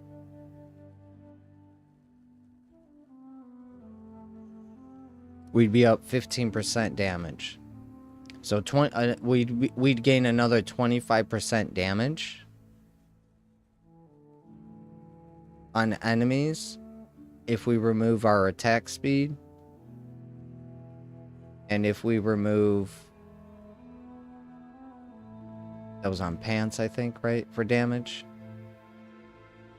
Yeah. Okay, so on the weapon we remove attack speed for 15% damage increase. Sorry, let me read that again. Yeah, 15% guaranteed. And these aren't the ultimate damage numbers. This is just for me to be able to not have to do anything to get the damage. So I don't have to backstab, I don't have to kill, I don't have to do a fatality, no rune attacks. So I just want pure, just raw damage all the time. I don't want to have to proc or do shit. I just want my game to be as smooth and straightforward as possible. And then we can see where our weaknesses are. So I can do the fights, I can survive now. I'm capable, I feel like I'm doing okay damage. I just got to test my runes, get the correct runes put on all my weapons. And we'll be like, we are jamming. I think I'm in a comfortable state now. Like, with this new armor set, like, it's helping me out a lot. I mean, we have good health. We have, 623 armor. I'm fighting Echo Knight. You know, I could take 3-4 hits or whatever, 2 or 3, 4 hits or whatever. It's fine. And the amount of damage I'm doing, the capability, yeah, we're doing pretty good. Now I just kind of want to start testing a bunch of different weapons to see if there's a weapon out there that just beats the shit out of my governor. You know, out of these, these are the blood rusted, the governor's dagger, and the governor's sword are just, those weapons are so damn good. I have a hard time getting away from these. I know, like, I've tested a lot of the weapons. There weren't many weapons that I was like, oh man, that just beats the blood rusted, because the way I play is, like, I just run in and boom, I'm gonna hit you. I'm not going to charge anything. I'm not going to stand back. I'm not going to wait. I'm not going to pause. I'm not going to wait for you to parry, wait for you to any of that stuff. Like, I'm not going to try and see if I can get a backstab. I just want to go, go, go, go, go, go. So these weapons are just so good. Both Governor, Dagger, and Sword, and then the Blood Rusted. They just fit the playstyle of just go, go, go, go. Don't worry about anything. You don't need focus. You don't need... you don't really need anything. It's just a great weapon. Now, it does cost a lot of damn stamina, so that's why I am trying to look for something else. But nothing's really hitting that, hitting the, you know, the same potential.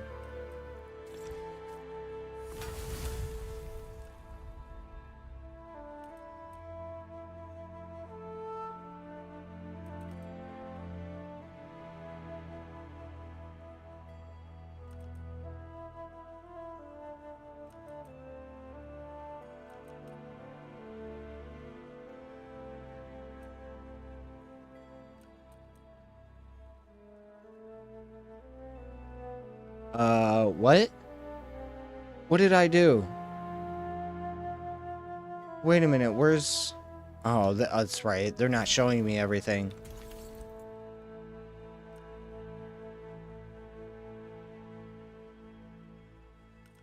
Okay. Ooh, man, I'm like, where'd my pants go? Did I accidentally sell those things? Alright.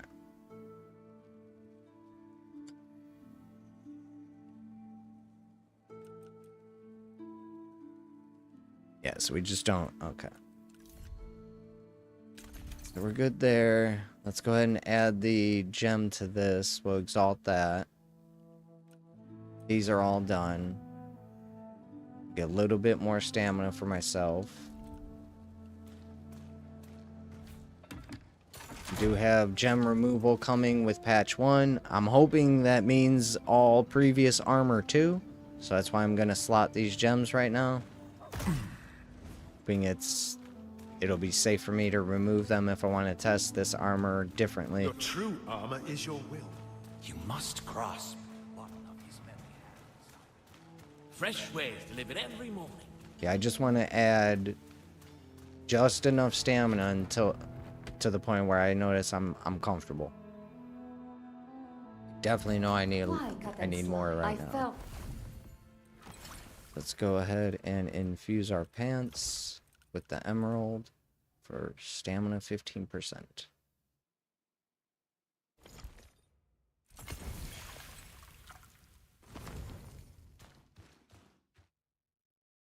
Go out, we'll fight, we'll clear an area, do some stuff, see how it feels, and then we'll come back, add more if we need. Victory is born. So we are shooting for around 90 stamina. I'm being punished for my enterprising spirit. Is your faith stronger than a claw? A talon? Your true armor is your will.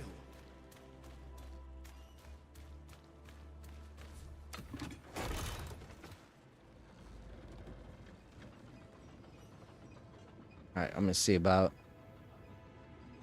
hanging out with the family here in a little bit. You must win. Try to do as much as I can for you guys while I'm here. But yeah, any questions, comments, concerns, let me know. If there's weapon you see I got, or armor or something, or rune you want tested and you just don't have it. Or if you're on the shitter and you know you're constipated and it's not coming out and you're gonna be spending some time there sitting watching, like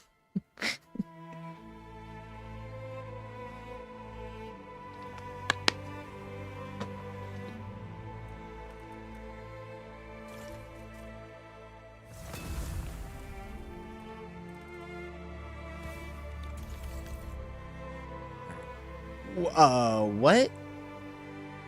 Okay, no, okay, that's right. So I gave us about 6 points. Okay. I'm like, I thought we were at 77, and I'm like, no, that was the old number. Get it out of my head. Alright. 78. So now if I add... Okay, so about 3 points now. Much better. So we'll get another...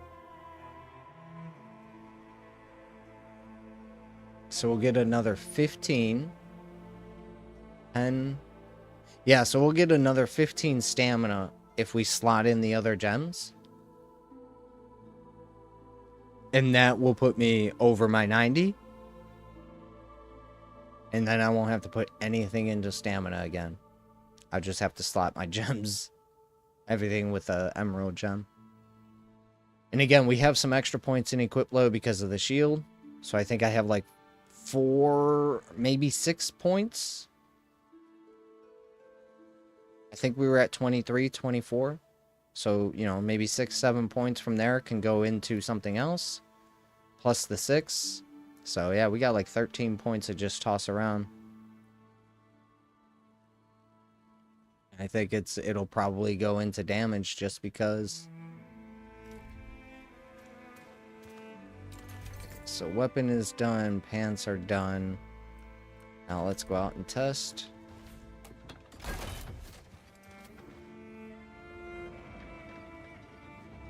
Oh, we're going to, yeah, okay, we're gonna go finish this Orb and Glades real quick. After I clear my inventory.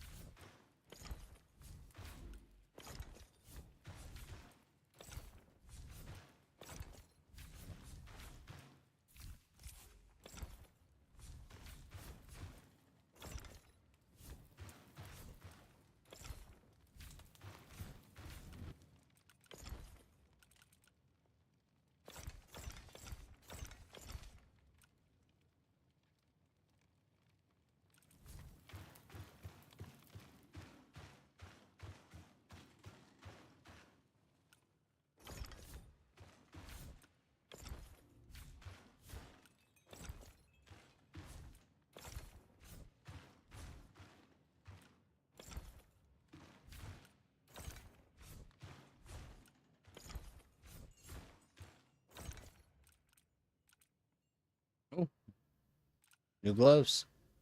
New pants, too. 3 new pairs of pants? Really?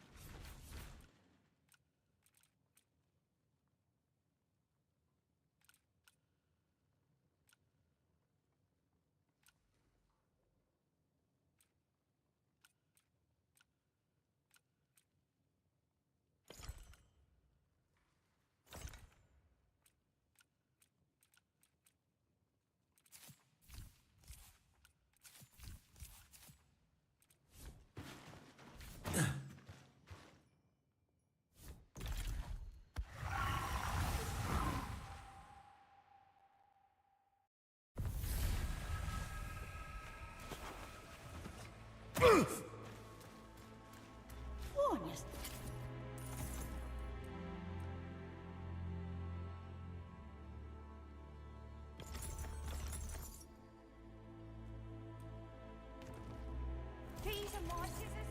No, these are my scissors. Looking a bit rough.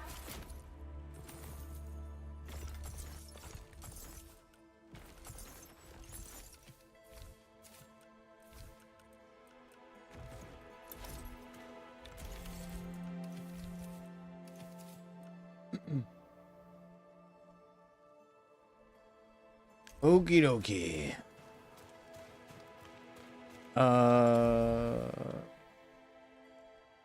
Did we pick everything up?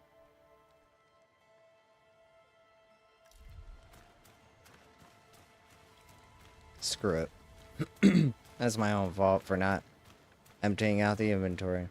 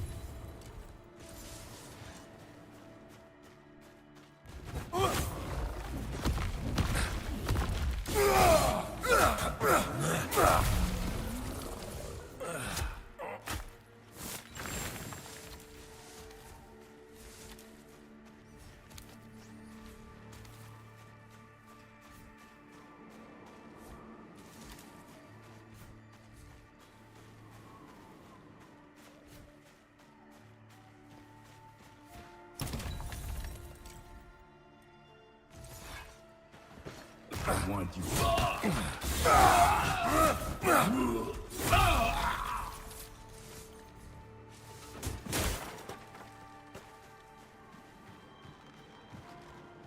You don't belong here.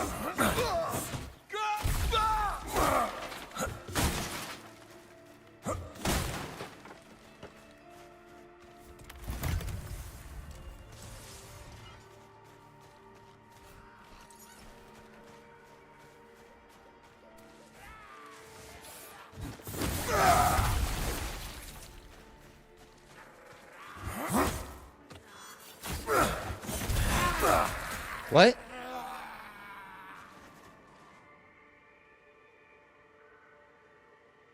Huh? What did I just... I'm gonna carry on.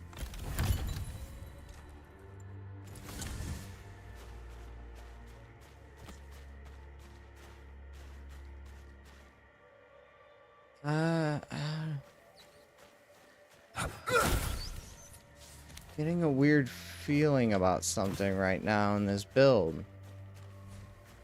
Not noticing it, but I gotta pay attention to some things because it doesn't feel right.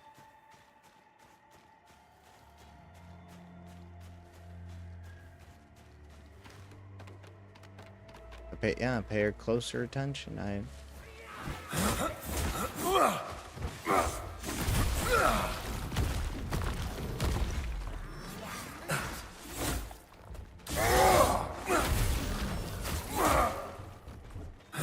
stamina. Need more stamina.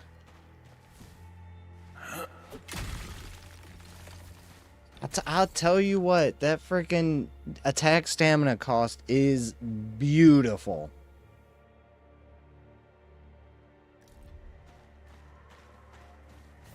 That is a very powerful thing.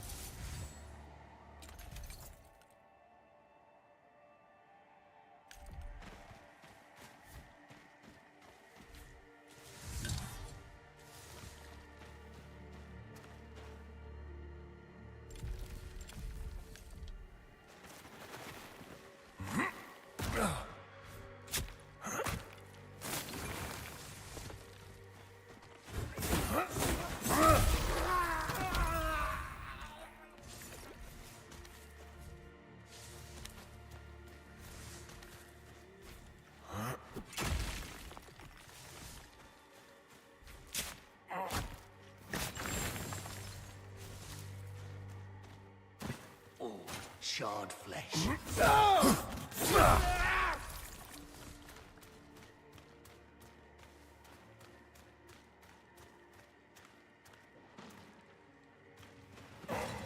Oh, I was not expecting that.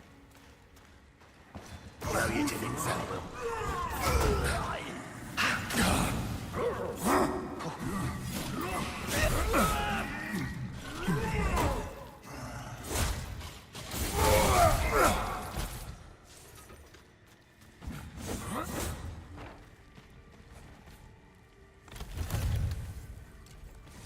That's it.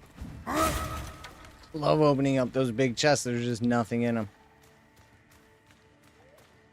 Debs, can we start filling these chests, man? You got all these extra slots. Never use them. Never use them. Time, you know, it's another thing I notice in a lot of games, man. Always open up these chests, man. 2 items, 3 items. What are you guys doing? Like, you're making a game. You create a chest, treasure chest. I open up that treasure chest. I get 2 gold. 2 gold. What do we like? What do you made a treasure chest? You put gold in the game. I get 2 from a treasure chest. Maybe balance it for getting 1,000 gold. You know, so it looks like I'm rich, but I'm not. But at least it would feel right. Like, you know, yeah, there's a bunch of gold out there, but you know, it's a lower value. But then again, I don't know. Maybe sometimes just put a bunch of fucking gold in there, man. Open up a chest, you know, whatever, or copper, I guess. You know, like 400 copper in there. Like, dude, man, they just gave me 4 silver. Like, I always see copper. Where's the silver? Where's the gold? These should have copper in it. There should be copper, you know, a heal, something like a bunch of that stuff, and then the medium ones, you know, should have silver in it. The big one should have a gold piece. It only makes sense. I'm almost dead from that. What's my resistance to fire? 890. And he almost killed me with that? Yeah, sometimes I do still feel weak. The armor's, like this armor set, new weapon, everything, it's definitely working out better. But I still have moments where I am getting beat up.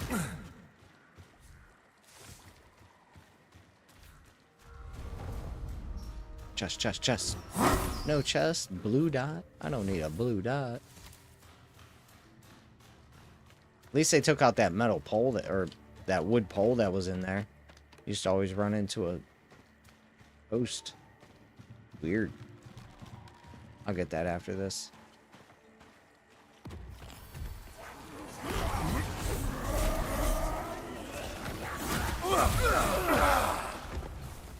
What did he threw something at me?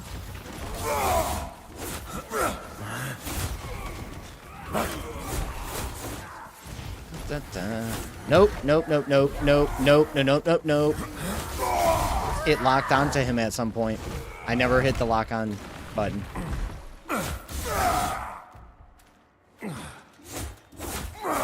No sound.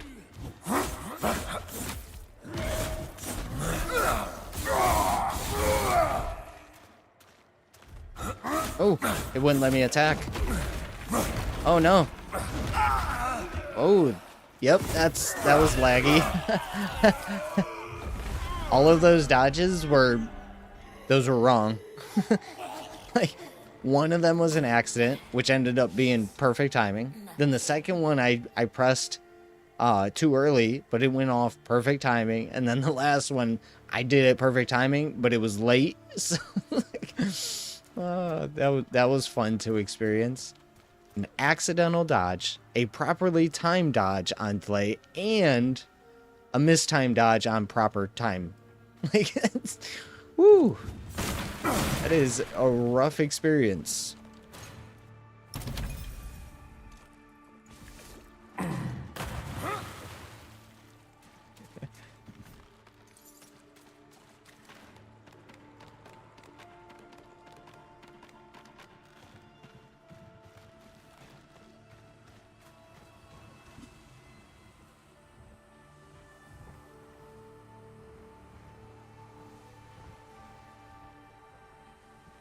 Alright, I'm gonna see about maybe getting out of here in a little bit. It doesn't look like I'll be able to finish this pestilence here. We're gonna go do it though. Ooh, damn. Yeah, we feel good though. We got good armor, good weapons. I just need to get more stuff so I can test more things and test and then really figure out my builds and then focus on my builds, create all my characters, put all my builds onto all my characters, and then it just, you know, be back where we were before the game went on, you know, that hiatus, I guess. Which, you know, was unfortunate for them. Not by choice, of course.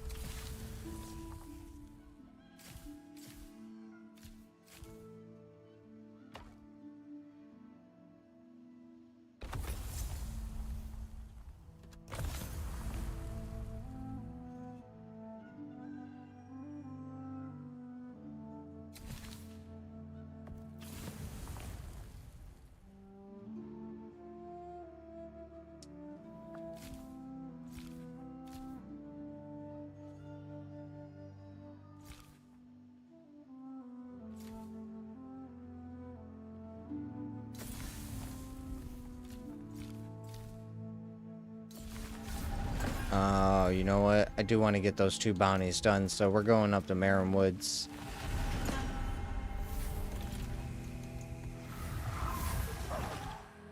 Yeah. We'll get this bounty done, then we'll head to Nameless Pass. Try to get that bounty done. I want to get that chef's hat.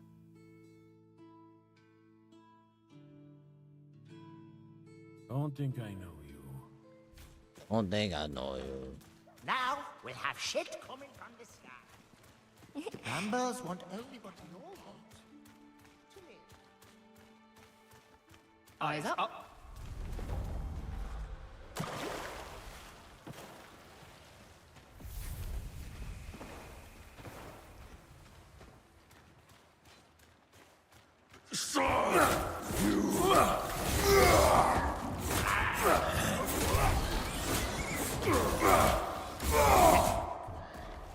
No stamina. Okay, I need just a little bit more stamina, so I'm gonna go slot in another 10% gem when we get back. I maxed that out, right? Yeah, okay. And this gives me my dodge stamina with 10%. You know what? Let's see. Let's just do that. We'll test the 10% extra stamina right now with this. And we're going to the right. Excuse me.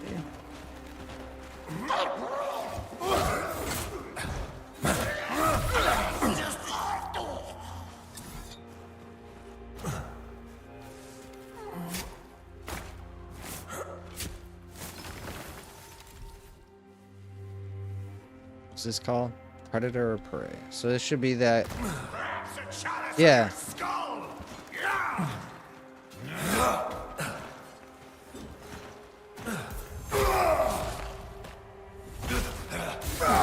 Oh, wrong weapon.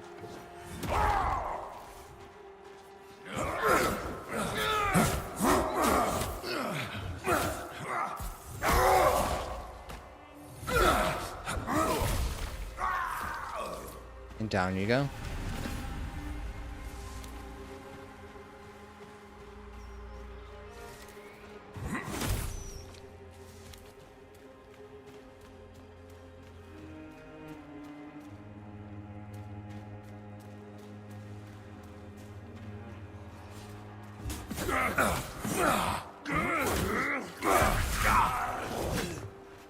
You're lucky I was trying not to fall off the level, buddy. Punk.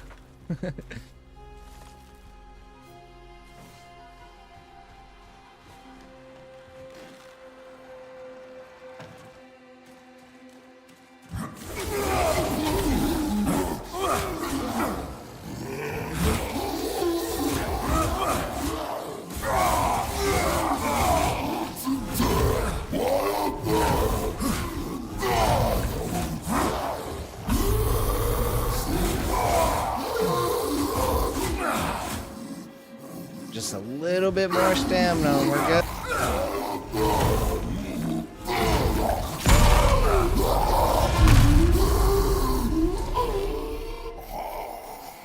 Yeah, he is so loud.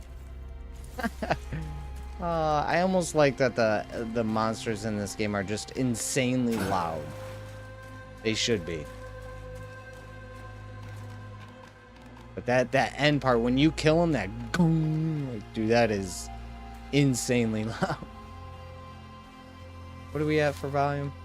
Yeah. So let's head back.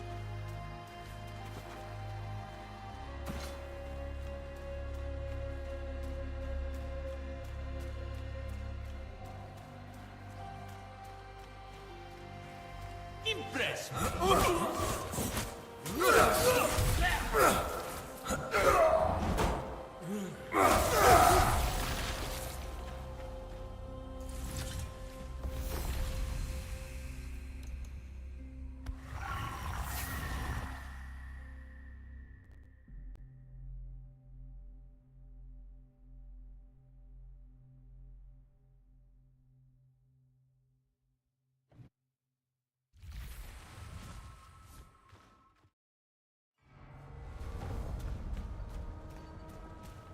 I miss home, but she don't miss me.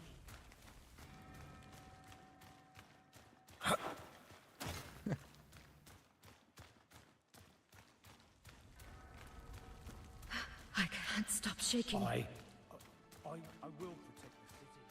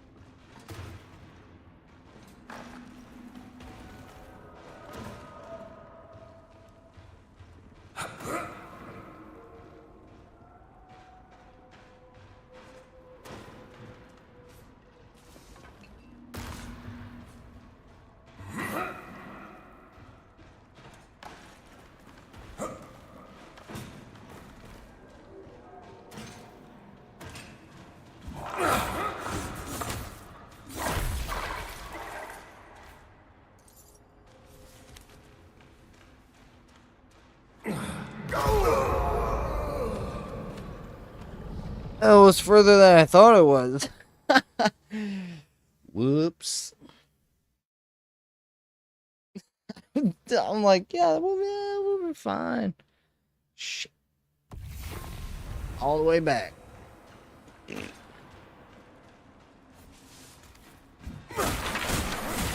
I'm like, no, but I think I can roll off it. I'm pretty sure I can roll off it. Nope.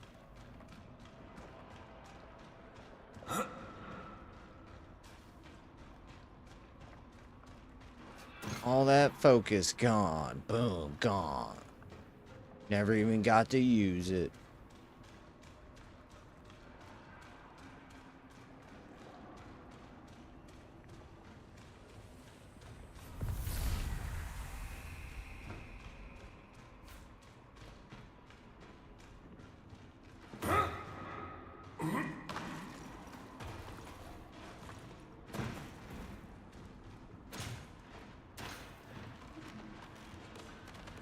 See, it doesn't seem that far.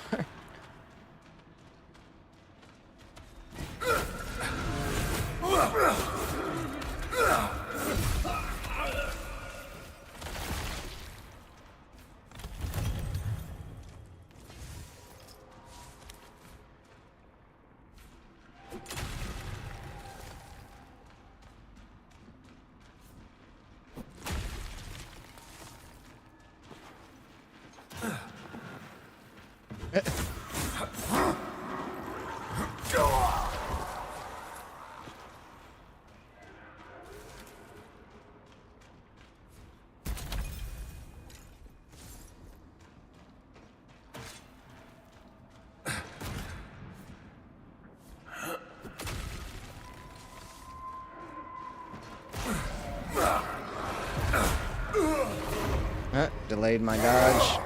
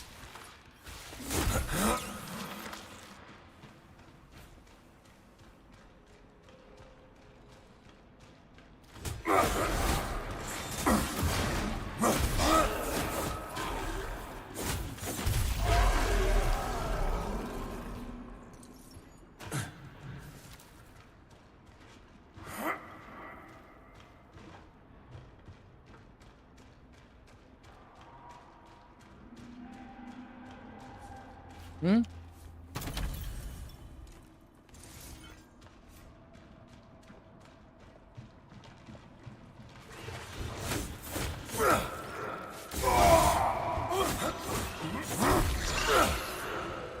You're not... Okay.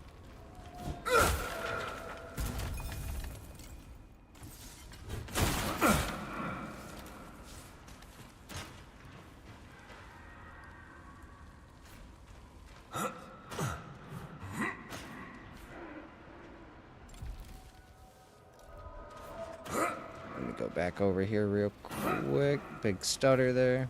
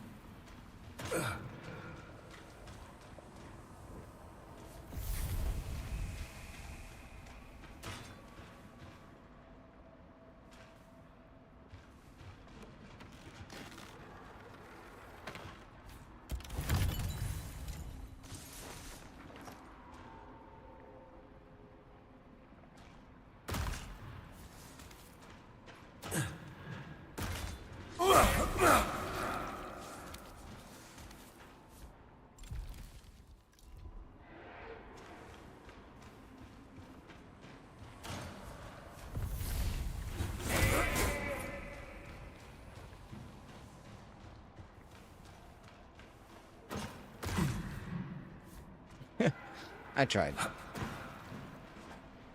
I gotta use the bathroom though. I will be right back.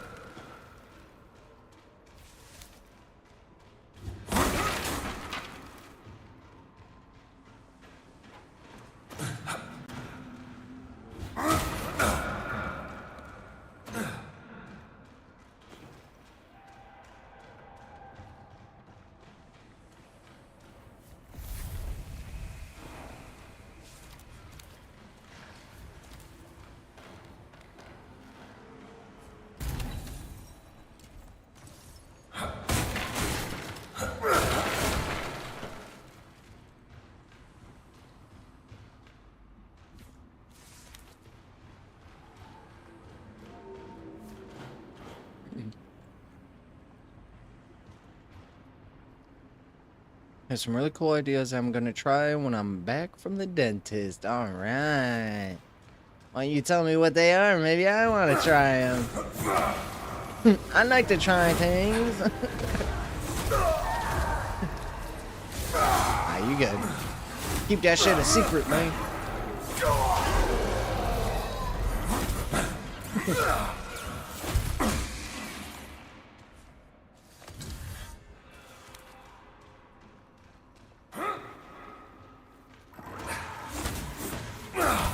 Yeah, nothing more upsetting than somebody else testing your shit. Like, no, that's not how you drive my car. Ah, it's cool to see someone else mess with your car, though. It is pretty cool. I remember the first time I let somebody drive my car, I was in, like, complete freedom. No poise damage? What? Big lag. Ooh, they're trying to cheat. We're just gonna leave. Yep, not doing that.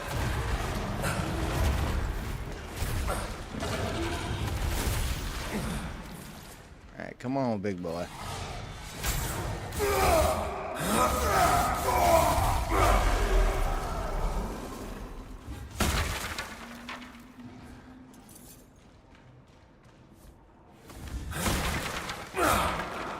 Tell me about all this testing. That's what I like to do. It's like telling an alcoholic about this new beer you're making and they're not allowed to drink any of it. What? You know who you're talking to here? The fuck? Like taking an alcoholic out to drink. You buy him one beer. You're like, motherfucker, you said we were going out to drink. Oh, well, I only drink one beer. You know I drink 10, 15, 20. You know, you can't take that friend out and be like, well, I thought you'd be fine with just 2 burgers. Man, you know I could eat 10 burgers myself. Man, you took me out for 2 burgers, bro. Yeah, watch out for those friends, man. Those, like, oh, I'll give you just enough. Like, what? That's not a friend. Hey man, you give me something to drink? Yeah, no problem. Where they pick you up? Oh, water. Man, what the fuck? I can get some water.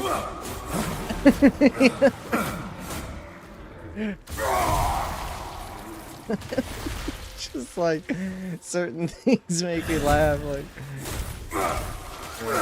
hey man, give me something to drink. Man, I got you a water. Man, you suck. Yeah, of course, water. Yeah, it's so funny. Oh man, I'm so hungry right now, man. Dude, alright, man, let me take you out to eat, dude. Alright, man, let's go out and eat.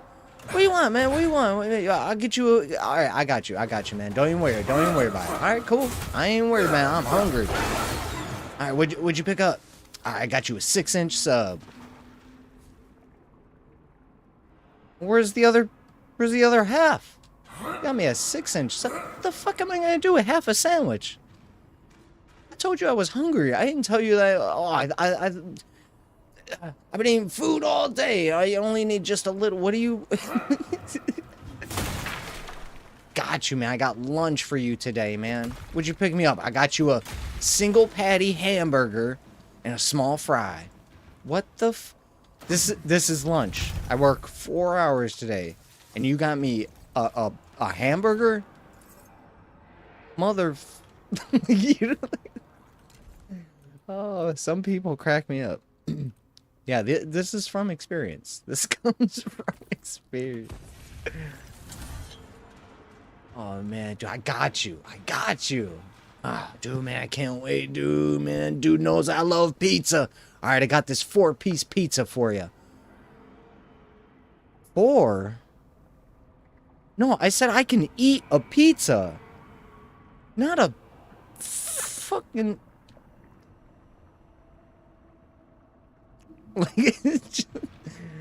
Oh, it's great sometimes, man. No, yeah. Don't be the friend that's like, I'm gonna get him just enough. No, be the friends like, okay, he asked for a drink. I'm gonna get him 2 drinks. Like, dude, I only needed the one. Okay, well, I'll keep the other. But you at least know you were the one that went above and beyond, not the. Dude, I'm so thirsty right now, man. You can have the rest of my water, dude. The rest of your water, not a new water. You're gonna give me the rest of your shit. Backwashing son of a. I have fun with this. So basically, with my claw build, I find a way to get insane attack speed, but I don't know what stats I want to roll more on it. Or leave it like it is, because my attack speed is already kind of stupid. I mean, that's the point of my build. So, like, okay, so right now, so you're going down the road I am, except that's my quality of life build. I always try to go, what would allow me the most, the easiest access to the most speed in the game, so that's why I still have my pants. Like, you can only get an extra 10% movement speed from blue pants. You can't get that from these pants, as a default. Like, I have to do,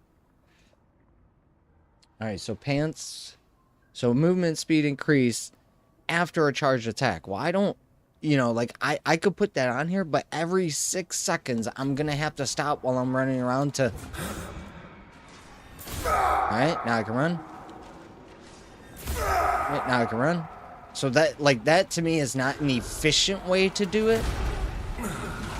So I am looking for that, just, I'm looking for the most efficient way to get me speed without having to do any work. And right now, because so that's what I'm looking for. Attack speed 15%, movement speed increase 15% after a rune attack, because I'm bound to do a rune attack, so that's just like a gimme. And if I'm doing it during a fight, then all the better, because now I can get another one off and another one. So if I can get 2 or 3 off it real quick, that's awesome. And then the pants, the blue pants for movement speed. I think that was it, right? Oh, the armor for overall on shock buildup. But my problem with the whole shock buildup thing is, one, I haven't tested it, so I don't know if it's instant or not. And 2, I don't know which ones do the best thing yet. So I don't want to focus on something I can't test until I've tested. I got to get all the weapons and all the runes to know which, if it would be better for me to go with shock or let me highlight these so I can see which ones they are.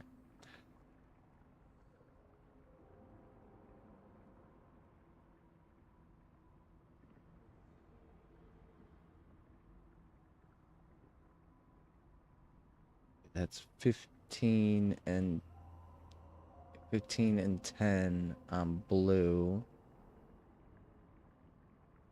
And then 15 with overall, and so the only one we would be missing out on is, I'm looking for a charged electric melee attack. That's what I'm looking for. A charged electric melee attack. So, Rising, you let me know as you're doing this build when you can find me a charged electric melee attack.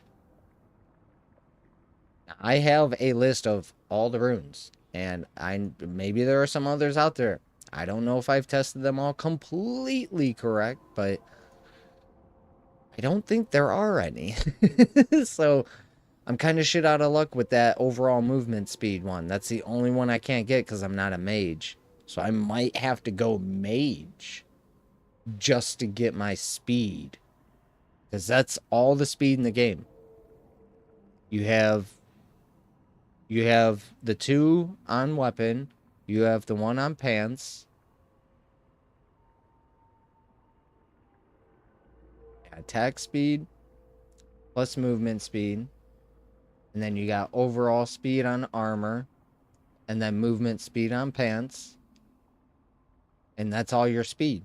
Like, that's what you get. And then, of course, your 2 rings. So, if you can get a charged rune charged attack that is a rune with electric, we're good to go. I just don't know. I don't think there is one. So I have to figure out another means of doing it. All right. Hear me out, right? I'm still playing with all stats, but currently have elemental, electric, and on my chest I have overall speed increased by, right? Excuse is really high, and oh shit, that hurt. Ooh, I pinched my palm. Sorry. And I could still roll attack speed on weapon if I would like, but not needed at all. Gonna test this. But you're saying after inflicting shock buildup, because that's for 10 seconds? No, it says, wait, it says 6 seconds. You said 10? See, some of these values aren't correct on the enchantment list. Like the focus gain is incorrect on this list.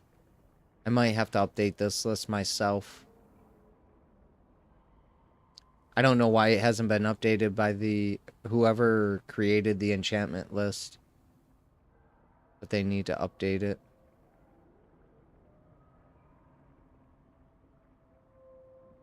So you're telling me it's 10%. I'd rather not roll anymore. I'll have to find another mesh set to mess with. Field is what, 34? Everything else is kind of more expensive. Alright, we'll leave it.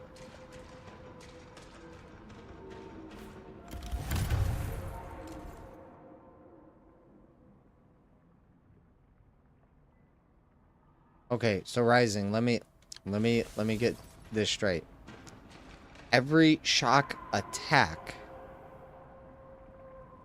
okay, induces that? Because I tested, what did I test? No, I tested that with the lacquered bow. No, not the lacquered bow. What did something with the electric? Hold on, I'm sorry. What was I testing on the bow? Because I thought that was for this, but that's for shock buildup.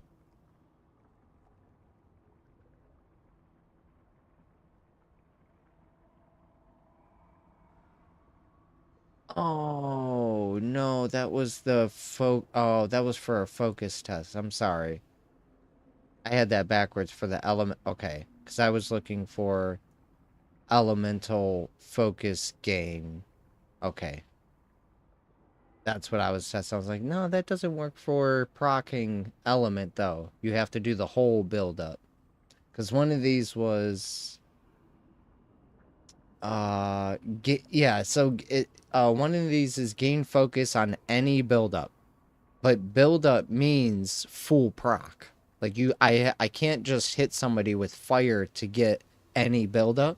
I have to hit them with fire enough for it to max out and then set them on fire completely, you know? And then that's considered a build-up. So that's why I thought it says overall speed increased by 15% for 6 seconds after shock build-up. So I assumed that meant I have to hit somebody for shock enough or long enough or whatever, enough times to build it all the way up, and then it would work. So you're telling me it works on just a single attack? I don't...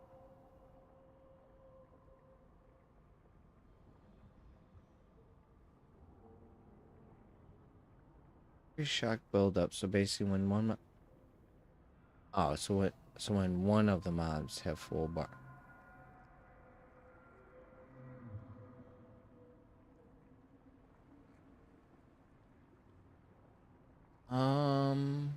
So Yeah, so see, I don't know if that's, that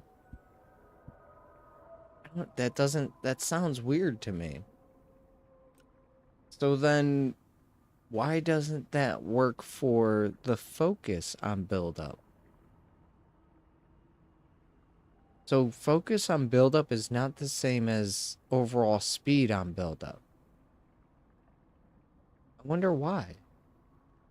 So I mean, that's kind of why we're testing. So I did the test on build-up for focus, because I thought I could find a means to make bow useful. And I was like, oh, well, build-up means I got to get the whole thing, so I just moved away from that because I'm like, overall speed, I don't want to use a shock weapon just to get, a little bit of speed for 6 seconds. But you're telling me 10 seconds, and it keeps building up as you do it? Like, I mean, that might actually be good.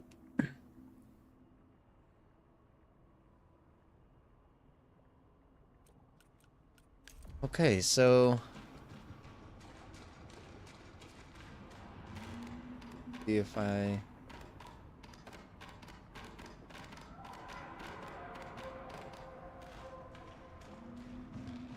maybe I can test this?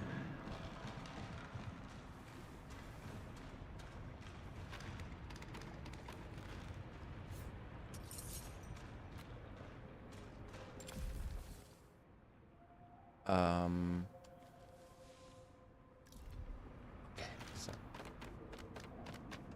only halfway.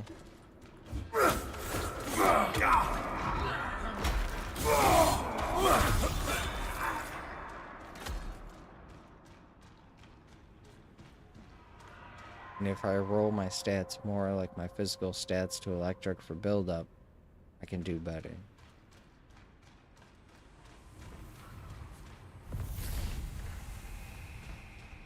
I mean, it sounds good to me, That's what shock's meant to be, then... I have to focus the shock weapon. I'm gonna try it with an oil. Do I have any oils right now? I do. Cool. Well, I guess I still need it, but... I guess we can try that with another... is that the armor set for that? Yeah. Alright, so we'll try... maybe I'll put that on here. Oh. Wait a minute.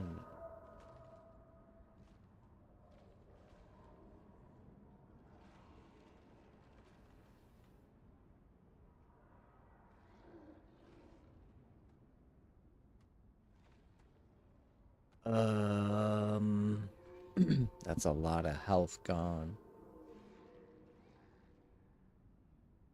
Be 45 health, be down to 220. Yeah.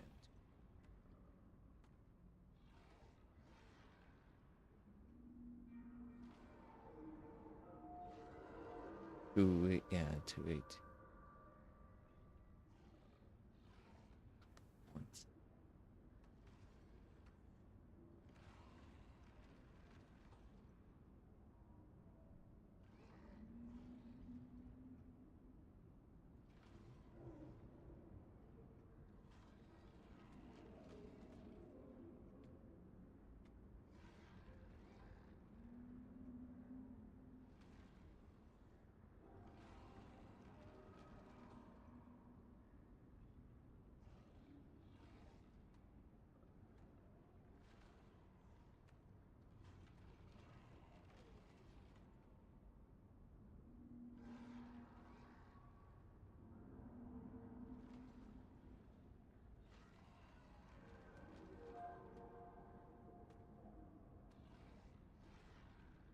Oh.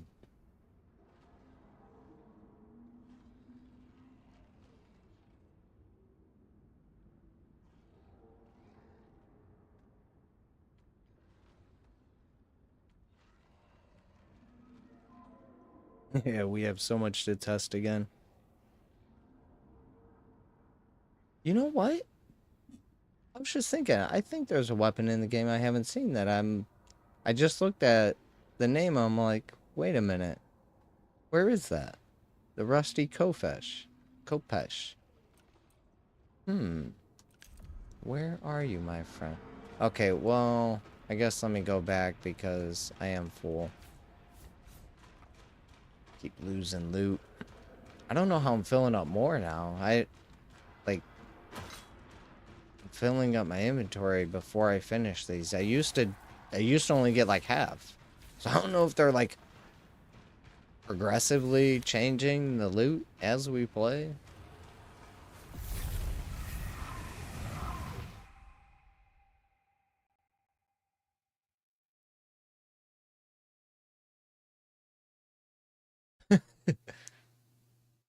Because my physical rolls are dead at the moment.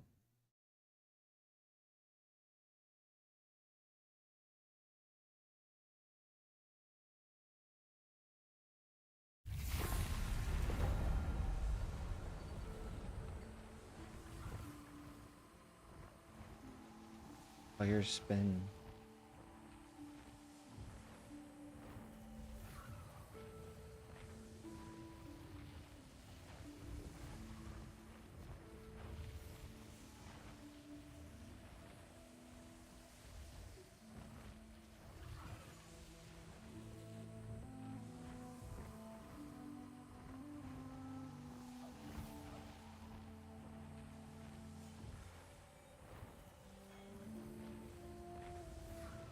Oh.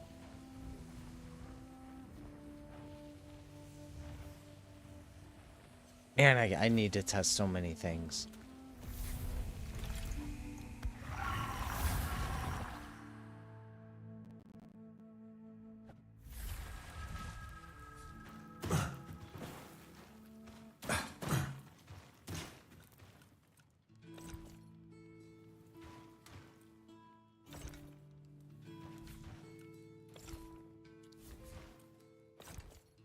We got no room for nothing.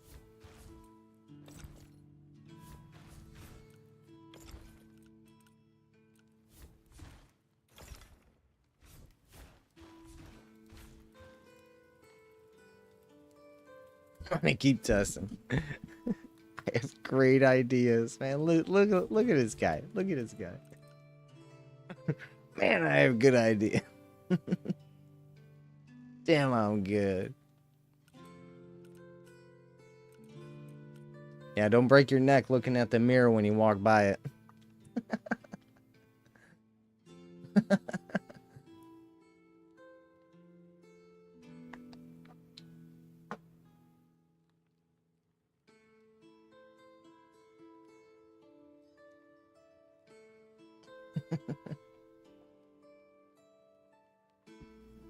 I love it. All right. Let me think. Yeah, it's one. I think maybe I should. Dang, I gotta finish this though. We just don't have room for all this crap, huh?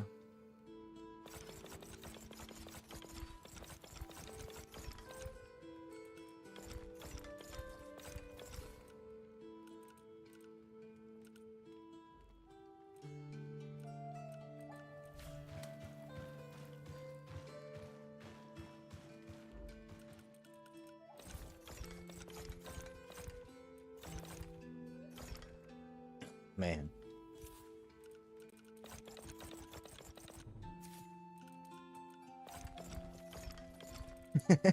Time to clean up.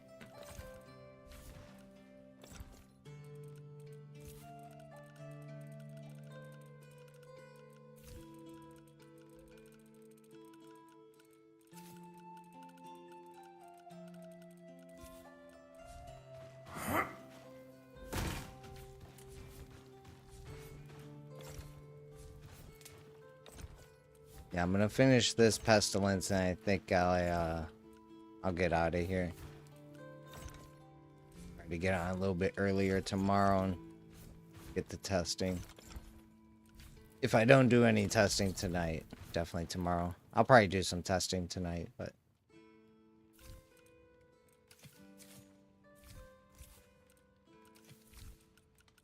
okay. Let's go back and get our stuff. We'll finish this. Excuse me, sir. Can you stop climbing the furniture? Serum chamber.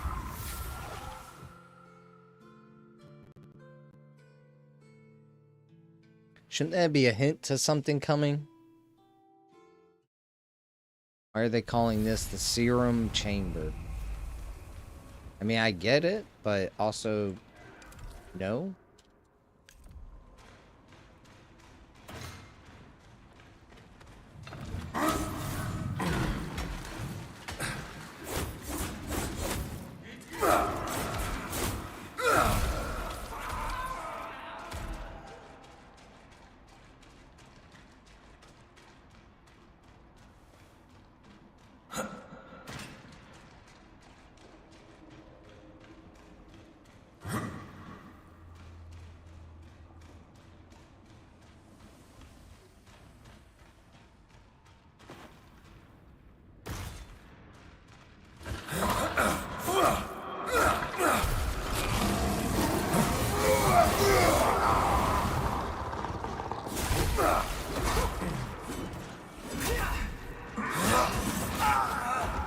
What? The bird hit me?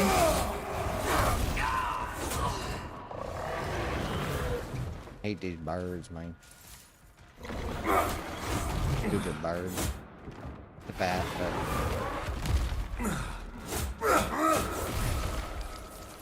Can I parry that? I guess not that. But...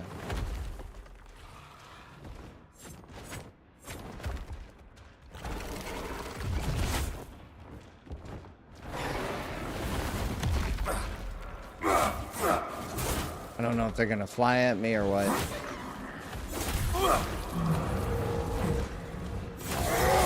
You wait your turn, bear. Yeah, see, that's what happens, bud. Wait your turn.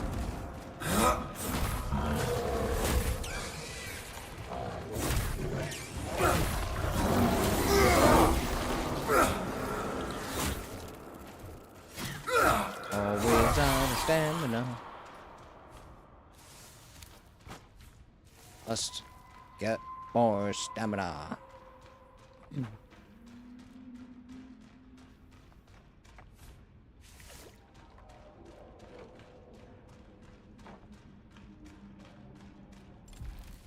And we'll just go back. We'll do all of this. Well, we did that. Well, no, the Fog of War sends them back. Yeah, see, I have to do it like twice. And we'll share the secret sauce.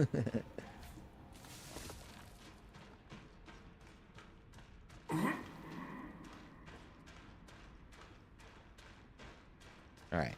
I appreciate that. Yeah, we'll see what I come up with. Like I said, I'm just collecting a bunch of stuff right now, but we are getting close to having a lot of duplicates, so I gotta go buy all the weapons too. I gotta do that before. Where do we want to go? Man. So make sure I buy all the weapons today. I'm going broke buying everything, but I gotta get 2 of each rune. 1 to keep. And 1 to keep for reference, and 1 for testing. And then I gotta pay for them to put them on the weapons. So I need like 10 of each weapon. I can fit that. That'll be about 40 runes, 40 enchantments I gotta do. So I'm gonna need a bit of money. So I think I spent 60 or 70 silver. I'm buying all the weapons. I gotta buy them again. And then then buy the ones that I want to keep after that. And I need to buy duplicates of all the base weapons for the next like 6 days. And then I'll have enough weapons to test all the runes per category. And yeah, we'll have default weapons to test, default damage, and just we'll get our base assessment and go from there. But yeah, I'm essentially gonna get all the damage values that I can this time. Last time I did it in multiple different ways. So I don't have all of them, but I have most of them. And it does look like a lot of stuff is much more balanced now. So I'm curious to see what it turns out to be. My new findings.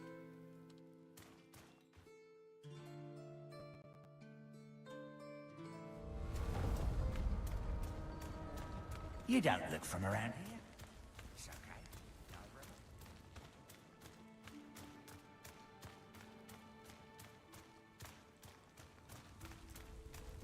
The sky. I They were everywhere. I will protect the city.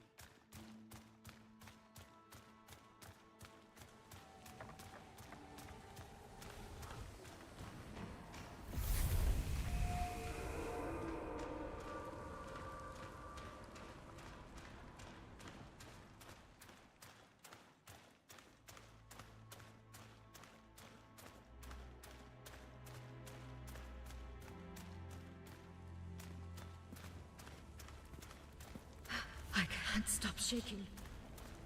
Do you know what it means to be alive? I will protect the city.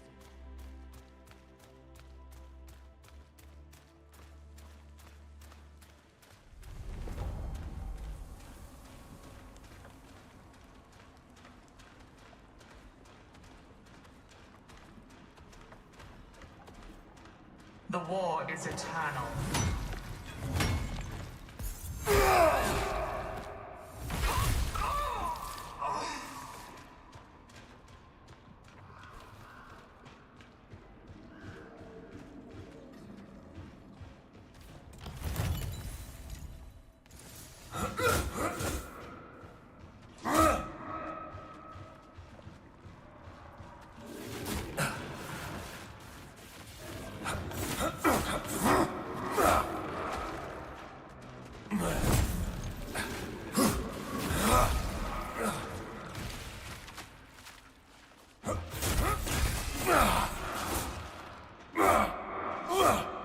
There's number 4.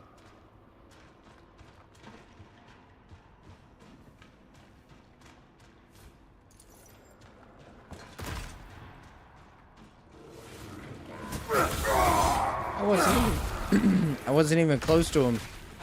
He was attacking.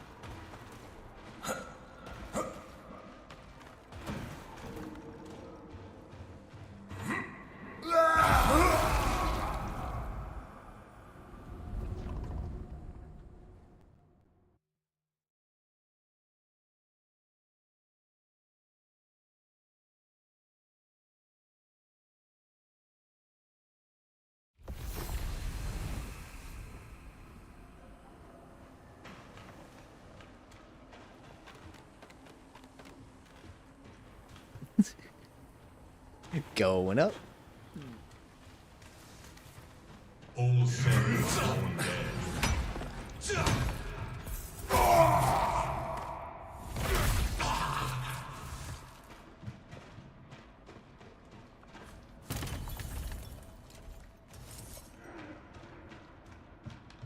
Alright. Sounds good. Hopefully you enjoy your time at the dentist. I don't know. What do you say, people? You know, good luck.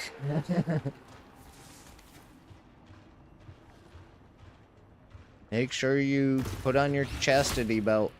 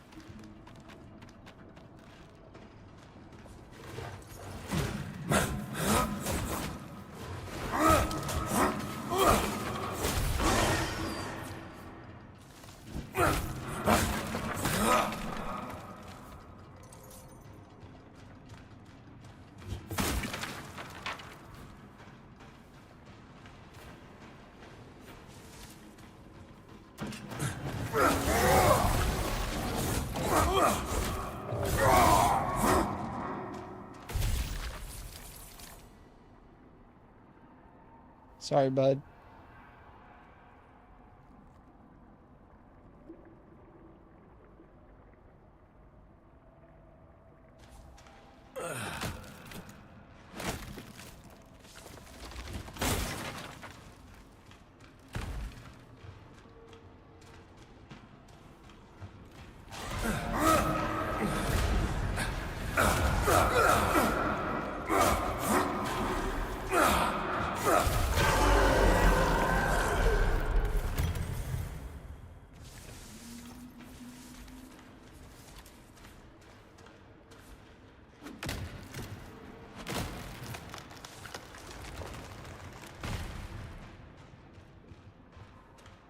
Kind of stinks this area doesn't really have anything going on anymore.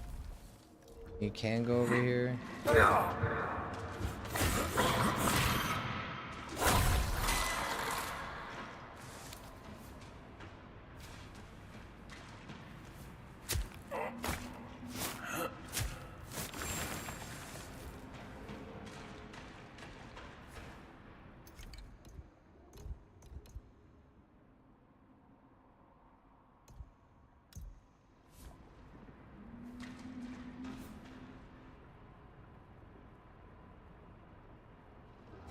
It's even bigger at the top.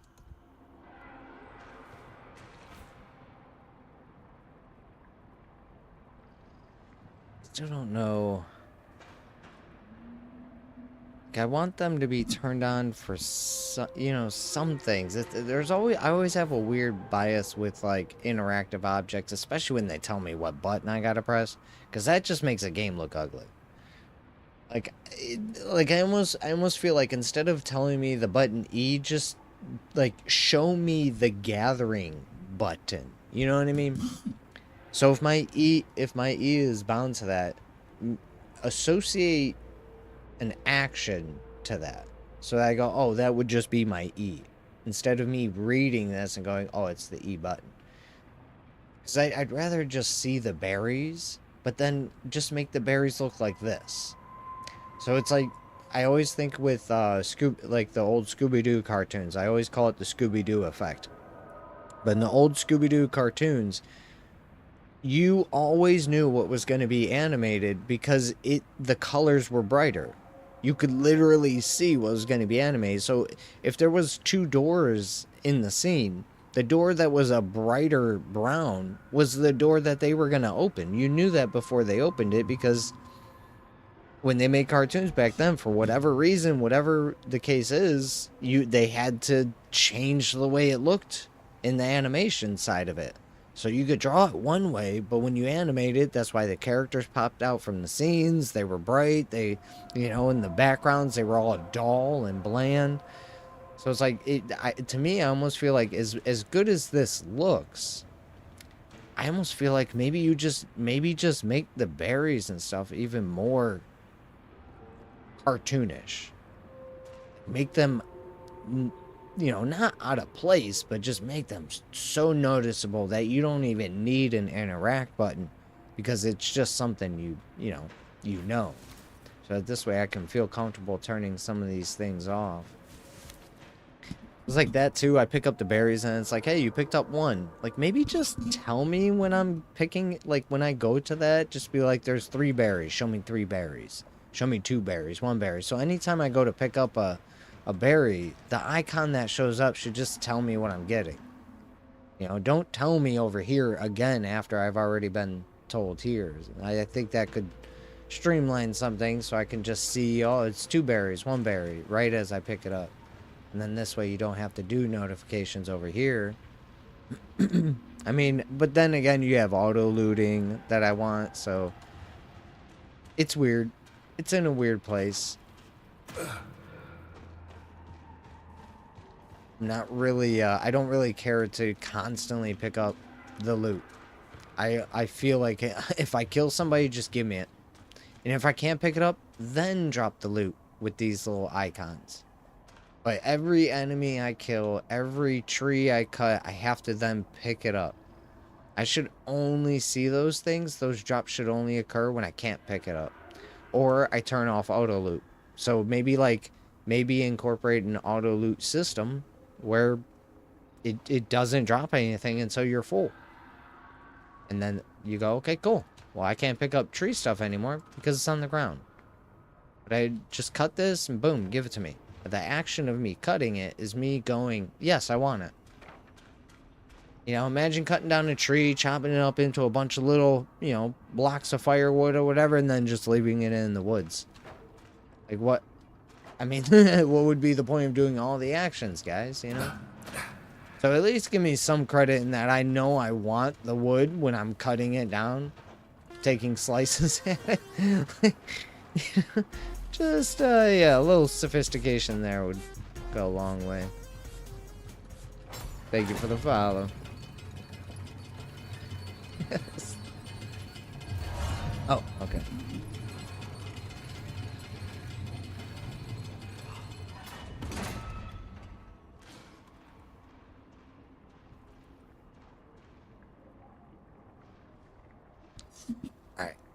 So yeah, we're gonna finish this pestilence area. I'm gonna fight this boss, smack him in the face. And then we're gonna get out of here for tonight. I appreciate the follow. Everybody who's been in here chatting me up. We'll be on tomorrow. Hopefully I'll have some new data. and start testing some stuff here soon.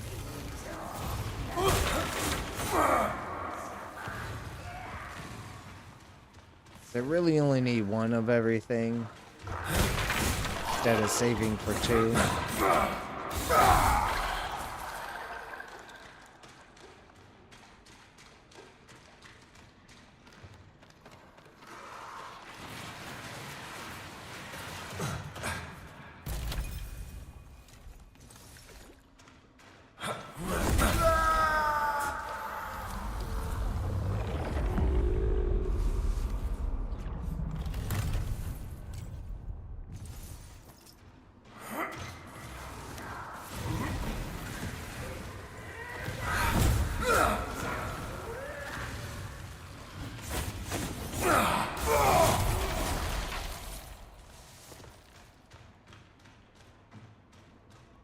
You are but an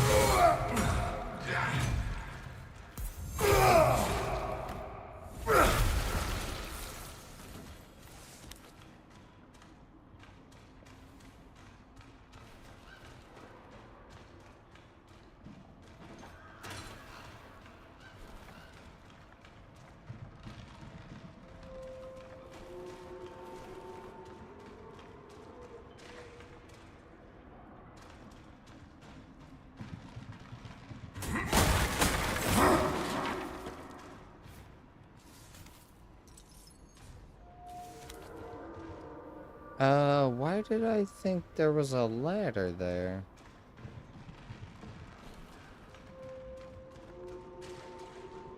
Whoops.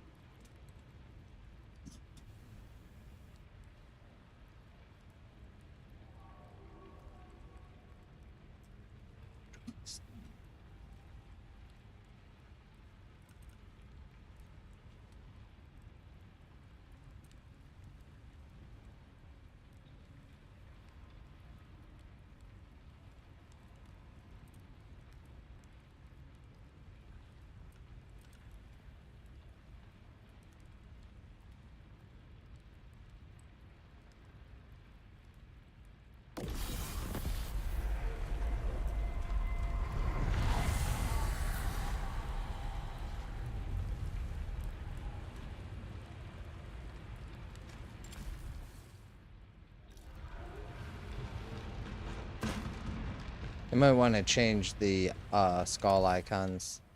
Like this one's mine, and it does blink, but they do kind of look the same. Now this one does look like it has a glow around it, though. Yeah, it's just too minor. So maybe, you know, maybe make that you know, you made the bounties red skulls. Make these like yellow or something, gold.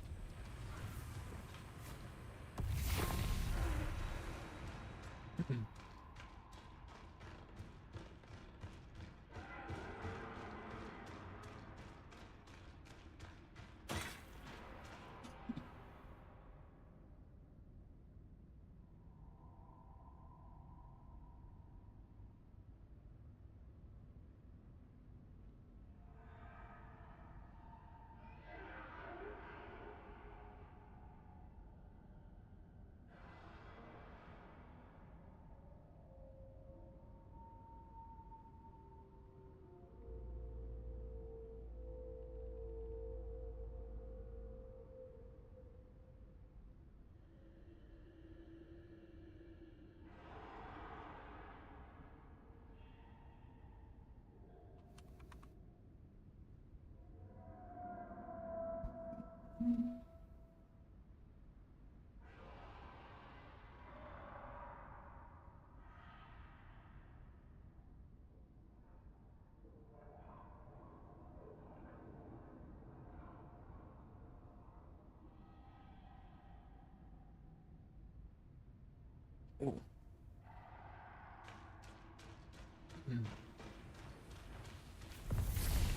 Man.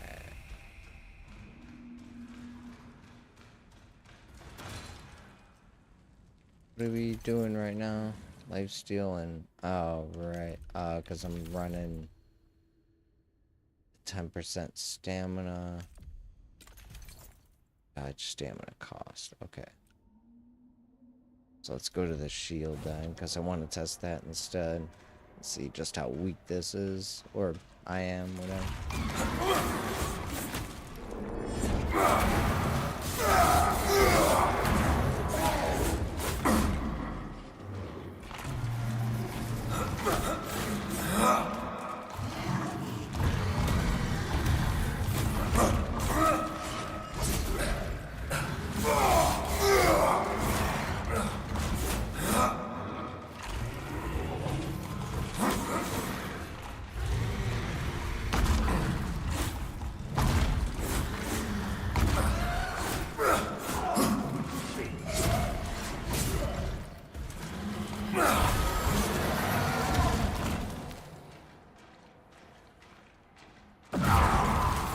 So you do get hit by that.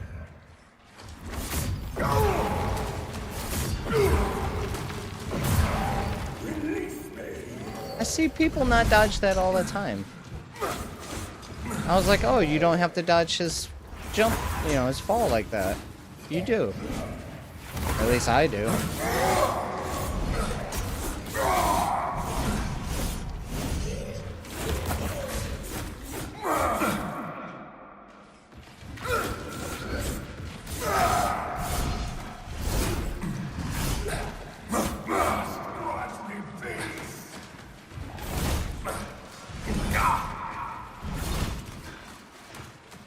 Oh man, I almost messed up.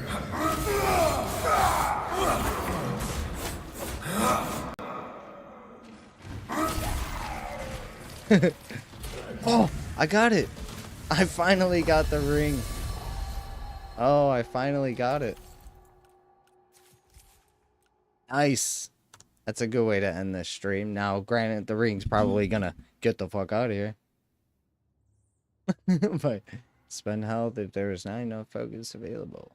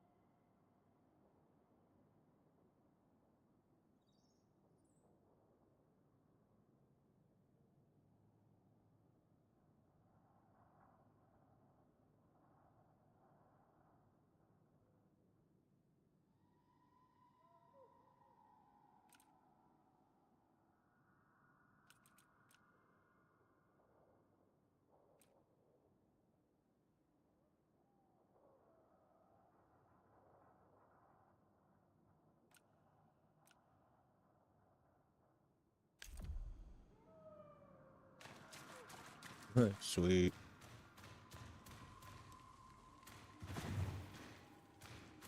Let's go see about maybe just doing...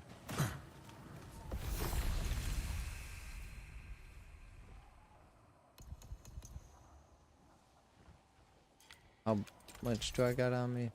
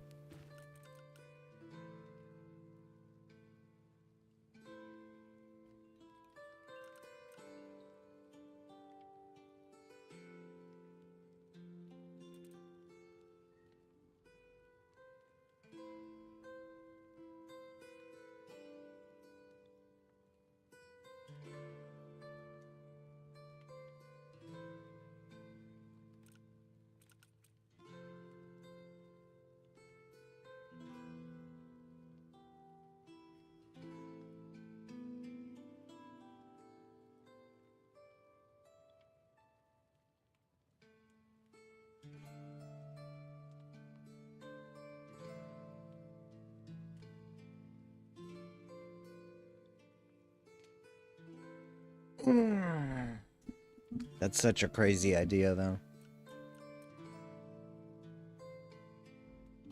Build for focus.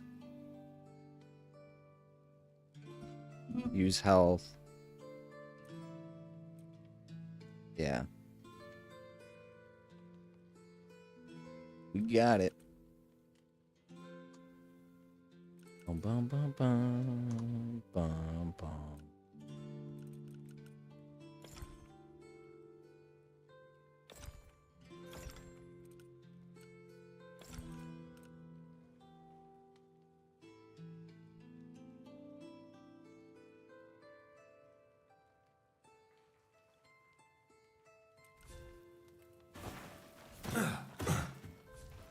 All right. Let's get out of here. I guess we'll just clean this up.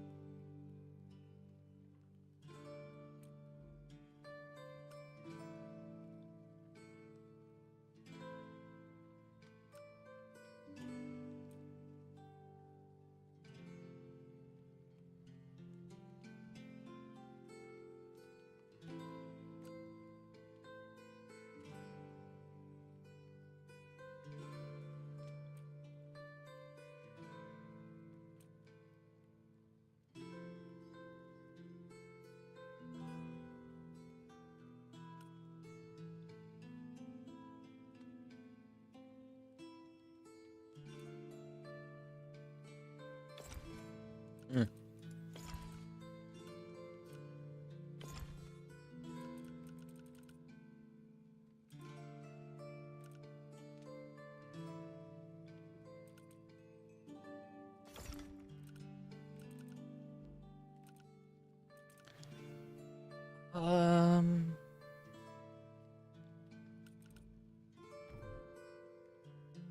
I don't know. Do it. Should I keep?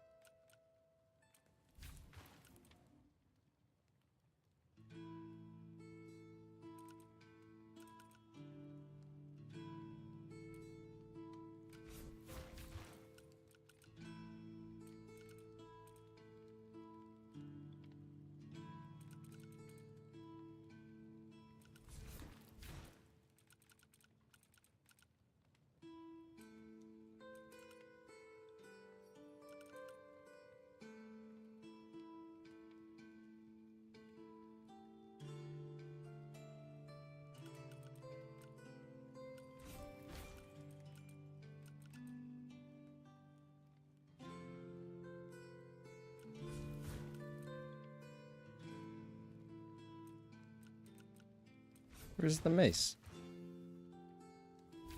What? Okay, am I...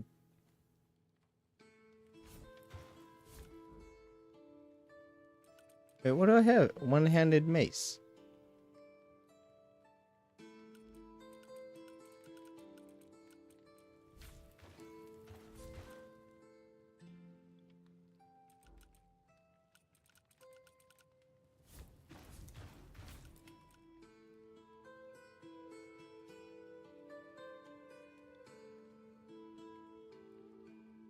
Why am I...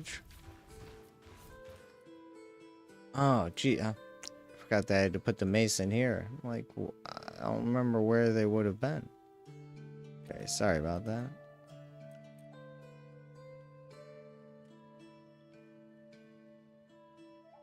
So those are all correct. We gotta...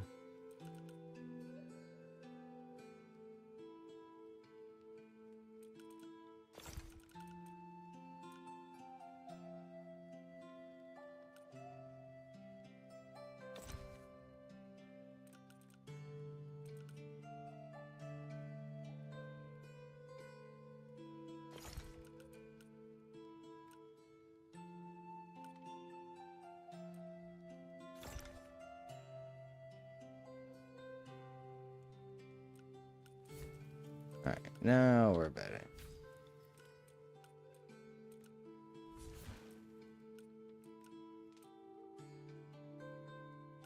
Boom, boom, boom, boom, boom.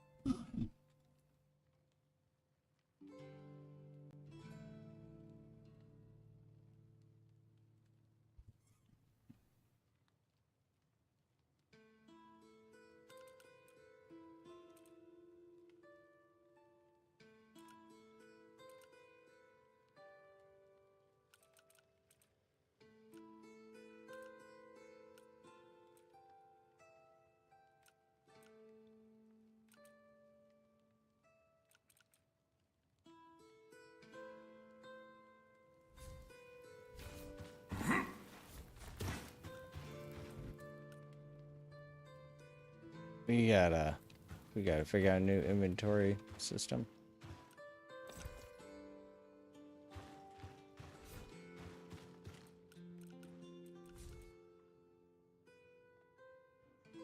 Gee, I don't have room in here either.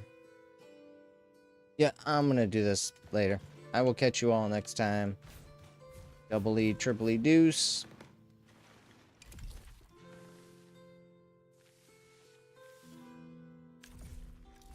Yeah.